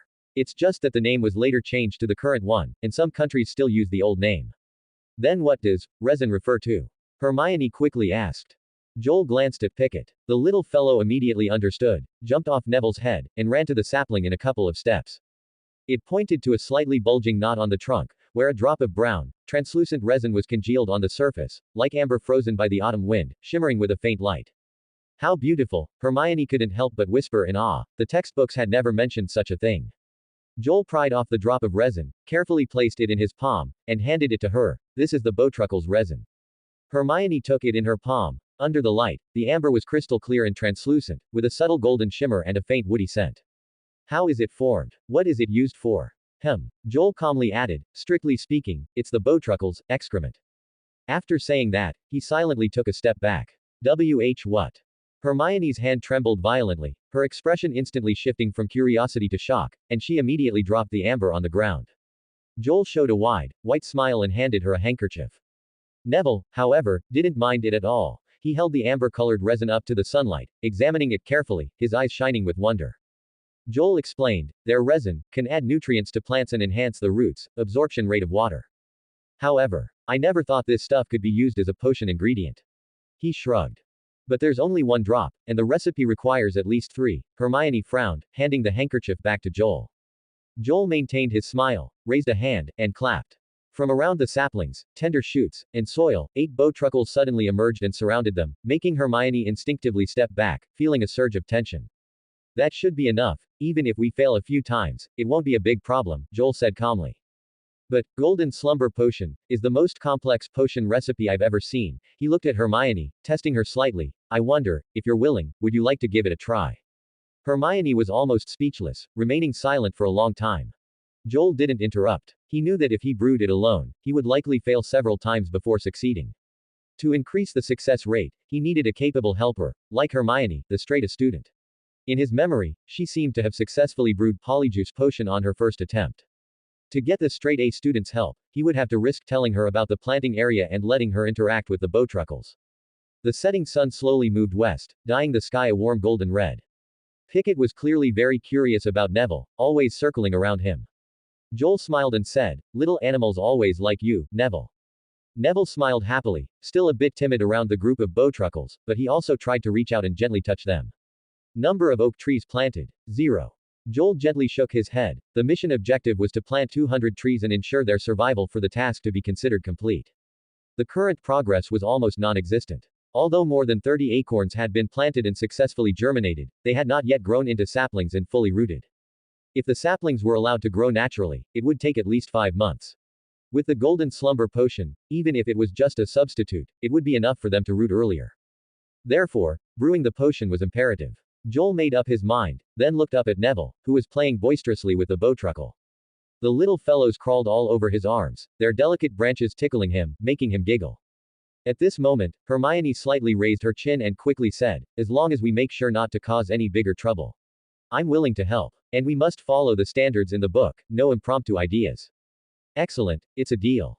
Joel happily extended his hand to her. "I'll get the other materials."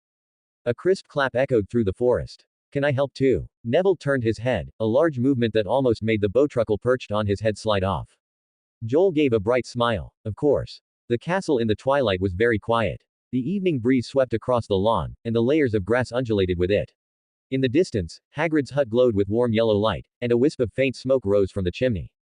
The three of them quietly ran back to the castle along the path. Tomorrow was the weekend, and the Great Hall tonight was almost boiling with excitement. The students' spirits were higher than usual, and clinking glasses and laughter echoed from the 4 long tables. Hermione and Neville walked towards the Gryffindor table. Joel walked along the long tables towards Ravenclaw. Kevin was holding a golden chicken leg, and seeing him return, immediately patted the seat next to him, his face full of excitement. "What were you just talking about? So lively?" Joel asked, his eyes curved, as he sat down. Kevin, his mouth still greasy, said, "Tomorrow's the weekend. Aren't you excited?" "It is indeed something to be happy about." Joel scanned the table full of delicious food and first poured a glass of pumpkin juice. His gaze lingered between the roasted potatoes and creamed potatoes, then he cut a thick, tempting portion of roast beef. And some fragrant bacon, for good measure. Yes, he was starving, his stomach had been rumbling since flying class ended. Perhaps it was a misconception, he always felt that after starting to learn magic, his appetite had also doubled. If Ms. Marie Jo saw him eating like this, she would surely start nagging again. Speaking of which, he wondered how their 2-person world was going. He would write a letter home tomorrow. Joel thought of his family, reaching out to wipe the gravy from the corner of his mouth. 1 plate of beef and a few slices of bacon later, he was half full. He looked up at the high table in the distance, where the silver-haired old man was smiling and raising a toast with Professor Quirrell, with McGonagall and Flitwick also nearby. A thought stirred in Joel's mind, a little curious. Quirrell always wore a turban, so how would his superior eat? The scene that came to mind seemed a bit bizarre. On weekends, most professors were busy grading assignments, preparing lessons, or handling other matters, which was a good opportunity to gather potion ingredients. At the high table, Dumbledore twirled his beard, a faint blush appearing beneath his half-moon spectacles. "Professor Quirrell, did everything go smoothly yesterday?" he asked slowly, his voice gentle. "I hope it didn't cause you too much trouble." Yes, Principal," Quirrell still stammered, but tried to speak in longer sentences. It's been placed. I've always been very, very good at dealing with it." Dumbledore then turned to the elegant witch beside him. McGonagall nodded gravely. "Everything went smoothly, it won't affect the students. All the keys have been put in, nothing was missed," Flitwick said proactively. Dumbledore chuckled, raising his glass with them, his gaze casually sweeping over the Gryffindor table. Joel burped. Lisa, sitting opposite him, was engrossed in her book, head down, remarkably focused despite the noisy environment. So diligent. He couldn't help but sigh inwardly, then caught sight of a book next to her, so he greeted Lisa and borrowed it. It was Fantastic Beasts and Where to Find Them, and Joel flipped to the page describing the Murtlap. Murtlap. Danger level 20. Resembling a giant pink rat, with sea anemone-like growths on its back, and approximately 12 to 20 pinkish-purple tentacles. These tentacles secrete a corrosive mucus purplish-red when threatened, allowing it to escape from predators' mouths. Timid and extremely vigilant. Omnivorous, prefers damp, muddy places, often active in coastal areas, lakeside wetlands, or shaded, damp areas of forests, occasionally catching fish and crustaceans. The back growths, when pickled and eaten, can enhance resistance to jinxes, but excessive consumption will result in unsightly purple ear hair. The footer also solemnly warned. Vomiting will occur after being bitten. In more severe cases, the patient's anus will shoot sparks for 48 hours. Joel grimaced as he read the description. The book only recorded the animal itself and did not mention its potion uses. After a moment of thought, he borrowed a quill and parchment, and, referencing the illustration of the pink giant rat in the book, carefully traced an outline. There is an area at the edge of the forbidden forest that borders the Black Lake, damp, shady, and with a water source. It is highly likely that murtlaps are also hidden there. Kevin rubbed his overstuffed belly and leaned over. You're drawing a rat, it's really ugly. He raised his eyebrows, seeing the open book page with the creature resembling a pink hedgehog, but with sea anemone-like tentacles on its back. So cute. I mean, it is quite ugly, not that your drawing is ugly. Joel. He silently put down the quill, held it up for a few seconds, then lightly brushed away the drawing with the feather. The great hall's ceiling was enchanted with weather magic, a silver moon hung in midair, and clouds drifted in the candlelight. Below, the ghosts also seemed to be in exceptionally good spirits, flitting in twos and threes above the long tables, their robes trailing faint silver light. Terry walked over with a glass of pumpkin juice. The bright orange liquid in the cup made his face look as if he had just had something strong. He sat down next to the two, looking pleased. So, he asked, how are you spending your weekend? Kevin looked up, thought for a moment, and said, going to watch Quidditch training. He then looked at Joel. Joel casually said, it's a rare break, I've decided to sleep in well first. That's no fun. Terry shook his head. I mean, do you want to join the weekend study group? Spend the weekend in the library. Joel raised an eyebrow. Of course not, Terry said seriously. Acquiring knowledge is our house's eternal theme. But, besides reading, there will also be gobstones, 10-pin bowling, exploding snap, and even wizard's chess. Oh, that sounds interesting. Kevin's eyes lit up. Joel said faintly, so studying is just a pretense. Joel scrutinized his confident expression and couldn't help but ask, did you organize this? Yes, Terry replied with a slightly smug smile. I've invited a few first-year classmates, and a few older girls. Evidently, he was quite proud of his social skills. How do you play 10-pin bowling? Is it fun? Kevin asked curiously. Very fun, Terry immediately said. You can play it in the castle, and it's said to be one of Headmaster Dumbledore's favorite games. Joel listened silently. The entertainment options for young wizards were truly limited. Although house sorting doesn't categorize a person's character, the Ravenclaw children, generally well-behaved, studious, and reassuringly law-abiding.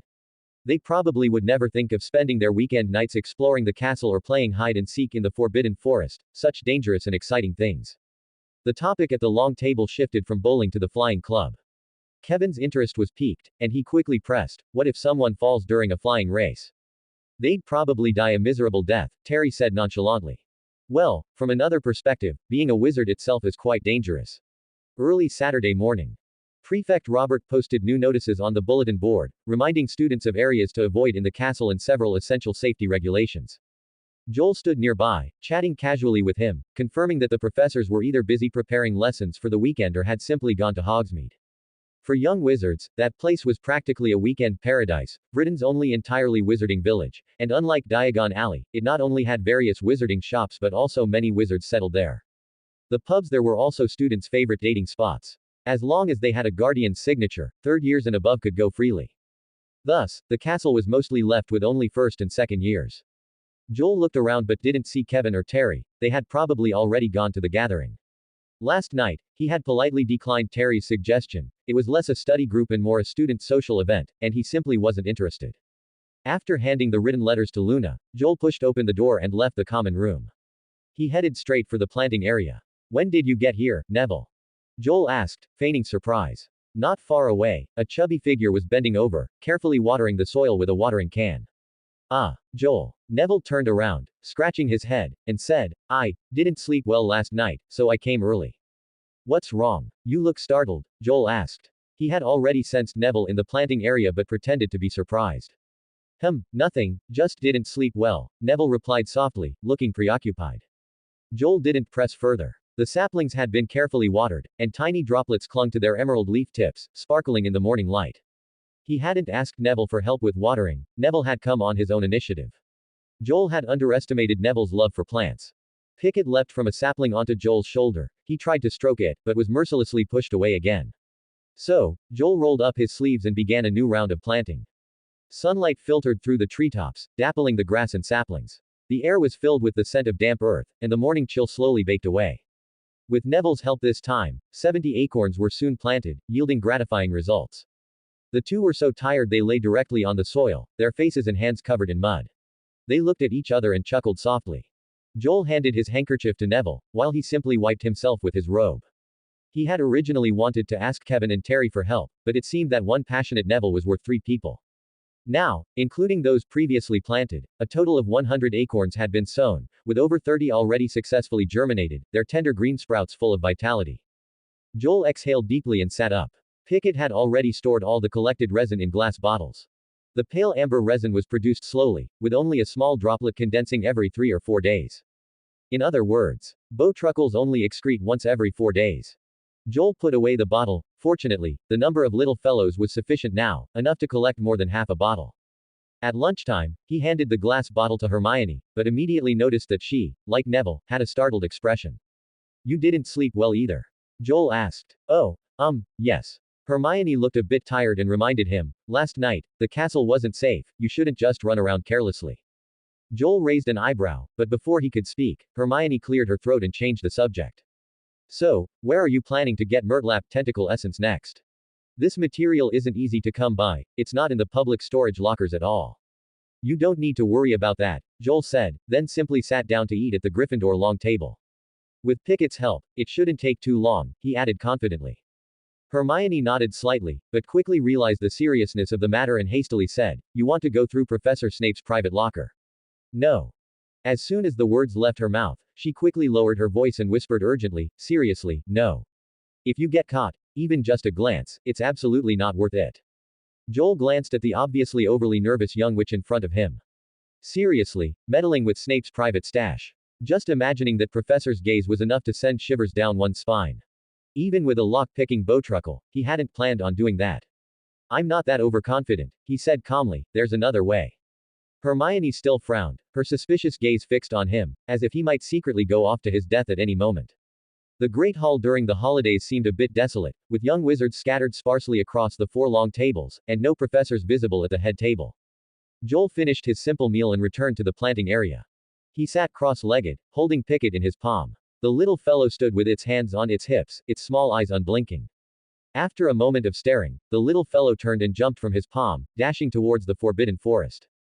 Joel slowly closed his eyes. The light gradually faded, and the world plunged into darkness. The rustling of wind through leaves in his ears slowly receded, becoming silent as if drawn away. The next instant, a faint rustling wind amplified in his ears, turning into a roar. His vision suddenly brightened.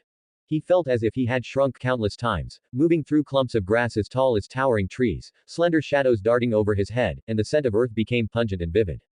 Suddenly, his body felt weightless, his vision abruptly elevated, agilely climbing a towering giant tree. His vision began to shake wildly, and branches and leaves rapidly receded beside him. All of this came from Pickett's senses, it was running at its maximum speed through the forbidden forest. Joel sat still, experiencing mind resonance, for the first time, sharing senses with an animal companion. Sight, hearing, smell, everything was too real, yet his body was beyond his control. The intense sense of displacement almost made his scalp tingle. Joel Hermes gritted his teeth, pushing the distance of the shared sense little by little to its limit until the duration of mind sense was completely exhausted. He collapsed onto the ground, his chest rising and falling rapidly. Several bowtruckles darted out from among the saplings, gathering around him, their tiny branches touching his cheek. Joel Hermes forced a smile and supported himself into a sitting position. Based on his current feeling, the maximum distance for the shared sense was roughly 500 meters. Though there might be errors, he at least had a rough benchmark in mind. After regulating his breathing, he began the second attempt. The dizziness of twisting vision, amplified wind sounds, and loss of bodily control surged over him again. After 2 such cycles, Joel Hermes decided that if he tried again, he might collapse into a puddle of mud, so he stopped. However, now that the maximum distance was clear, the accompanying map information also became distinct. The fan-shaped area extending from the planting area toward the forbidden forest showed no signs of large magical creatures and was temporarily considered safe. This area also included a damp hollow where Pickett was still lingering. Joel Hermes looked up toward the depths of the forbidden forest. Finding Murtlaps was one goal. Moving forward, if he was going to explore this vast forest, he first needed to understand the terrain and environment. He stood up, dusted the dirt off the hem of his robes, and prepared to go there himself. The moment he stepped into the forbidden forest, the afternoon sun was blocked by the thick canopy, leaving only faint golden streaks in the air. Joel Hermes slowly walked in Pickett's direction. The sounds around him seemed to be swallowed up, leaving behind an unnerving silence.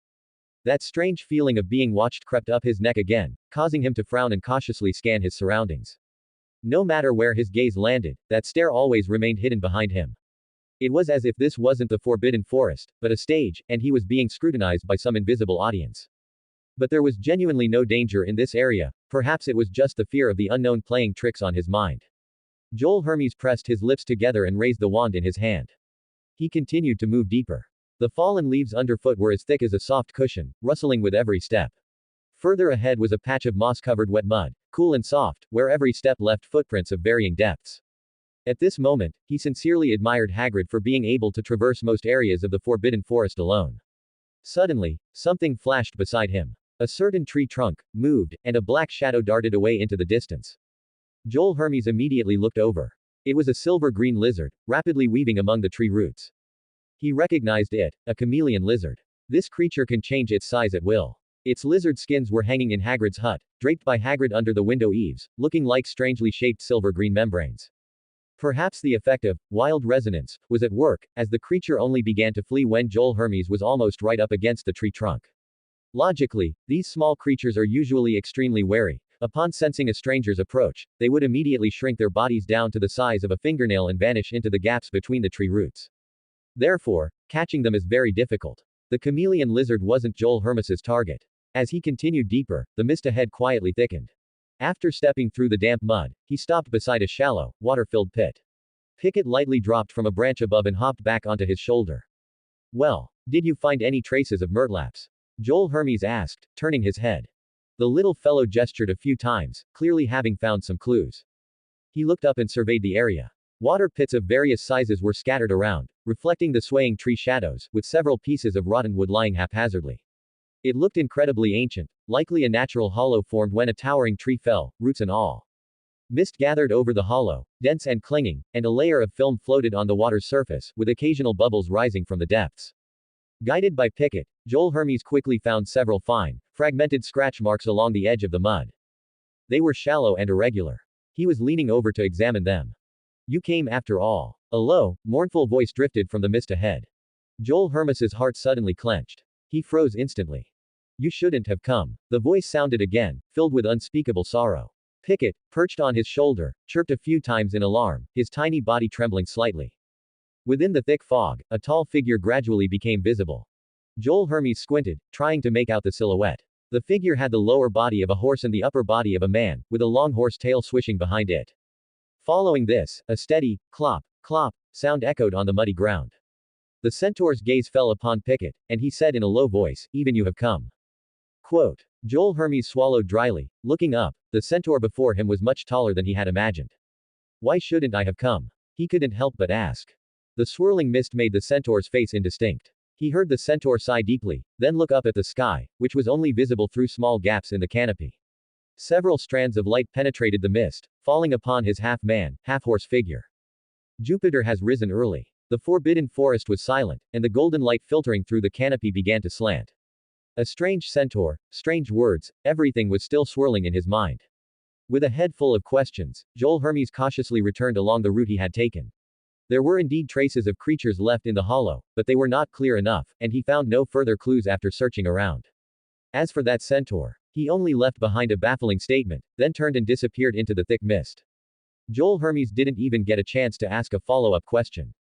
He scratched his head and looked at Pickett on his shoulder. The little fellow also seemed confused. Although they were both old residents of the Forbidden Forest, Pickett was unfamiliar with this neighbor. Centaurs are magical creatures possessing high intelligence and rarely attack humans proactively, but if one accidentally intrudes upon their territory, that's another matter entirely. Before long, the familiar hut appeared among the shadows of the trees ahead. Joel Hermes quickly walked up and knocked on the wooden door. Hagrid, are you home?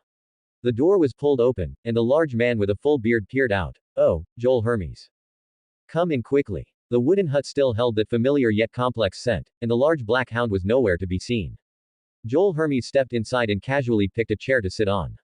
This trip into the Forbidden Forest wasn't a complete waste, but it wasn't as smooth as expected either.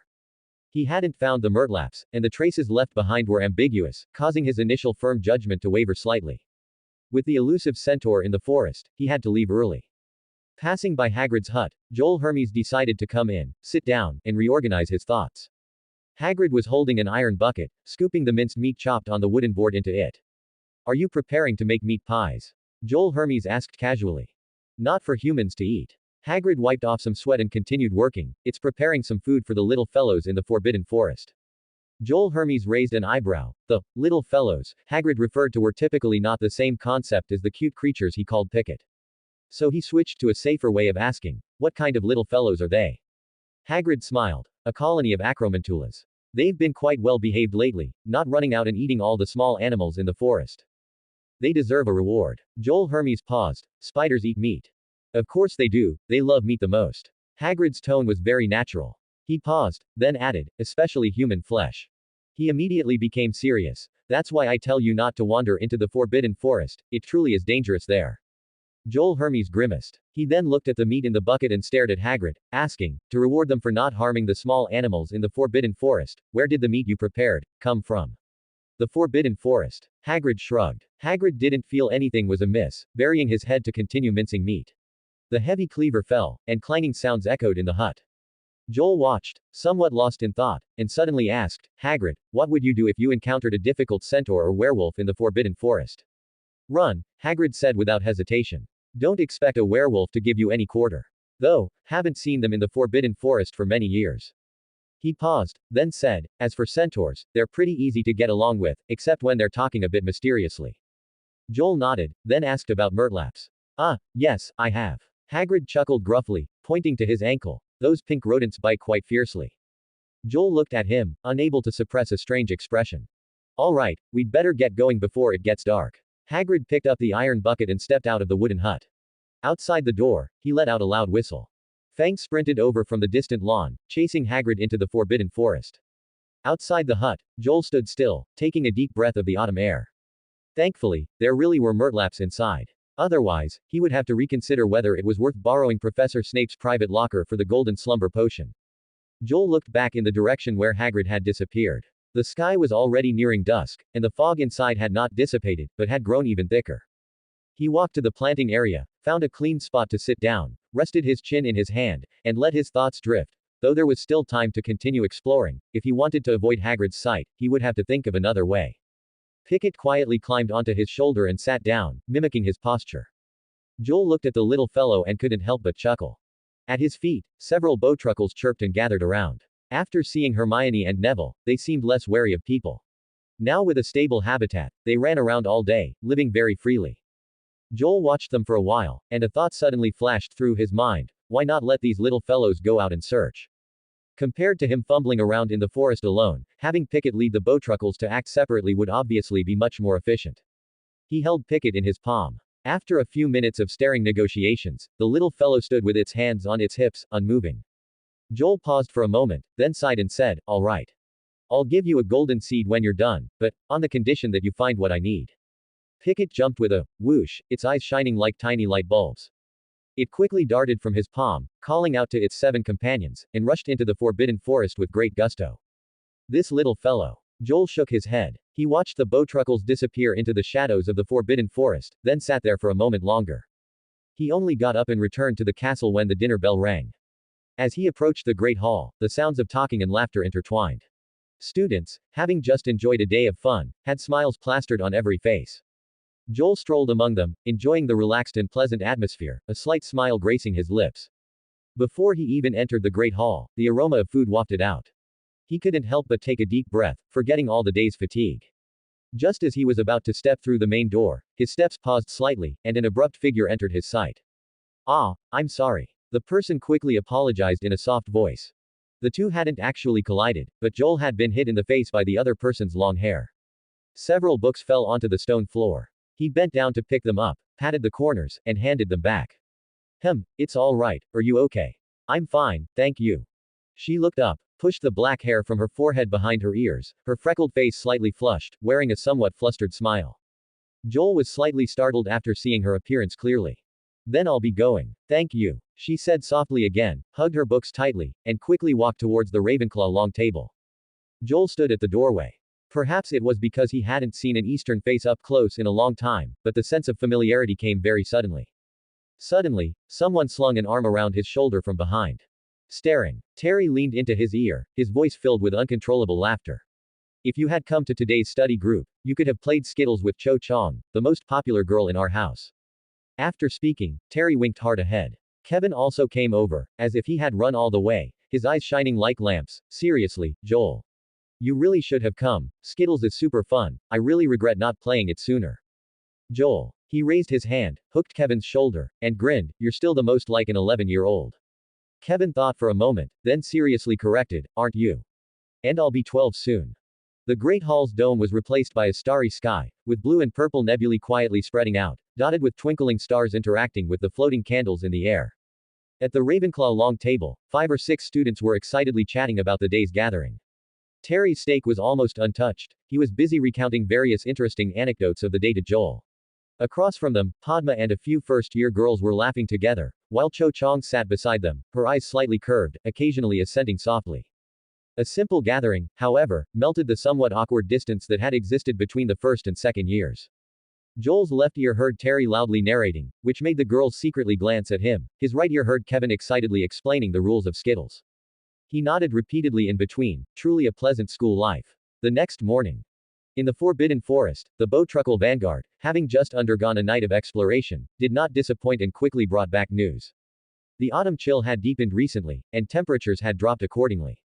Joel, still in bed under his covers, was awakened by a faint, lingering sensation in his mind before he even opened his eyes. He immediately got up and put on his cloak. He ran lightly out of the common room. As soon as he stepped into the planting area, Joel saw several bowtruckles emerging from the edge of the Forbidden Forest in the distance. He furrowed his brow, a premonition of something bad rising in his heart. They were clearly extremely tired, their steps slow. Pickett walked at the very front, its emerald figure shining faintly in the morning light. It was helping a companion, and the other little fellows behind it looked dispirited, their green leaves drooping as if they had exhausted all their energy from an entire night of exertion. Joel quickly walked over and reached out to support the little fellow being helped. On the drooping leaves on its head were several neat cuts, as if shaved by something extremely sharp. He frowned deeply, then glanced at Pickett, finding it in good condition, and slightly exhaled in relief. Pickett returned to the center of the planting area, taking several deep breaths of the natural magic flowing in the soil. A moment later, its posture gradually straightened, it put its hands on its hips, and began to gesticulate towards Joel, emitting hurried chirps, looking quite annoyed. The little fellow also let out a long and sharp cry, evidently swearing profusely.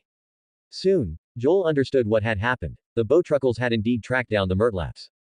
However, because of this, they had trespassed into the territory of another group of Bowtruckles, leading to a small conflict, and the other group was numerous, so Pickett was practically chased all the way.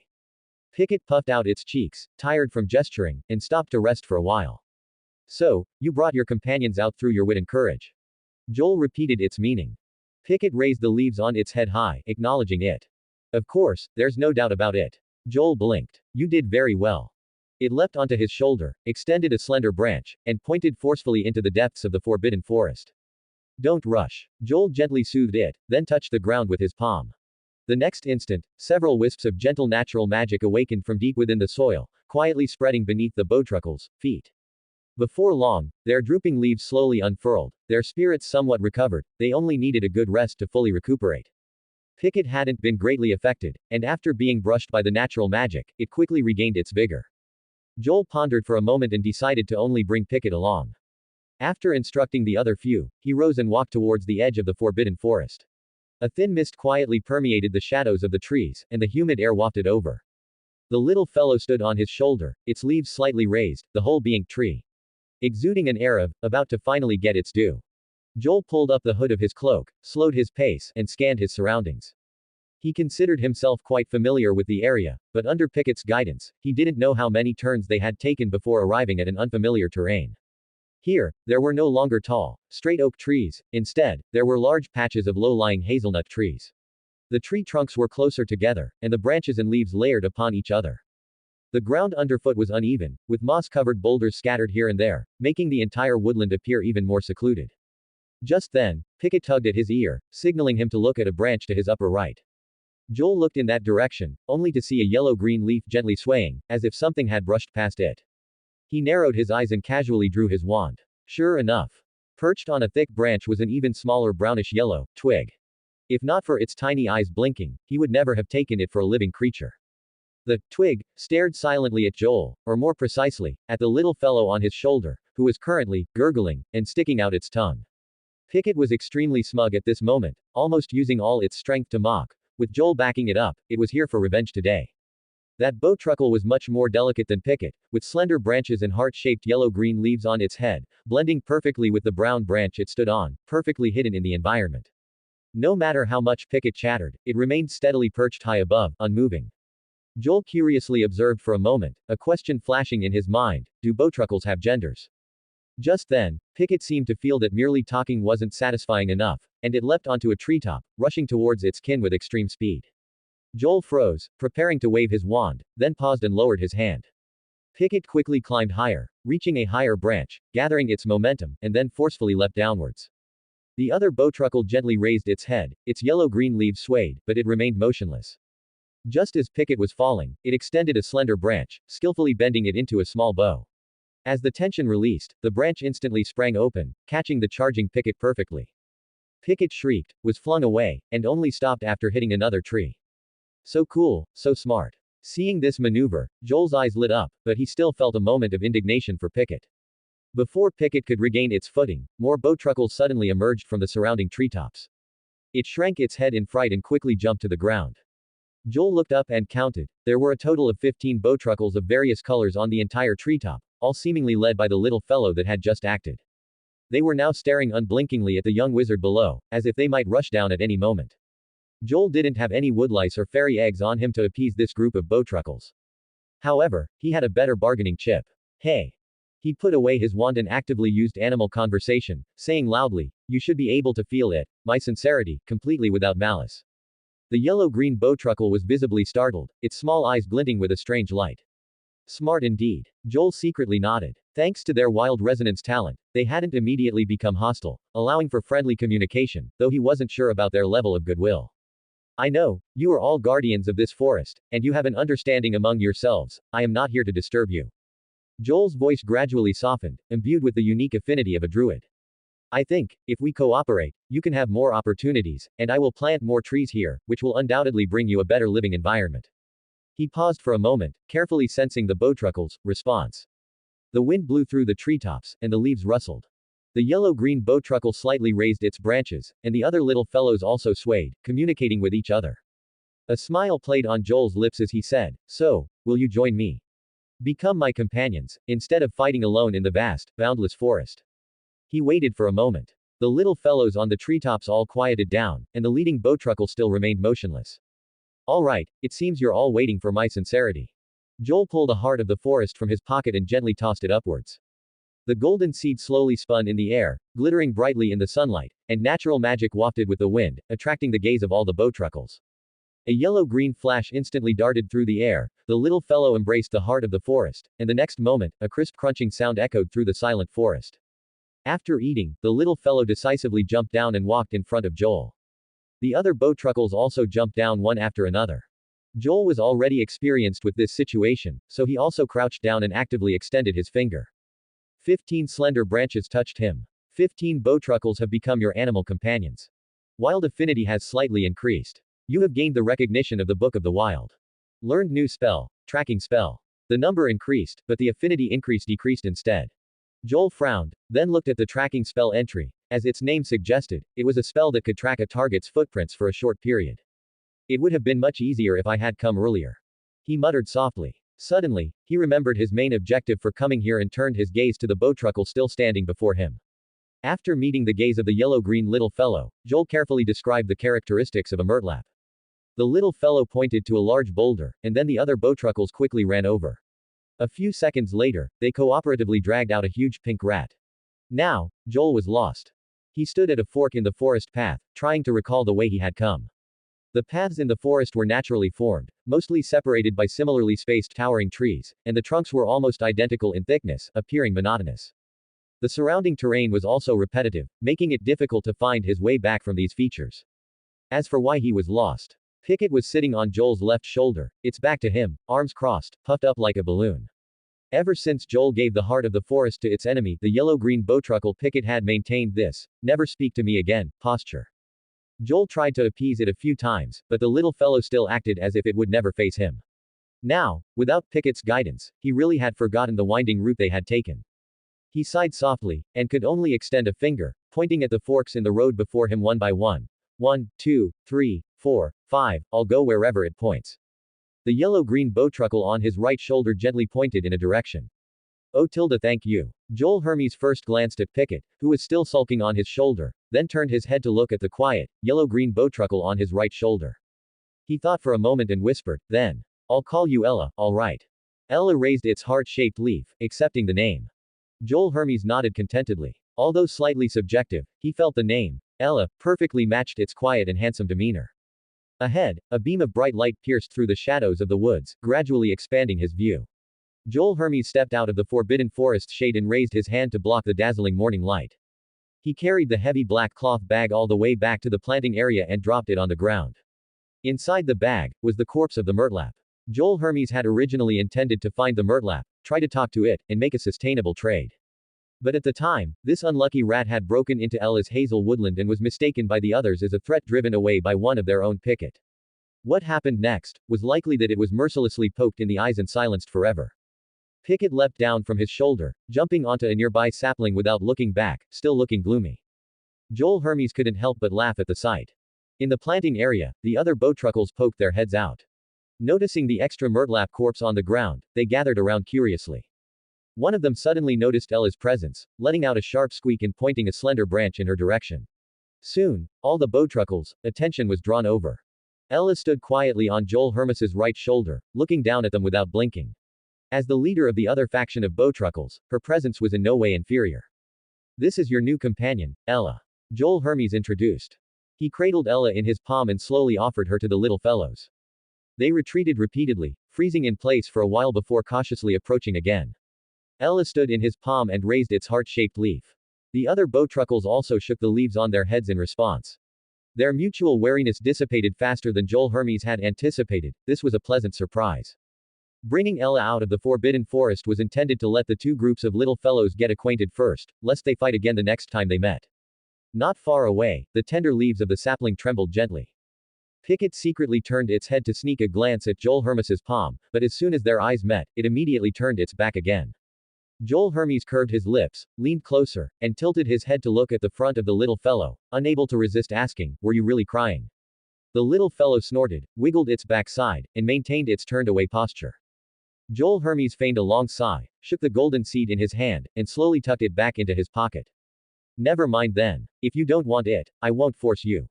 Now, only 4 golden seeds remained in his pocket.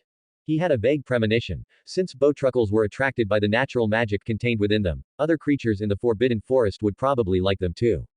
If that was the case, the heart of the forest would seem stretched thin. He set that problem aside, his gaze falling on the unlucky murtlap. 2 lumps of flesh sat upon its back, densely covered with purplish-red fine tentacles, looking at first glance like 2 swollen, flesh-colored sea anemones. If you disregarded these things, it was practically an enlarged, hairless, pink rat. He tapped his chin, recalling the processing methods from the potion class textbook. These tentacles, when pickled, could enhance resistance to jinxes, and the essence extracted from them possessed quite good healing effects. If taken to a shop in Diagon Alley, they would certainly fetch a good price. No wonder poachers flocked to them. Although the Ministry of Magic had designated special habitats for large, dangerous creatures like dragons, it had never established protected areas for medium and small magical creatures that were becoming endangered. They usually only listed a danger level, but lacked corresponding protection levels or mandatory regulations. Magical Creatures Protection Act. As far as he could tell, this area was almost entirely blank. The Ministry of Magic had only one sentence for poaching: a stay in Azkaban. Joel Hermes drew his wand, pointed it at the mass of purplish-red tentacles, and whispered, Defindo.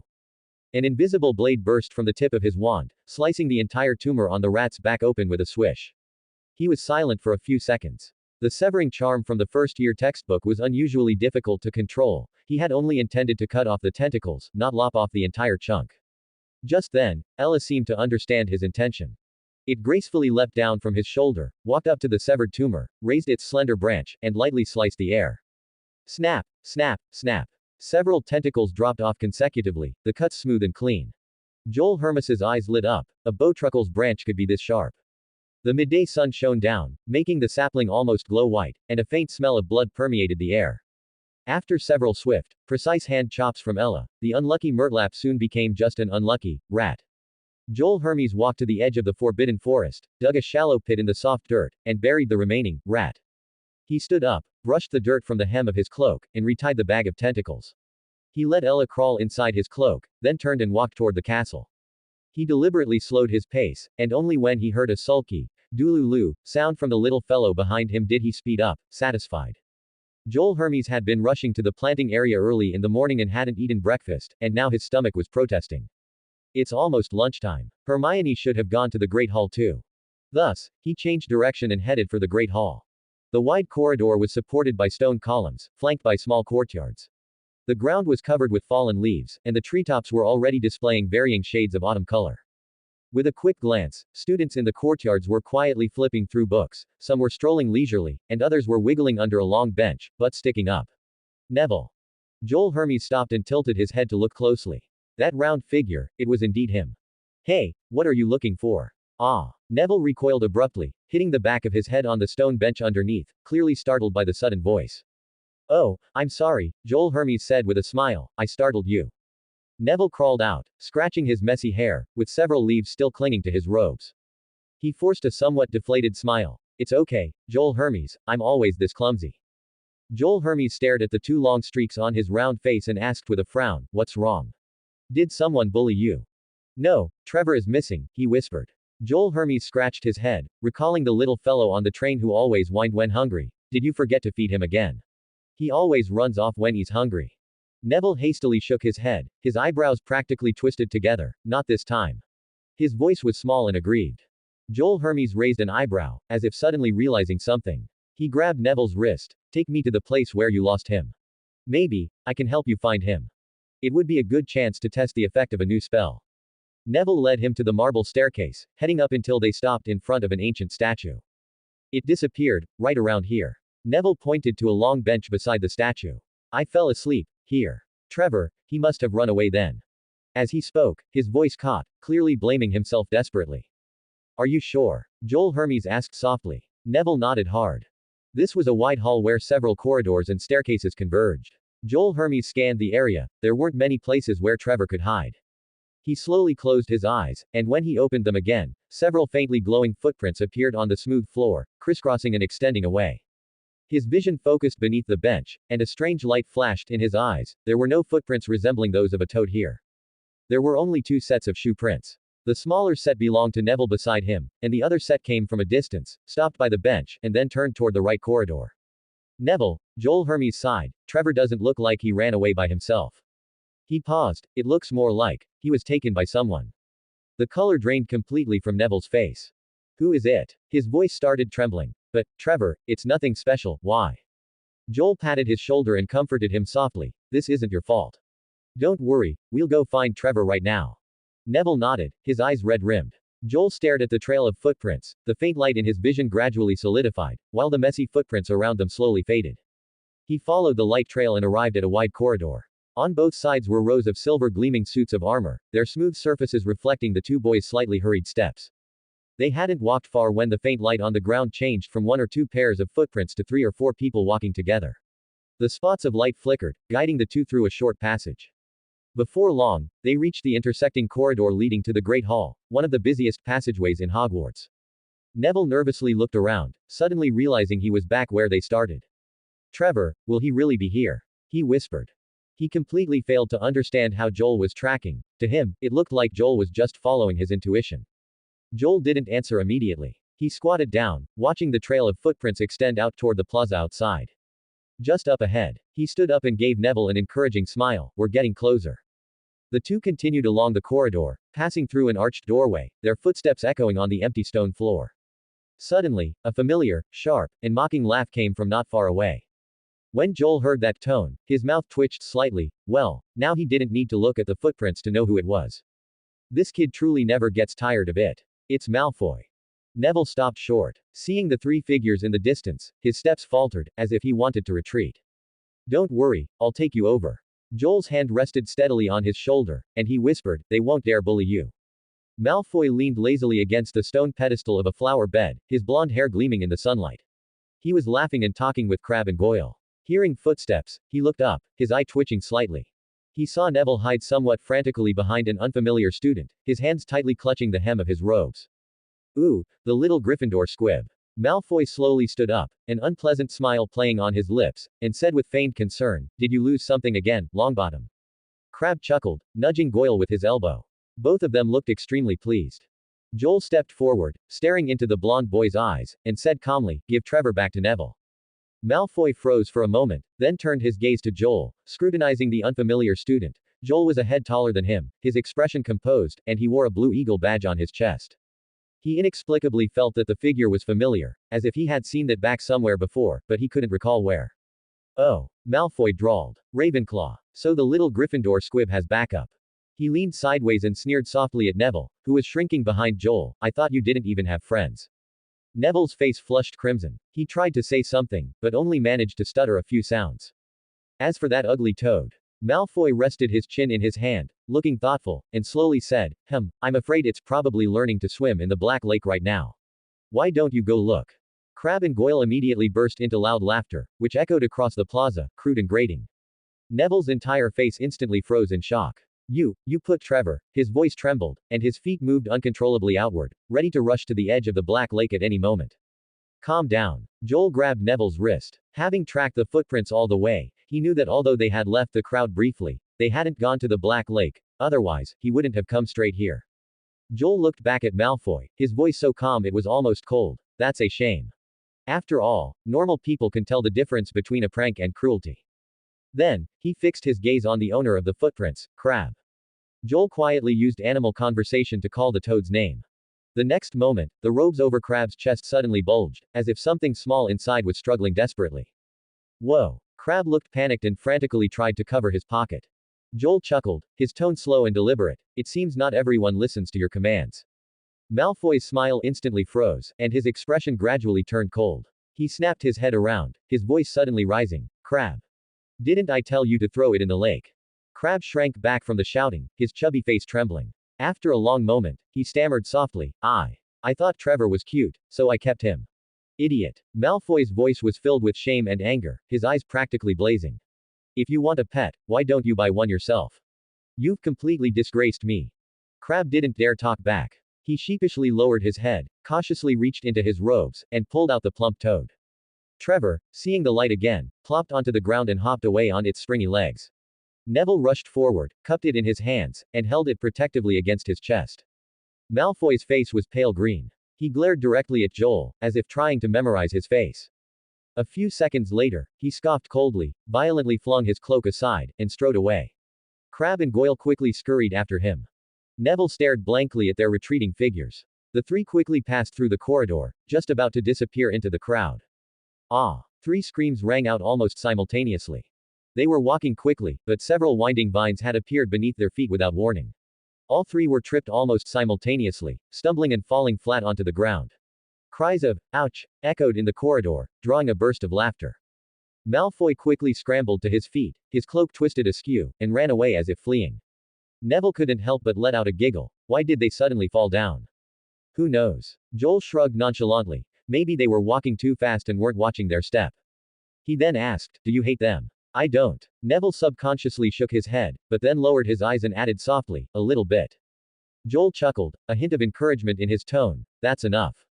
Emotions can give a spell more power, even if it's just a little bit. But I haven't learned any yet. They all call me a squib. Neville looked distressed. Come on, be confident. You are stronger than all 3 of them combined. Joel signaled Neville to take out his wand, then continued, I'll teach you a simple one, the severing charm. Next time Malfoy bothers you, you can cut off their pant legs. Next, he demonstrated the wand movement. Grip your wand firmly, keep your wrist loose, like this. Remember the incantation. Neville murmured, and began to stare intently at Joel's hand gestures. You got Murtlap tentacles so quickly. Hermione widened her eyes in surprise, looking at the black cloth bag on the table. The opening of the bag was slightly ajar, revealing several sticky, purplish-red fleshy tentacles. Joel blinked, his expression innocent. The process wasn't exactly smooth. Hermione stared at him suspiciously, hesitated for a moment, and said, You didn't actually go to Professor Snape's. I didn't, don't talk nonsense. Joel immediately interrupted her. Hermione still found it suspicious. Joel grinned, taking the opportunity to put away the cloth bag. Now, all I need to do is extract the tentacle essence, and then there's only one ingredient left. Lily root. Neville chimed in from the side.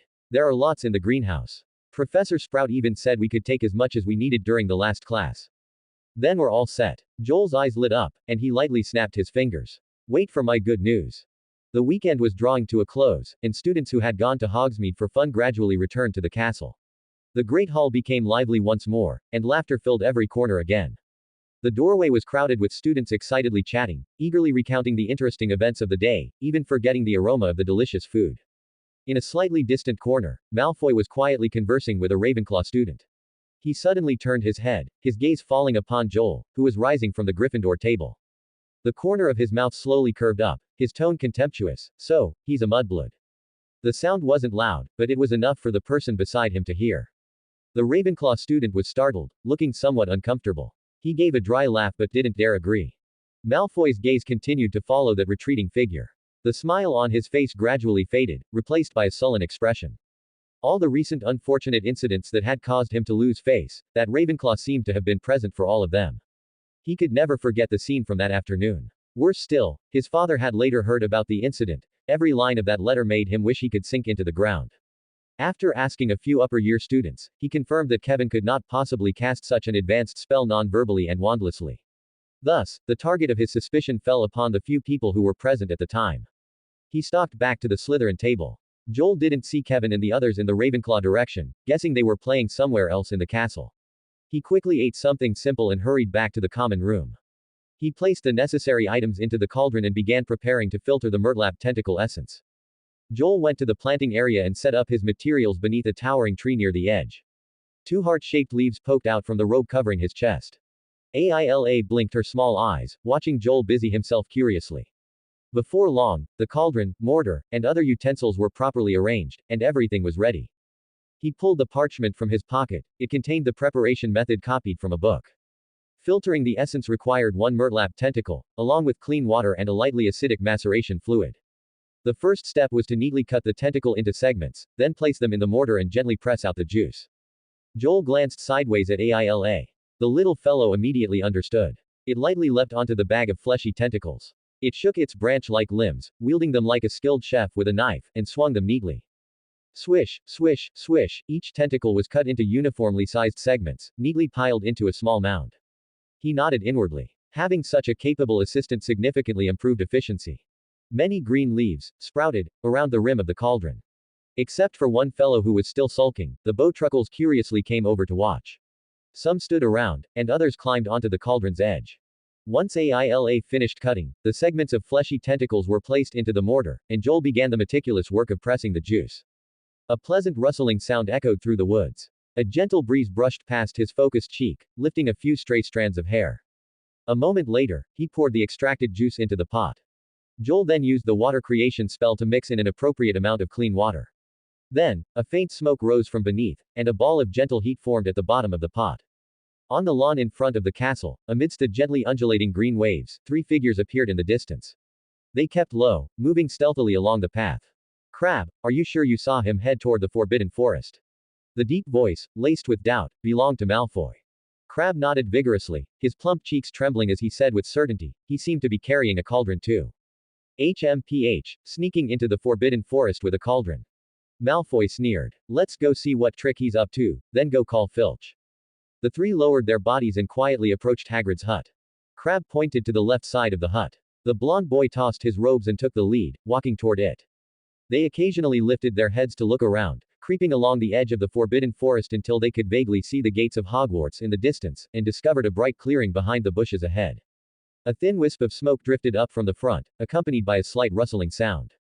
Malfoy quickly hid behind a nearby clump of bushes. He whispered to the other two, "This is the spot." A head of blonde hair slowly peeked out from behind the bush. Just as he was about to survey the clearing, a rough, hoarse shout suddenly came from behind. "Oi, what are you three doing?" Hagrid roared from a distance, hurrying over with large strides, the keys in his coat jingling loudly.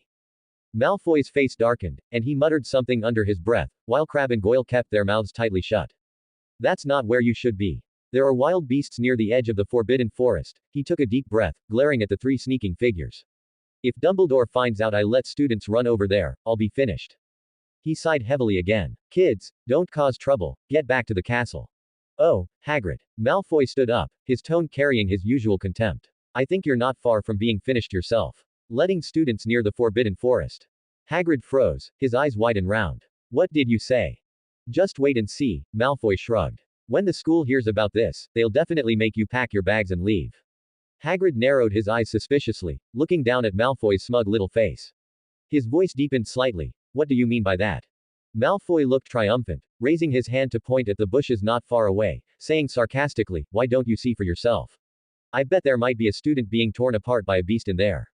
He seemed to forget that the towering Hagrid, standing right there, could see the clearing clearly with a single glance. Hagrid snorted, a muffled sound that could nearly shake a few leaves off the trees. "Don't try to fool me, Malfoy." He strode forward, roughly pushing aside the bushes, which caused Malfoy to stumble slightly. "Look for yourself, where's the student?" he said gruffly. Malfoy peered over. The clearing ahead could be scanned completely with a single glance. There was nothing there except a few small saplings. Let alone any human figure. His face froze. He stammered, pointing over there, but I clearly saw smoke and heard movement just now." "Smoke?" Hagrid raised an eyebrow, looking thoroughly impatient. "You must have gotten dust in your eye." Just as he finished speaking, a clang suddenly rang out from the clearing, like some metal utensil dropping onto the ground. Malfoy immediately brightened, hurriedly stepping over the bushes, his eyes gleaming with schadenfreude. However, when he saw the source of the sound, he saw a palm-sized bowtruckle desperately dragging a silver spoon toward the tree roots. The little fellow looked up, saw the figure that had suddenly appeared, instantly dropped the object with a chirp, and quickly scurried deep into the Forbidden Forest. "Oh, a bowtruckle." Hagrid's eyes lit up, and his beard trembled slightly as he smiled, wearing an expression that said, "How cute." He then straightened his face and glared fiercely at Malfoy. "Is this the student you were talking about?" He pointed at the bushes. "Now scram back. If I catch you loitering near the Forbidden Forest again, I'll tell Professor McGonagall, and let her handle you personally." Malfoy's face alternated between green and white with fury. He suddenly spun around, glared harshly at Crabbe, gritted his teeth, and walked away. Crabbe flinched under the glare, shrinking his neck, but eventually followed him. Hagrid rolled his eyes, waved his hand to shoo them away, and then looked back at the saplings. The leaves shone with a soft luster in the light, and the growth was surprisingly good. Hagrid murmured a soft, "Huh," scratched his head, and finally turned to leave as well. The clearing returned to silence. In the shadow of the woods, behind a tree trunk that 4 or 5 people could barely embrace, Joel poked his head out and gently let out a breath. "We were almost discovered." He turned around. Several bowtruckles were gathered around the cauldron in front of him, chirping and gesturing animatedly, seemingly celebrating their victory. If the little fellows hadn't warned him in advance and helped move the equipment, he probably would have been exposed this time. "Is that Malfoy kid keeping an eye on me?" Joel Hermes muttered softly. "Thankfully, I used the hand of wind in time to disperse the smoke." Although the smoke from the gentle heat was faint and thin, it was still likely to be noticed by Hagrid and others. "I didn't expect this useless spell to find such a marvelous purpose here. However, being targeted by that kid is not a good sign." He shook his head, sat down cross-legged again, and looked down at the thick pink liquid at the bottom of the pot, which was smooth and glossy, carrying a strange fragrance. The most important thing now was to filter out the effective essence so he could quickly brew the golden slumber potion. Now, he only needed to add an appropriate amount of acidic maceration fluid to the cauldron, and after the acid wash was complete, he would turn off the heat, filter it, and finally let it sit until dawn to obtain the Murtlap tentacle essence. Joel Hermes estimated how much dosage he could get from one pot of liquid. He reckoned he could filter out about 3 or 4 glass bottles, and if he was lucky, he might even have one bottle left after brewing the potion. His eyes shone with excitement, and he couldn't help but exclaim, "What a truly great little rat." The next morning, Joel Hermes dragged his weary body toward the Great Hall. After the essence was filtered last night, he worried that the outdoor temperature or humidity might cause problems, so he took the cauldron back to the dormitory to sit before it got dark. As a result, the strong aroma lingered in the room all night, causing him to barely sleep, though thankfully the smell wasn't dangerous. The good news was, he successfully filtered out 3 bottles of essence. Now only the final step of brewing the potion remained, which lifted his spirits somewhat. Terry, who was walking beside him, turned his head and looked at Joel Hermes's slightly dark eye sockets and the strange fragrance emanating from him, squinting as he asked, "What were you doing last night?" Joel Hermes blinked. "Did you secretly hide something delicious?" Kevin chimed in, wiggling his nose twice. Joel Hermes gave a helpless yawn. "Don't overthink it, I just didn't sleep well. What about you two? I didn't see you in the Great Hall yesterday." Kevin and Terry exchanged a look and said in unison, "Guess. Don't tell me you found a secret passage and sneaked off to Hogsmeade." Joel Hermes casually remarked. Kevin's eyes sparkled as he shook his head. "It's not that dramatic. We went to watch the Quidditch team practice." Joel Hermes gave a perfunctory, "Oh. Guess who we saw?" Kevin whispered mysteriously. Before Joel Hermes could respond, he excitedly blurted out, "Harry Potter." "Oh, that is truly shocking," Joel Hermes replied sleepily. "I heard he was specially recruited into the Gryffindor Quidditch team, the first time in a century," Terry added. "The Gryffindor team wanted to keep it a secret, but obviously, the whole school knows now." Another group of students walked down the corridor ahead. They wore shining badger-shaped badges on their chests. Justin Finch Fletchley saw them and greeted them enthusiastically, "Morning." Terry immediately leaned closer and said excitedly, "Hey, did you know? Harry Potter was selected for the Quidditch team." "Wah, what?" Justin Finch Fletchley froze, then widened his eyes in shock. "Isn't he only a first year?" Joel Hermes raised an eyebrow slightly and looked at Terry. "So you're the one who told the whole school?" Terry fell silent for a moment. Kevin held back a laugh and said nothing more. They soon walked with the Hufflepuff students down to the underground level. The faint glow of oil lamps reflected on the damp stone walls. It was time for potion class again, which occurred twice a week and was a double period. The atmosphere in the corridor gradually cooled down, and even Terry's enthusiasm for gossip was halved. Kevin's energy also flagged considerably. The Hufflepuff students, too, looked nervous, as if the disastrous class from last time was still fresh in their minds. Joel Hermes took a deep breath, suppressed his distracting thoughts, and quickly entered a state of focus for study. After the two groups of students found their seats, a dark figure with swirling robes drifted out of the shadows outside the door, entering the classroom like a bat flapping its wings under the night sky. Snape walked up to the podium, and the book in his hand dropped heavily with a loud thud, the echo reverberating between the stone walls for a long time. His cold gaze swept across the room, pointing to a stack of parchment on the desk, the essays submitted by the students last week. "Allegedly eradicates skin parasites within 3 days, he murmured, his tone full of disdain. "The writing is fluent, but the thinking is ridiculously naive." He raised his eyes, his voice icy. "Dosage, reactions, side effects, or is the only thing you know how to do, to pile up pretty nonsense." His dark eyes swept toward the Ravenclaw section. The few little eagles sitting in the front immediately lowered their heads, exchanging guilty glances. They truly wished they could hide themselves under their cauldrons. Snape sneered. "It seems my classroom has become the stage for you to display your ignorance." The temperature in the dungeon classroom dropped a few more degrees, and the students dared not make any more small movements. Silence reigned for a moment. Snape retracted his icy gaze and strode over to the shelf beneath the stone wall, pulling out a dark green glass bottle from a pile of jars and containers.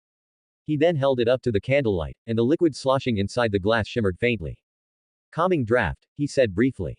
"Used to soothe overexcited nerves. Improper dosage will not only be ineffective but may also cause the drinker to fall into a coma or suffer hallucinations." The students instinctively craned their necks, only to immediately meet his sharp gaze.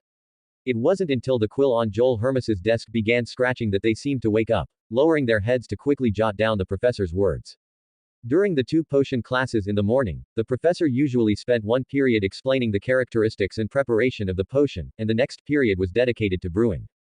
Students were divided into pairs, gathered around their cauldrons, heads bowed as they prepared the ingredients for the calming draft. Snape's gaze was like a knife as he patrolled every group of students. He knew every potion ingredient by heart and could recite them without needing a book. 4 sprigs of lavender, 4 valerian roots. All ingredients must be pre-cut, failure will not listen to your complaints. The air was filled with a mixed scent of herbs and metal. Someone's hand trembled, slicing the valerian root crookedly, and they were instantly thrown into the ice cellar by his look. Joel Hermes and Terry were paired together. Joel Hermes retrieved the ingredients, intending to process them separately. Herbaceous plants like lavender needed to be chopped and ground into powder. Just as he picked up the small knife, a small bulge suddenly appeared under his robe. Ayla popped out 2 heart-shaped leaves, seemingly thinking this was her job. Joel Hermes quickly pressed her back down, whispering, "Now is not the time." Just at that moment, a black robe stopped beside him. The air seemed to freeze. Joel Hermes's heart tightened, and he slowly looked up. Sure enough, he met those cold, dark eyes. Snape looked down at him, his expression indifferent, his nostrils twitching slightly. Murtlap tentacle essence. The questioning hum reached his ears. Joel Hermes was startled for a moment, then a flash of inspiration crossed his eyes, and he quickly replied, "Yes, sir. I accidentally scraped my leg last night and applied some essence. See." As he spoke, he made a gesture to lift his robe and roll up his trousers. Snape's expression instantly turned slightly disgusted. He closed his eyes, sighed, slammed the book in his hand onto Joel Hermes's head without a word, and then turned to leave. The air began to flow again. Joel Hermes let out a long breath, rubbed the top of his head, and muttered to himself, as expected of a potion master, "What a sharp nose. These are 3 bottles of tentacle essence. These are bowtruckles, tree spirit resin, and the lily root Neville brought." Under the big tree, Joel placed the delicate little glass bottles from his bag one by one in front of him. Hermione and Neville were also nearby, gathered around a cauldron, watching Joel continuously pull various ingredients from his bag. He grinned, showing his white teeth, and finally pulled out a pile of hay-like ingredients. "These are the other auxiliary ingredients, now all the ingredients for the golden slumber potion are here." Joel felt there was no time he could be happier than this moment. Gryffindor had no classes this morning, so as soon as potion class ended, Joel hurriedly dragged the 2 of them to the planting area. "Your efficiency is truly astonishing." Hermione held her notebook and looked around. "Cauldron, mortar, silver spoon, where's the knife?" Joel mysteriously raised an eyebrow and suddenly pulled open his robe. Hermione screamed and quickly covered her face. "No. Wait, you misunderstood." Joel coughed and quickly explained, "I apologize, I mean, Ayla will process the ingredients for us, we don't need to bring a knife." Ayla dropped from his arms onto the ground, the leaves on her head swaying slightly. Hermione opened her eyes through her fingers, looked at the petite Ayla, and couldn't help but say, "So cute, is it your new friend? But how can it help?" "Exactly." Joel nodded. "Ayla, I'll leave these ingredients to you." Ayla skillfully walked up to the pile of ingredients, proactively put the hay into the mortar, and revealed her slender branches. Swish, swish, swish. The branches left afterimages in the air, and in the blink of an eye, the mortar was filled with finely chopped grass. Hermione's eyes immediately lit up, and she carefully reached out and held Ayla in her hands. Joel squinted and smiled. It felt like watching his own child perform a talent show. Meanwhile, Neville was completely surrounded by several bowtruckles, with one even hanging on his face. The wind in the woods gently swept past, lifting 3 smiling faces. Next, with Ayla's help, the preliminary work was quickly completed, and various ingredients were sorted and placed into bottles and jars of different sizes. The brewing of the golden slumber potion was extremely complicated, even the improved, simplified version was far from easy. Joel and Hermione carefully checked every step, confirming the proportions and heat. This was only the beginning. The actual brewing process would last an entire week. During this time, Hermione appeared almost every day on time, notebook in hand, meticulously supervising Joel's every move. As soon as he made the slightest oversight, she would immediately speak up to remind him. Besides attending classes, Joel basically stayed in the planting area. Neville also came every day to water the little saplings and bond with the little fellows. However, this child often had slightly red eyes, sometimes sitting glumly by the tree roots, reaching out to tease the little fellows. Joel and Hermione were busy brewing and reproportioning and paid little attention. Fortunately, the little fellows always noticed immediately, climbing onto his shoulder or fiddling with his hair. Soon, Neville's smile would reappear.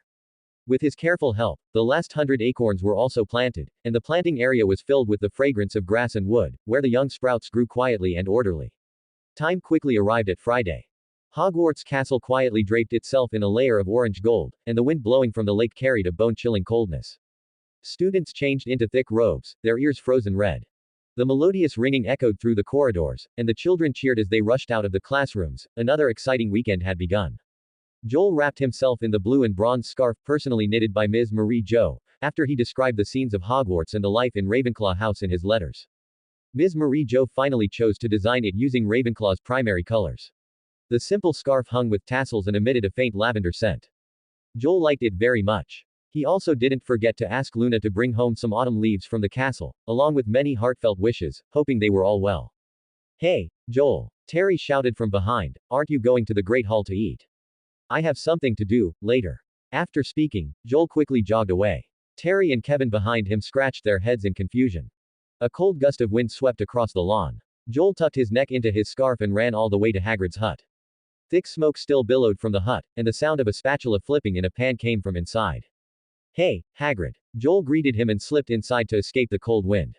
Hagrid, wearing an apron under his full beard and holding a spatula, said in a rough voice, "Good afternoon." A slightly dangerous smell of burning wafted through the room. Very good, very good. What are you making now? Joel buried his nose in the scarf, his voice muffled.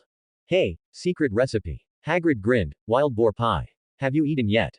Joel nodded, lying that he had eaten. It was true that he often came for tea, but the last time, that rock cake nearly chipped his tooth. After that, he never dared to agree easily to just a bite. Joel rummaged in his backpack, pulled out a glass jar, placed it on the table, and said casually, "Blueberry jam my mother made. It's for you. She didn't know what you liked, so she chose what she was best at." Hagrid immediately dropped the spatula, held the jar of jam, and his eyes lit up. His large hands could almost wrap around the entire jar. With a pop, the lid flew right off. This smells wonderful. He brought it close to his nose, took a deep breath, wiggled his beard, and carefully dabbed a little bit into his mouth. That is absolutely delicious. Hagrid blinked, asking somewhat hesitantly, You really made this thinking of me? Of course, I mentioned you in my letter. Joel raised his chin, I said you were one of my best friends at school. Hagrid was stunned, practically hugging the jam and blinking repeatedly, then smiled. Oh, you good lad. Joel, hurry and tell your mother how much I love it. Joel nodded proudly, then quickly said, I'll write back and tell her. So, can I come here often in the future, to plant trees near your hut? Hagrid was still holding the jam, and whether he heard clearly or not, he just nodded his agreement with a hearty smile. Joel also grinned. With Hagrid's permission, expansion into the Forbidden Forest would be easier later. The second planting spot he chose was behind the hut, under Hagrid's nose. It was safe and wouldn't be mistaken for venturing deep into the Forbidden Forest. Of course, the gift was also sincere. The conversation quickly ended. Joel didn't want to delay Hagrid's meal and waved goodbye. Walking outside, his white breath slowly dispersed in the cold wind. Having settled the subsequent planting site selection, the next step was to complete the final finishing touches of the growth acceleration plan. He opened a small notebook, which recorded all the steps from the past week. Today's brewing task for the low-spec, golden slumber potion, only required complex filtering after adding the resin. Hermione and Neville should have arrived early. Joel closed his notebook, lifted his feet, and quickly ran toward the planting area. Gurgle gurgle. Uniform bubbles continuously emerged from the bottom of the cauldron, and mist rose at the edges. The translucent liquid reacted, gradually clarifying, with a soft pink precipitate at the bottom and a strange oily film shimmering on the surface. Joel held his breath and leaned closer, his eyes as bright as if lit by fire. The catalysis was successful. He lowered his voice, not even daring to let his breath disturb the oily film. Across from him, Hermione, sitting cross-legged, quickly flipped through her notes, her fingers tracing rapidly over the words to ensure every step was correct. Next, 3 drops of bowtruckle resin. She held the silver spoon steady and slowly tilted it towards the cauldron. Joel stared unblinkingly, feeling his breath slow down. 3 drops of amber resin drew long streaks of light as they fell into the potion. With a soft splash, the still oily film was broken, its luster dispersing, instantly making the potion clear and transparent, revealing everything within. The resin dissolved immediately, as if plant roots were rapidly growing beneath the liquid surface. Dense veins quickly spread, reaching directly to the pink precipitate. Then, Joel began to stir slowly clockwise 7 times. The transparent potion first became slightly cloudy, with a layer of pale gold floating up from the bottom. The gold was then swallowed by light green. The color deepened all the way until it stabilized, and a strange, clear fragrance diffused with it.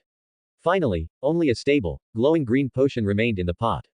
The reaction lasted no more than 10 minutes, but Joel felt like he had endured an entire afternoon.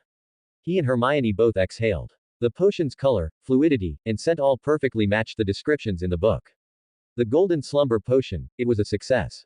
Joy instantly surged through him, and Joel couldn't help but stand up, letting out an irrepressible cheer.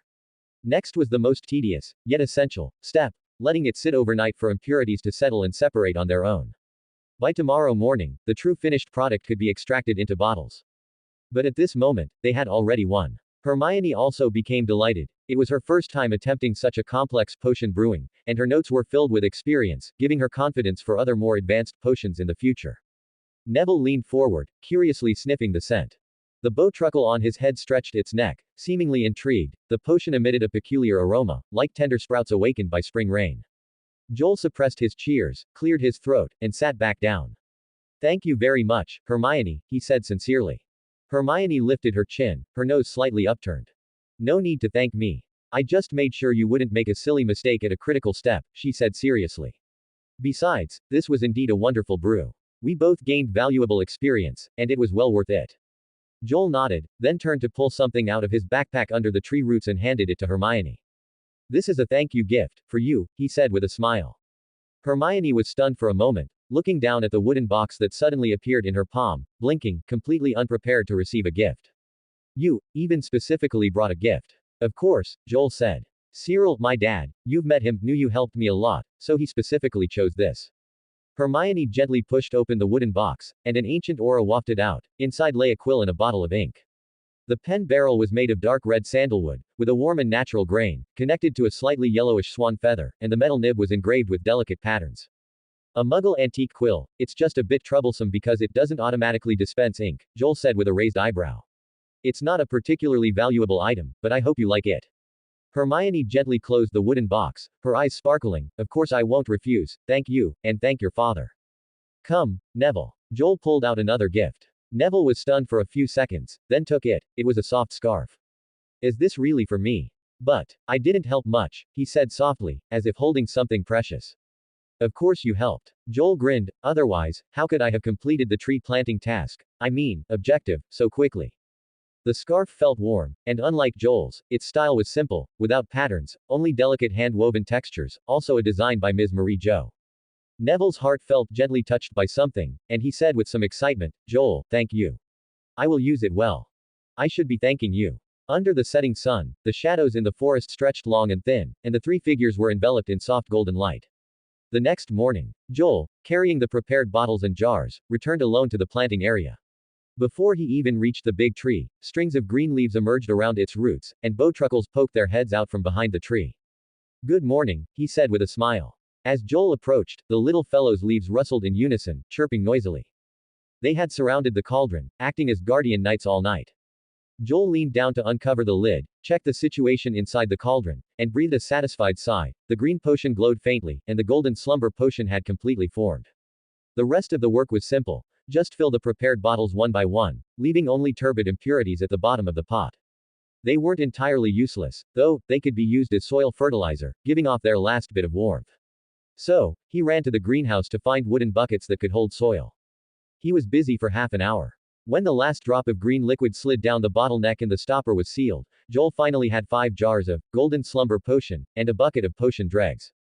The glass jars shimmered in the sunlight, with translucent green liquid swirling inside, faintly glowing.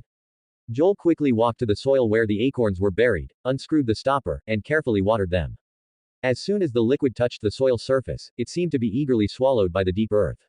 The next instant, he clearly felt the underground acorns tremble slightly, the fruit skin swelled and tightened as if saturated with water, and the life within rapidly awakened.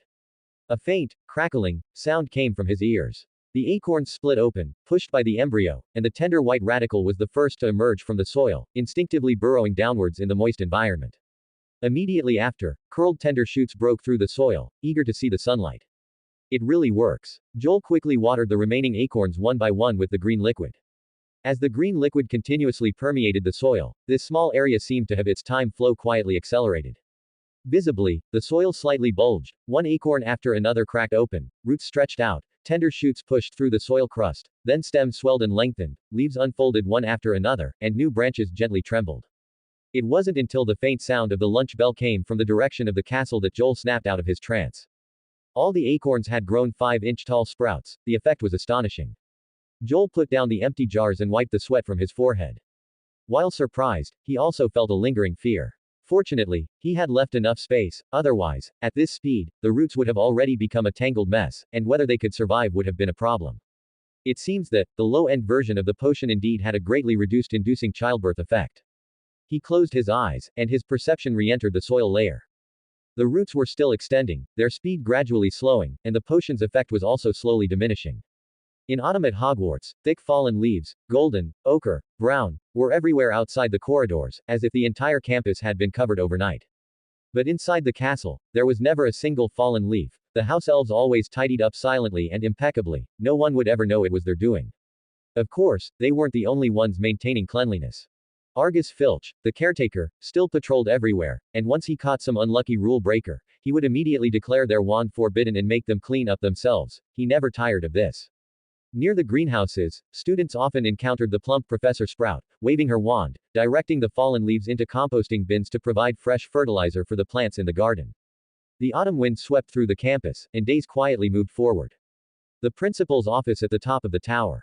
The circular room was quiet, with several rows of portraits on the walls dozing with closed eyes. Soft sunlight streamed through a few narrow, curved windows, dispelling some of the cold.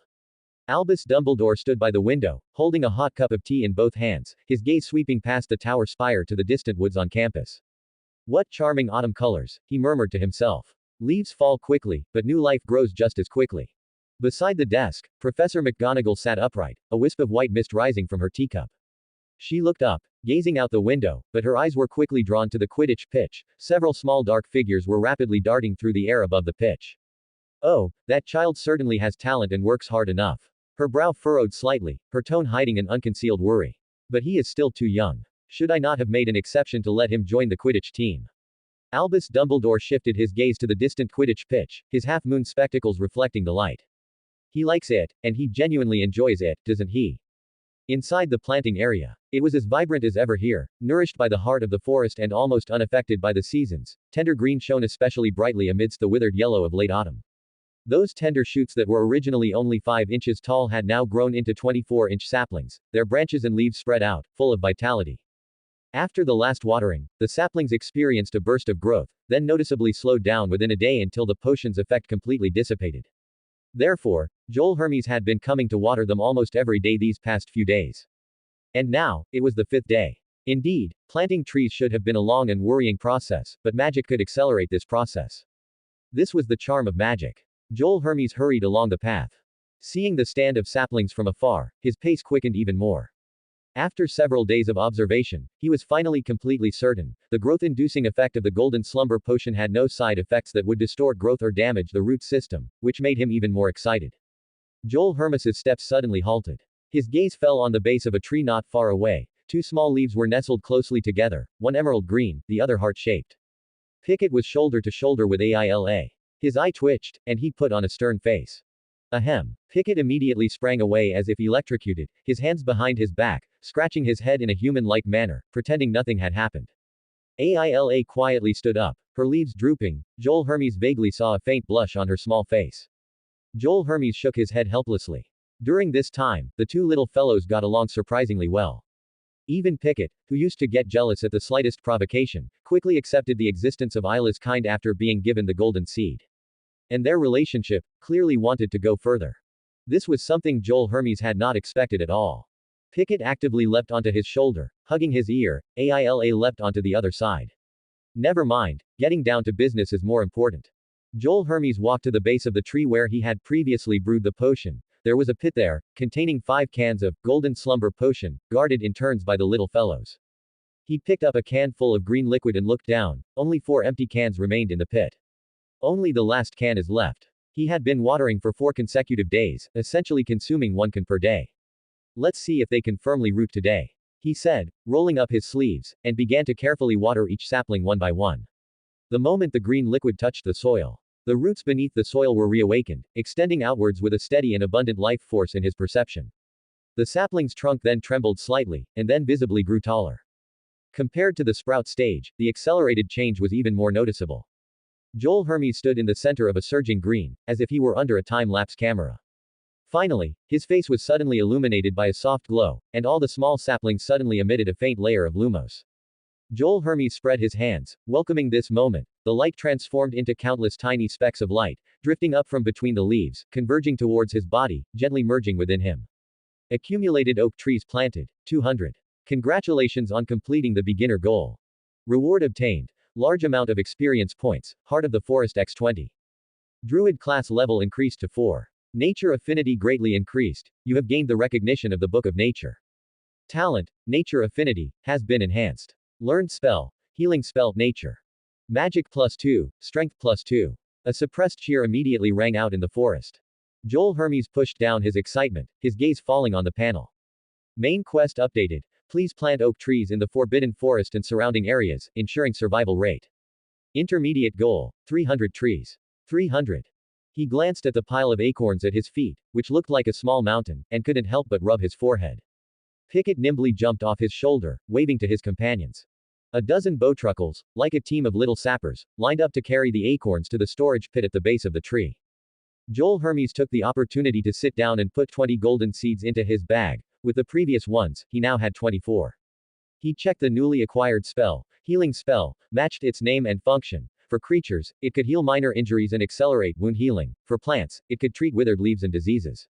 It wasn't a surprise. With the bowtruckles around, he wasn't worried that the saplings would be harmed by snakes, insects, rodents, or parasites. Not needing the healing spell was, after all, a good thing. What truly excited him was the enhancement of his talent. Nature affinity slightly increases resonance with natural magic. Being in a forest environment can slightly enhance magic. Joel Hermes excitedly pulled out his wand and stepped into the edge of the forbidden forest. The moment he stepped into the forbidden forest, Joel Hermes clearly felt everything brighten up a bit. Even the depths, where light was obscured, didn't feel visually gloomy. He followed the terrain a few steps deeper, coming to a rocky slope, and raised his wand, aiming at one of the rocks. He whispered, "Thorn growth." In an instant, a faint glow emerged from the wand tip, and tiny pale green specks of light appeared in the surrounding air, converging as if conscious.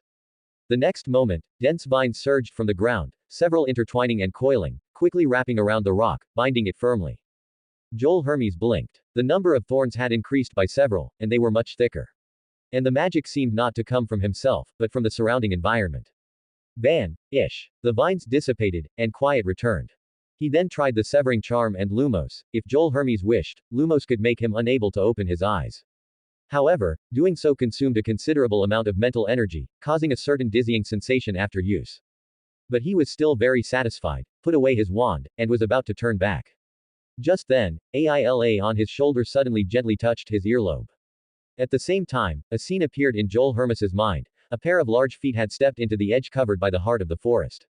He frowned, quickly hid behind a tree trunk, and looked towards the direction outside the shadows. He saw a figure, crouching and sneaking, lingering in the bushes next to the planting area. His burly physique and a half-fat face were not hidden by his hood. He recognized who it was almost at a glance, and chuckled softly.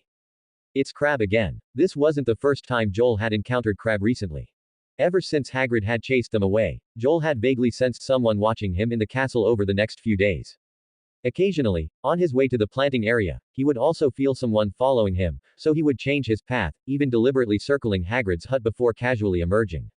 He was busy with his childbirth promotion plan, and originally thought Crabbe was just sent a few times. He didn't expect him to persist to this extent. You really want to know what I'm doing here? Joel chuckled softly.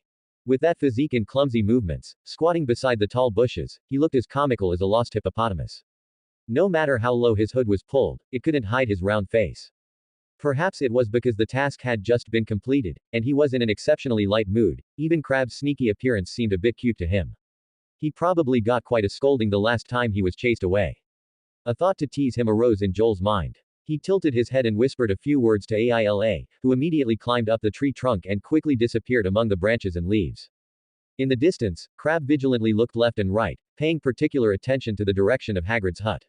After confirming that the gamekeeper, who was several times his size, was out of sight, he suddenly lifted his head, took a breath, and plunged into the bushes. The tall bushes immediately shook violently, and leaves rustled down. Dense and sharp branches scraped against his robes, and Crabbe irritably pushed a few aside, his plump body struggling to squeeze inside. Before long, the light ahead grew brighter and brighter. Suddenly, a dark shadow flashed before his eyes. Crabbe blinked, and a palm-sized branch stood before him, as if appearing out of thin air. He was about to reach out to push it aside when a sharp whoosh sounded by his ear. The branch shot out a slender twig, brushing past his cheek. The next second, a piercing scream suddenly erupted from the bushes. The bushes shook violently, and Crabbe rolled out backward, clutching his forehead, a trickle of crimson seeping through his fingers. His hood had a large tear, almost half hanging off his head. His face was pale, and without even bothering to confirm his direction, he took off running, under a large tree. Aila lightly landed back on Joel's shoulder. Joel suppressed a smile at the corner of his mouth and gave it a thumbs up. It had struck with precision, causing mostly fright and very little harm. Although these children were troublesome, they unexpectedly added a lot of flavor to campus life. He walked out from behind the tree trunk in a pleasant mood and began to pack his things. He picked up the last remaining potion and shook it. In the glass jar, only a pitiful thin layer of green liquid sloshed. It's being consumed so quickly. Joel reluctantly put the jar away. To brew the original 5 jars of potion, only 1 bottle of murtlap essence was left. After tidying everything up, he turned his head to look at the slowly flowing mist among the woods behind him. I still need to find some murtlaps.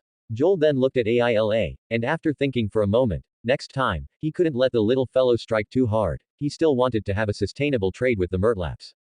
Donning his cloak, he walked lightly along the path and left. He still had to report to Hagrid. Hagrid. Oh, come in. Hagrid pulled open the door, hastily stroking his already disheveled beard, a familiar honest smile on his face. Joel said in a clear voice, on my way here, I saw Crabbe from over there. He pointed to the right of the hut, sneaking back to the castle. I don't know what mischief he was up to. What? Hagrid's eyes widened, and his voice rose half a note. I just chased them away last time. These kids really, never learn their lesson. He snorted, I'll keep an eye on them. I won't let them mess around again. That's right. Joel nodded like a pecking chick. Please, don't let those kids go near there, it's too dangerous. Hagrid glanced at him, his eyebrows arched. Speaking of which, aren't you a kid too? I'm different from them, I'm your good friend, Joel said simply. Hagrid grinned. Warmth rose inside the house. Joel always felt comfortable here whenever he visited. The kettle on the stove gurgled, never extinguishing, filled with the scent of damp wood and tea. As the two chatted idly, they heard a knock on the door outside. Hagrid put down his teacup and immediately went to open the door. The wooden door was pushed open, and the cold wind poured unobstructed into the room. Harry and Ron stood one after another at the doorway, Harry's face still flushed with exertion, looking a bit rosy. Oh, Harry, Ron, Hagrid said happily, is training going well, Harry? Harry panted, smiling and nodding, very well, we just came to see you. And to see if there's any tea, Ron said from behind him. Hagrid immediately beamed, come on in, both of you. As soon as Harry entered the house, he saw Joel sitting by the fireplace. Hi, Joel, you're here too. Hi, I came to chat with Hagrid. Joel stood up and returned a smile. He had often visited Hagrid's hut during this time and frequently ran into Harry and Ron. They were no longer strangers to each other. Joel nodded to the two, then turned and picked up his cloak from the back of the chair. I was just about to head back to the castle anyway, you two chat. He said goodbye to Hagrid again, pushed open the door, and walked into the cold wind. The door closed again, leaving only Hagrid, Harry, and Ron inside the wooden house. Ron tilted his head, looking out the door, and muttered softly, how come every time we come, he's just about to leave? Is he avoiding us? Harry couldn't help but chuckle. Hagrid picked up the biscuit tin and glared at Ron. Don't talk nonsense. The little fellow is probably tired and going back to rest. What's this about avoiding you? However, Joel didn't hear any of this. He had already walked far away. On the path back to the castle, the cold wind swept past his face. The temperature was clearly lower than in previous days. The light was obscured by dark clouds, and the sky gradually darkened. Today was Thursday. Ravenclaw had just finished their afternoon transfiguration class, and there was still the drowsiness-inducing history of magic in the evening. The first phase of the tree planting goal was completed, but there was still coursework piled up. Joel rubbed his somewhat stiff cheeks and walked quickly towards the castle. After finishing his coursework, he would go look for murtlaps on the weekend. He took a few steps onto the stone stairs. The castle gate was half open at this time. Joel pushed open the door, about to rush in to escape the cold, when a tall, thin figure appeared before him, nearly colliding head-on. The figure raised a hand, and a lantern was almost pressed against his nose. Joel tilted his head slightly to look. It was Filch. The caretaker seemed to be waiting there specifically, his hooked nose red from the cold, the lamplight reflected in his bulging eyes. You. Filch spoke in a high-pitched voice, stepping forward to push Joel out the main door. Where are you going? He said. Joel steadied himself, tidied his cloak which had been disheveled, and then calmly said, I'm going. Did you run into the forbidden forest? Filch interrupted rudely, his voice very low, with the excitement of someone who had found prey. Filch raised his chin, narrowing his eyes as he looked down at Joel. Speak. He suddenly raised his voice, I won't allow students to run around outside. Joel frowned, then calmly said, if Mr. Filch isn't at ease, he can ask Hagrid. Filch's expression stiffened. I just came from Hagrid's, Joel added slowly, we had afternoon tea together, oh, to be precise twilight tea. Filch opened his mouth, words momentarily stuck in his throat. It was obvious that the caretaker and Hagrid had a very poor relationship. Joel understood this. Hagrid often talked about Filch being an old good-for-nothing, and Filch almost detested Hagrid and his animals. So, this touched a raw nerve for Filch. If you still doubt. Joel showed a harmless smile. I can call Hagrid over right now, and you two can have a good talk. The cold wind swirled outside the door, and the two stood in a stalemate for a moment. Finally, Filch angrily waved his hand, as if shooing away an annoying fly. Get in. Hurry up. Don't block the doorway. Thank you. Joel politely nodded, pushed the door open, and walked into the warm great hall. The door creaked shut behind him, leaving the caretaker stomping his feet in anger in the cold wind. Walking up the stairs, Joel slowed his pace. Normally, Filch rarely appears in the great hall before dark, he muttered to himself. It's a bit of a coincidence. Joel thought of Crabbe, who had been scared away by Ella. It was very possible, as this was their usual tactic. It seems it won't just add color, but also some trouble. The corners of his mouth curved slightly. This level of petty mischief was quite interesting as long as they didn't bully Neville. What would happen if classes were held at 8 or 9 in the evening, and the lecturing professor was a notorious hypnosis master? The answer was simple. Just like in the history of magic classroom now, students were practically slumped over, with only Professor Binns floating by the podium, still slowly hypnotizing every student listening with his wheezing tone. The professor never asked questions and rarely conducted surprise checks, which gave students a bold reason to nap. The Slytherin side was sleeping soundly, some rolling up their notebooks or using large books as pillows. The Ravenclaw students were much more conscientious. The little eagles each held up books to block their faces, pretending to read. Joel yawned but insisted on looking at his textbook. Before class, he felt several glances from Slytherin but ignored them, immersing himself in the pages. While your classmates sleep, you read. When they wake up, you can awe the entire room with your abundant knowledge. At least, Kevin believed so. Joel turned his head and saw that Kevin was unusually abnormal today. Ordinarily, this guy would immediately feel drowsy as soon as he sat in the history of magic classroom. But now, he was energetically hunched over his desk, earnestly holding an open textbook, and inside the textbook, another spell book was secretly tucked. Ever since the incident with Pansy Parkinson's provocation, Kevin had frequently been running to the library, borrowing many books on spells. Just from what Joel had seen, it was already the third or fourth book. With a slight inquiry, he learned that Kevin was searching for the advanced spell that made people wet their pants that day. Joel suddenly became interested and whispered, "So, did you find it?" "No," Kevin shrunk his neck, quietly replying, "and I also haven't found out why spells occasionally ignite." He paused, then suddenly couldn't help but stifle a laugh. "But, I found a super interesting one, the hair loss charm. It can silently shave someone bald." Joel's lips twitched. That image, he couldn't bear to imagine the victim's appearance for a moment. "That sounds like a jinx," Terry whispered, questioning. On the podium, Professor Binns' explanation suddenly stopped, and the next second, the long drawn-out bell for class dismissal echoed throughout the classroom. The drowsy students rustled as they got up, like owls suddenly awakened. Joel stretched, packed his textbooks, and squeezed out of the classroom with the Ravenclaws, heading towards the tower. "Why are you still reading? Be careful." Terry yawned repeatedly and instinctively pulled Kevin, who was still looking down at his book and almost ran into a wall. "There are so many fun spells in here." Kevin closed the book, his eyes sparkling. "I really want to learn them all in one day." "Like what?" Terry asked casually. Kevin counted on his fingers, like the babbling curse, which makes people stammer out nonsense, and the grinning charm, that makes people laugh until they fall over. Joel raised an eyebrow. "Why are they all prank spells like these? Aren't there any serious ones?" "If you want to know about interesting spells," Lisa, walking beside them, said, her eyes gleaming, "then you should look at." She handed over a book. "This one, A Year with the Tibetan Yeti, mentions many powerful spells." "But, it only mentions them," Terry pouted. "The readers of that book are usually only Lockhart's fans like my mom." "Yes, I read it too." Kevin nodded in agreement. "It really only mentions them, it doesn't even teach a single spell." Terry was stunned. "You actually read it?" Joel kindly said. "At least, your mom has a fellow enthusiast." Kevin enthusiastically gestured. "Although I didn't find the pants-wetting charm, these spells are already enough. Anyway, let's hurry up and practice spells." The group chatted and laughed as they walked towards the tower. The nights in the castle were always quiet and somewhat shadowy, the flickering candlelight stretching and distorting the students' shadows, making them glide along the stone walls like ghosts. In the shadows, a pair of amber vertical pupils quietly lit up, staring intently at the passing students. "That is Madame Norris." Lisa clutched her book and immediately dodged a few steps to the side. From ahead, students' low complaints also came. "It's that annoying cat again. Why does she always stare at people like that?" Madame Norris's reputation among students was always very poor, even disliked her attitude was exactly like her owner's. The group silently bypassed the area where those eyes were, and although the little eagles found it annoying, they wouldn't actually approach it. Joel and the others walked at the end of the crowd. Ignore, it'll pretend we don't exist," Kevin said, his face suddenly tense. Oh, shoot.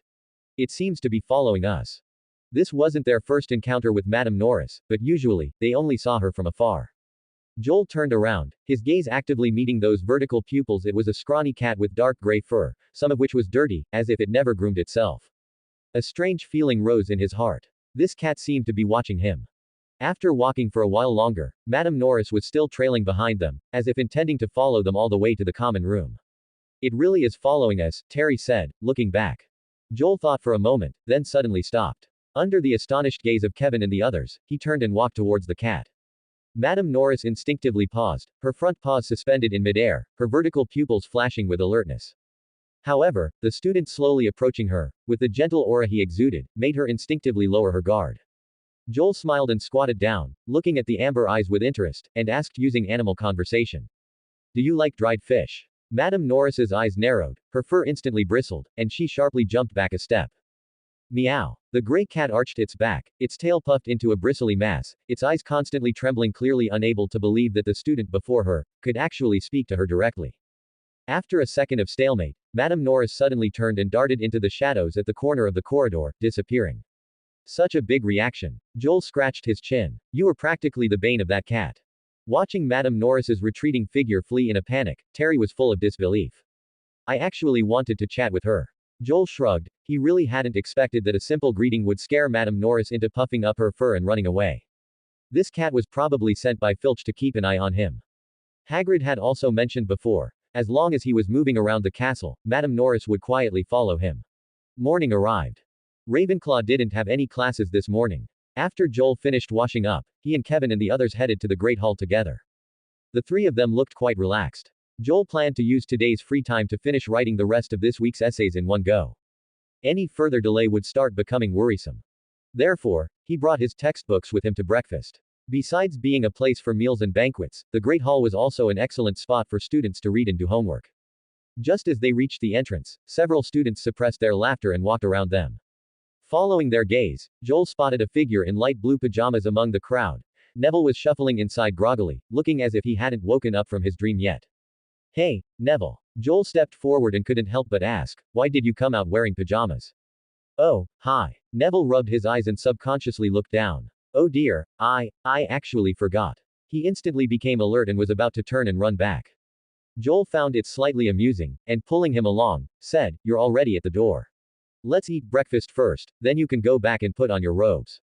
Saying this, he unclasped his own cloak and handed it over, put this on. It's not too cold today. Neville thanked him and took the slightly oversized cloak, wrapping it around himself. Do you guys have classes this morning? Joel asked casually. No, oh, yes we do, Neville replied confusedly. Yes, we do. Hermione's clear voice rang out from the side as she approached. We have 2 potion classes this morning. We only have nothing in the afternoon and evening. Hi, everyone. She nodded toward the group, then noticed Neville, and her brow instantly furrowed. Neville, why are you wearing nothing underneath? Ah, Neville immediately pulled the cloak tighter, his face turning redder than a jack-o'-lantern. Joel chuckled softly, let's eat something first. You'll have plenty of time to go back and change later. The atmosphere relaxed. Since the group was already familiar with one another, Terry took the opportunity to ask Hermione about the coursework he hadn't understood the night before. Hermione explained as they walked, reciting the textbook contents by heart. The group walked into the Great Hall and naturally sat down at the Ravenclaw long table near the entrance. A new day had pleasantly begun. Wow, you really have learned so many spells. Kevin was holding his charms textbook, listening intently to Hermione, his voice full of envy. Hermione tilted her small nose up, then frowned again, however. I really don't know anything about a pants-wetting charm. It sounds vulgar. But Malfoy and his friends were hit by that curse that day. Kevin explained seriously. Didn't you know? I know. Hermione analyzed carefully, but it might not have been wetting their pants at all. Perhaps it was just some kind of water-drenching charm. Joel's mouth twitched. How was this topic still ongoing? Moreover, if Hermione continued to analyze it further, she would soon hit upon the truth. To divert attention, Joel suddenly spoke to Neville. Oh right, Neville. Have you practiced the severing charm I taught you before? I have. Neville nodded, then added sheepishly, but it still doesn't work very well. When I cast it, I only hear a few whistling sounds. Why would there be whistling sounds? Hermione asked curiously. She recalled the textbook and said, this is content we will learn in charms class this year, I didn't see any description like that. Neville thought for a moment, picked up a fork to use as a wand, and solemnly waved it twice in the air. Whoosh, whoosh. Quote question mark quote. Joel paused for half a second. Didn't you just make that sound by swinging it hard? Neville lowered his head and whispered, I thought you needed a lot of force to generate power. Take your time. Spending more time practicing will lead to success, Joel encouraged, patting his shoulder. In the blink of an eye, a hearty breakfast appeared on the plates, several slices of lightly toasted bread, paired with rolled sausages, and steaming pumpkin juice. As Joel picked up a slice of toast and sausage, he said to Kevin, we need to find an undisturbed place to practice. That room you mentioned before. Hearing this, Kevin suddenly remembered something and abruptly looked up toward the high table. Upon seeing Flitwick, he quickly got up and ran over, whispering a few words to the professor. Flitwick smiled and nodded, and Kevin excitedly ran back. That's great. Dean Flitwick agreed. He sat down, looking excited. We can go use that room for charms practice now. Oh, is that the mysterious room you mentioned last time? Terry raised an eyebrow. Exactly, Kevin said proudly. I think Hermione was right last time. We should apply to the school first, or at least get a professor's approval. Joel turned his head and glanced at Kevin. Why did you suddenly decide to behave? Hermione also leaned over curiously. Which room is it? Kevin nodded and said, a secluded empty room on the third floor, completely undisturbed. Wow, that's fantastic, Terry said in surprise, his eyes full of anticipation. Joel looked at Hermione and asked, are you going? Hermione thought for a moment before answering, I can, but I have class this morning, so I'll only be free in the afternoon. Joel said, we also have classes this afternoon, so it looks like we'll have to wait until after they finish. It's settled then. I'll wait for you after class, Hermione nodded decisively. Joel looked at Neville again and said with a smile, you should come too. It'll be a good chance to practice your severing charm. Neville looked slightly embarrassed. Okay, I'll try. With the change of topic, breakfast continued. Half an hour later, Hermione and Neville stood up, preparing to head to the dungeon classroom early for potion class. Next, the three of them finished breakfast and remained in the Great Hall to read and do homework.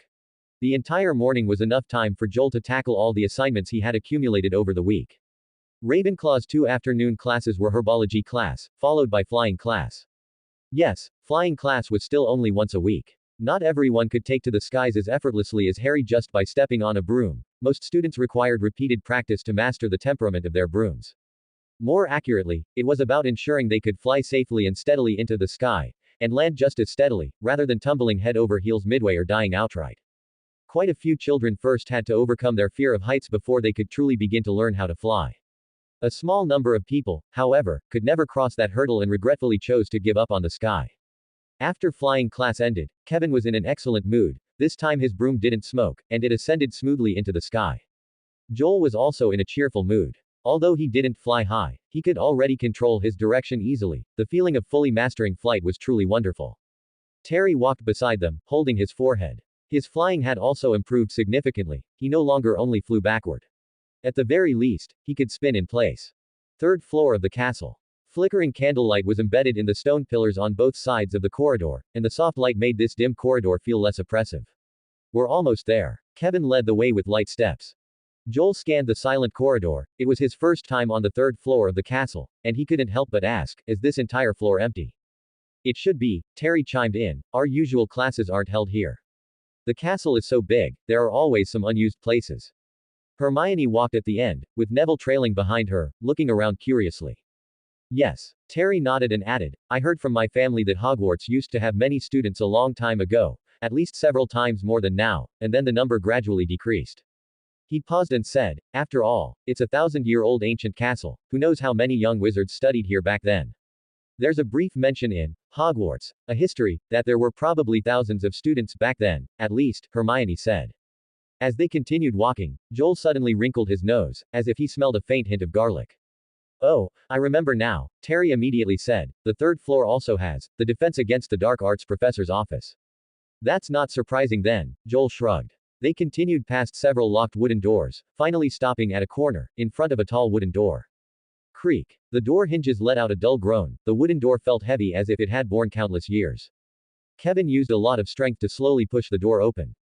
The air was musty and dusty, rushing out, and Kevin couldn't help but sneeze. Is this it? Joel stood outside the door, peeking into the room. It was an extremely spacious room, with several tall windows opposite the door embedded in the grayish-white stone wall, and the afternoon sun streamed through the glass, with tiny dust particles floating in the light. On the high ceiling, several spheres of varying sizes hung, their surfaces modeled, arranged like a constellation. Desks and benches were piled haphazardly against the wall, and the floor was covered with a thick layer of dust. Kevin waved to everyone. This is it, come on in. Hermione, Neville, and Terry walked in one by one. They couldn't help but look around, with a hint of surprise on their faces. This hasn't been used for hundreds of years, has it? Terry coughed a few times, quickly covering his nose. Just by walking into the room, they had already stirred up a lot of dust. Look, there are even some practice dummies over there. Kevin pointed to the corner. I told you, this place really couldn't be more perfect. Then let's get to work, Hermione said decisively. First, let's clean this place up. Neville then said, I can go get cleaning supplies. He was about to walk out the door. Joel stopped him, pulled out his wand, and said, we have wands, don't we? Kevin also took out his wand, waved it casually, then stopped. But, what spell do we use? Scourgify, it's a household cleaning charm. Terry paused, adding, however, we haven't learned this yet. The others all turned to Hermione. The little girl raised an eyebrow, a bit suspiciously. You haven't even finished your first year textbook. The two Ravenclaws lowered their heads in shame. We've probably only previewed half of it. Joel tapped his chin with his wand tip. Since we're practicing spells, let's start with this one. Hermione said no more, immediately waved her wand, demonstrating for them, easily clearing a patch of clean floor. Kevin and Terry couldn't help but squat down, reaching out to touch that patch of floor, smooth as new, as if one could slip at any moment if they stood on it. Joel walked to the other side, trying to whisper, Scourgify. The wand traced Anne's shape in the air, aimed at a table in the corner, and the next second, a faint glimmer flashed from the wand tip. The dust adhering to the table disappeared instantly, as if a breeze had swept over it. Oh, that's great, you succeeded on your first try. Kevin's eyes lit up, and he excitedly began to try. The few of them each found an area and practiced diligently. Hermione was like a strict professor, standing by to supervise. Joel thought, she looked exactly like the serious Professor McGonagall at that moment. An hour later, although Kevin and the others' spells were inconsistent, after several attempts, they finally managed to clean the floor spotless. The only exception was, Neville hung his head, his brows furrowed, clearly distressed. Despite everyone's constant encouragement, he still couldn't successfully cast the spell. Each time he waved his wand, the spell seemed to silently vanish. Joel walked over, gently patted his shoulder, and said in a gentle tone, don't be discouraged, you have to believe in yourself first. Hermione and Kevin also stepped forward to cheer Neville on. The light streaming in from the window gradually turned into a warm orange glow. Joel was in a good mood, he had mastered another spell. If he didn't count druidic spells, he had now mastered the levitation charm, lumos, incendio, severing charm, and scouring charm. He was quite satisfied with learning these in just over a month. With companions willing to study magic together, Hermione also seemed very happy. Although her small face was always upturned, there was more smile on her lips. Next, the few of them practiced a few more times. Seeing Neville still hanging his head, Joel gently advised, let's put the scouring charm aside for now, how about trying the severing charm? Repeated failure in a short time would only hurt his confidence more. Changing to a different spell might be easier. Neville took 2 deep breaths before raising his wand again. Joel demonstrated the wrist angle and casting rhythm. Aim at that wooden dummy, don't be too nervous. Is it the severing charm? Hermione and the others also gathered around. Neville waved his wand for the first time, only to hear a whoosh of wind. Fine dust stirred slightly in the twilight, but the spell didn't succeed. Failing in front of everyone, his face immediately turned crimson. Hermione quickly said, don't be nervous, and don't wave too hard, you'll scatter the spell. Neville nodded, and raised his wand again. Defendo. A crisp glimmer flashed from the wand tip, and the air made a very slight sound as if it was cut. This time it hit. I. Before he could utter his words, the joy on his face froze. The spell light was wildly off, completely missing the wooden dummy. The table against the wall next to it exploded with a bang, and wood splinters scattered. Hermione was closest, and several wood splinters reflected the light as they flew towards her. As she raised her arm, a thin splinter cut a shallow, long gash in her palm. I'm sorry, Hermione. Neville was almost in tears. I didn't mean to, I really didn't. Hermione raised her palm, seeing a thin bloody cut. It's okay, it's just a scratch. But the pain still made her voice tremble slightly. Quickly go to the hospital wing. Kevin hurriedly shouted. Joel stepped forward, saw the bleeding wound, frowned, but still held her hand, saying apologetically, sorry, I shouldn't have let him practice this. Immediately, he pointed his wand at Hermione's palm, and a gentle glow from the wand tip bloomed in her palm. Hermione froze, her eyes wide, watching the wound slowly close before her, stop bleeding, and then fade, leaving only a faint pink mark. What spell is this? She whispered. Joel released her hand, blinked, and said, a practical little household spell, learned from a spell book, just to prevent the wound from getting worse. Kevin and Terry exchanged glances, then said in unison, when did you learn that? They felt a sense of frustration at being quietly overtaken by their companion. Neville timidly looked at Hermione's injured hand, then at the table he had destroyed, lowering his head even further. Joel told him, it's okay now, don't blame yourself. Hermione moved her palm, and the pain had also disappeared. She said seriously, Neville, this was just an accident, but you successfully cast a spell, and that's a good thing. Neville looked up, and said softly, thank you. I'll be more careful next time. Huh. Kevin went around the exploded table, bent down, and pointed to the corner of the wall, there's a small door here. Everyone followed his finger and indeed saw a slightly recessed stone door in the corner of the wall, quite narrow, with an old, broken lock. If the wooden table against the wall hadn't been destroyed, no one would have discovered it. What's this for? Terry also walked over, noticing the old lock. It looks hundreds of years old. Kevin's eyes lit up again, full of curiosity about the mysterious door. Do you think there might be some treasure hidden inside? Terry was a bit skeptical. Such a small stone door, what treasure could it hide? It might be a storage room. Joel thought for a moment, then analyzed, or it could be an office prepared for a professor who used to teach here. That's too small. Terry shook his head, expressing doubt. The height is only enough for us to pass through, professors would have to bend over to get in. Kevin said seriously, it seems the dean could fit. Terry was speechless, spreading his hands. The lock is still there. Kevin's eyes were still sparkling, clearly eager to explore. And we should notify a professor about it, Hermione said decisively. All right. Everyone was used to Hermione's strictness, and Kevin seemed a bit disappointed, his gaze still lingering on the door. Joel suddenly frowned, hearing a faint movement. Then, he slowly walked to the stone door, pressed his ear against it, and listened carefully. What are you doing? Everyone looked at Joel strangely. Kevin also pressed his ear against it. A few seconds later, he furrowed his brow. I don't hear anything, Joel. Shish. Joel put a finger to his lips, staring at Kevin, his tone deliberately solemn. Inside, someone is talking. Someone. Kevin shivered violently, a tingling sensation running down the back of his neck. He quickly covered his mouth. Joel did not respond immediately. He pressed his ear to the stone door, his expression serious. It sounds like 3 people are inside. Could it be? Kevin looked around the ancient classroom and said mysteriously, could it be students who were accidentally locked inside hundreds of years ago? Don't be ridiculous, no one can live for hundreds of years. Hermione was made nervous by the atmosphere, her fingers unconsciously clutching her collar. But, Terry raised his finger, pointing at the stone door, his Adam's apple bobbing. Maybe it's a professor's room next door. Right, so why are you all so nervous? Joel took his ear away from the stone door, saying with a puzzled expression. The few of them simultaneously let out a long breath, then glared at him reproachfully. Joel spread his hands innocently. There really are people chatting next door. I knew it. Kevin immediately straightened his chest, speaking in a mature tone. What's there to be afraid of in the castle? It's just Professor Quirrell's office next door. Joel chuckled softly, saying nothing more. Hermione seemed to recall something unpleasant, her body trembling slightly. The castle isn't necessarily safe everywhere. I think Hermione is right. Neville's voice was even lower, he had clearly thought of the same thing. Kevin stared at their expressions and pressed, what? You found something scary in the castle. Hermione and Neville immediately shook their heads in unison, refusing to say more. Oh, Kevin drew out his voice meaningfully. You're definitely hiding something from me. But with Professor Dumbledore and Dean Flitwick around, how could there be anything scary in the castle?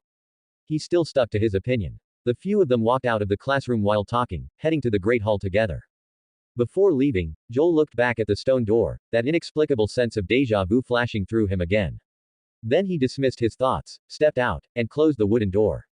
He had indeed heard voices, but they sounded as if they were coming from very far away. Even pressing his ear to the stone door, he could only hear faint movements. Although it was an ancient classroom, it was perfectly normal to hear chatter through the castle walls. By then, it was completely dark, and the candlelight flickered on the stone walls, constantly brightening and dimming.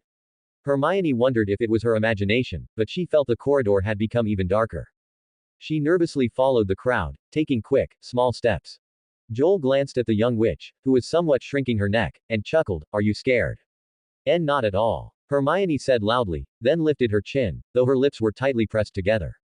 Kevin chuckled nonstop beside them. After only a few steps, Hermione suddenly said, Wait for me. With that, she quickly ran into a door on one side. The few of them looked up and saw the sign that read, Girls' Lavatory, so they all chose to wait where they were. Joel looked at the equally old wooden door. The door frame was somewhat mottled, the brass latch worn dark, and a faint cold draft could be vaguely heard from the gap in the door. The girls' lavatory on the third floor, he felt like he had some impression of this. Just then, a piercing scream erupted from the lavatory. The few of them simultaneously jumped, unsure what to do for a moment, as it was the girls' lavatory after all. Joel's brow tightened, and he pushed the door open and rushed in. Damp, cold air rushed out. Hermione stood outside the stall, and opposite her, a translucent female ghost was floating above a toilet, covering her face with both hands, her crying and sharp laughter intertwined, making one's eardrums tingle. Joel rubbed his forehead and sighed softly. As expected, it's Moaning Myrtle. Although attending Hogwarts had long accustomed him to the presence of ghosts, a sudden jump scare could truly make one fly. Hermione leaned against the wall, panting, her face pale with fright. Kevin and the others squeezed into the lavatory, looked up, and saw the floating ghost, all freezing for a moment. The more people there were, the more excited Myrtle seemed, as if she had finally found someone willing to pay attention to her. She circled Hermione, then suddenly turned her head, her entire translucent face lunging at Joel. You just called my name. She asked pitifully, with a nasal tone, but her upturned lips seemed to be anticipating something. Ah, Joel stiffened slightly. You're famous, who wouldn't know you? Oh ho ho, but. Myrtle gestured up and down his height, letting out a piercing and exaggerated giggle. You're a new student, aren't you? She almost pressed her face against Joel's. Can you come here and keep me company tonight, young wizard? Absolutely not necessary. With that, Joel grabbed Hermione's wrist and led her towards the door. Myrtle cried shrilly, her voice echoing in the lavatory, again with that pitiful tone. The great hall was brightly lit, a stark contrast to the cold darkness of the corridor. Hermione was still a bit shaken from the fright. The others quietly comforted her a few times along the way, and it wasn't until they neared the great hall doors that the color slowly returned to her face. Everyone escorted her to the Gryffindor long table. Hermione took a deep breath, forcing a small smile, and said she was fine, which finally put Joel and the others at ease. After confirming she had truly calmed down, the few of them exchanged glances and returned to their own long tables. That female ghost is really scary. Kevin took a breath. I almost got scared too. Terry smiled and offered him a chicken leg, then eat more. Kevin took it and immediately took a big bite. Lisa, who was reading nearby, looked up and asked curiously, what scary thing did you encounter? It was the girls' lavatory on the third floor. Terry had just started to explain when he quickly waved his hand. I didn't go in, Hermione did. She was scared by that thing inside called, what was it called? He looked at Joel. Moaning Myrtle, Joel said casually. Oh, it's her, Padma, diagonally opposite, raised an eyebrow. She always stays in that lavatory on the third floor and never moves. Is it that scary? Lisa shrugged. Anthony, not far away, specifically moved closer to ask, wait, your girl's lavatory has its own exclusive ghost. She cries there every day, Padma said calmly. So, basically no girl wants to go to that lavatory. Terry couldn't help but ask, why did she die there? I don't know, she's always very sad, and also. Padma shook her head, truly not wanting to continue speaking and affect her meal. Joel silently took a sip of juice. She was stared to death by a basilisk. That was a giant basilisk that had escaped from the Chamber of Secrets in the Hogwarts basement. He still remembered that plot. It was still early now, this event wouldn't happen until next year. Joel, however, felt a hint of anticipation. He really wanted to find that basilisk and chat, for example, to simply make an animal friend first. Of course, that's assuming he had decent strength by then. That's the end of part 2. Part 3 is coming soon. Thanks for watching. Please subscribe and support our channel for more stories.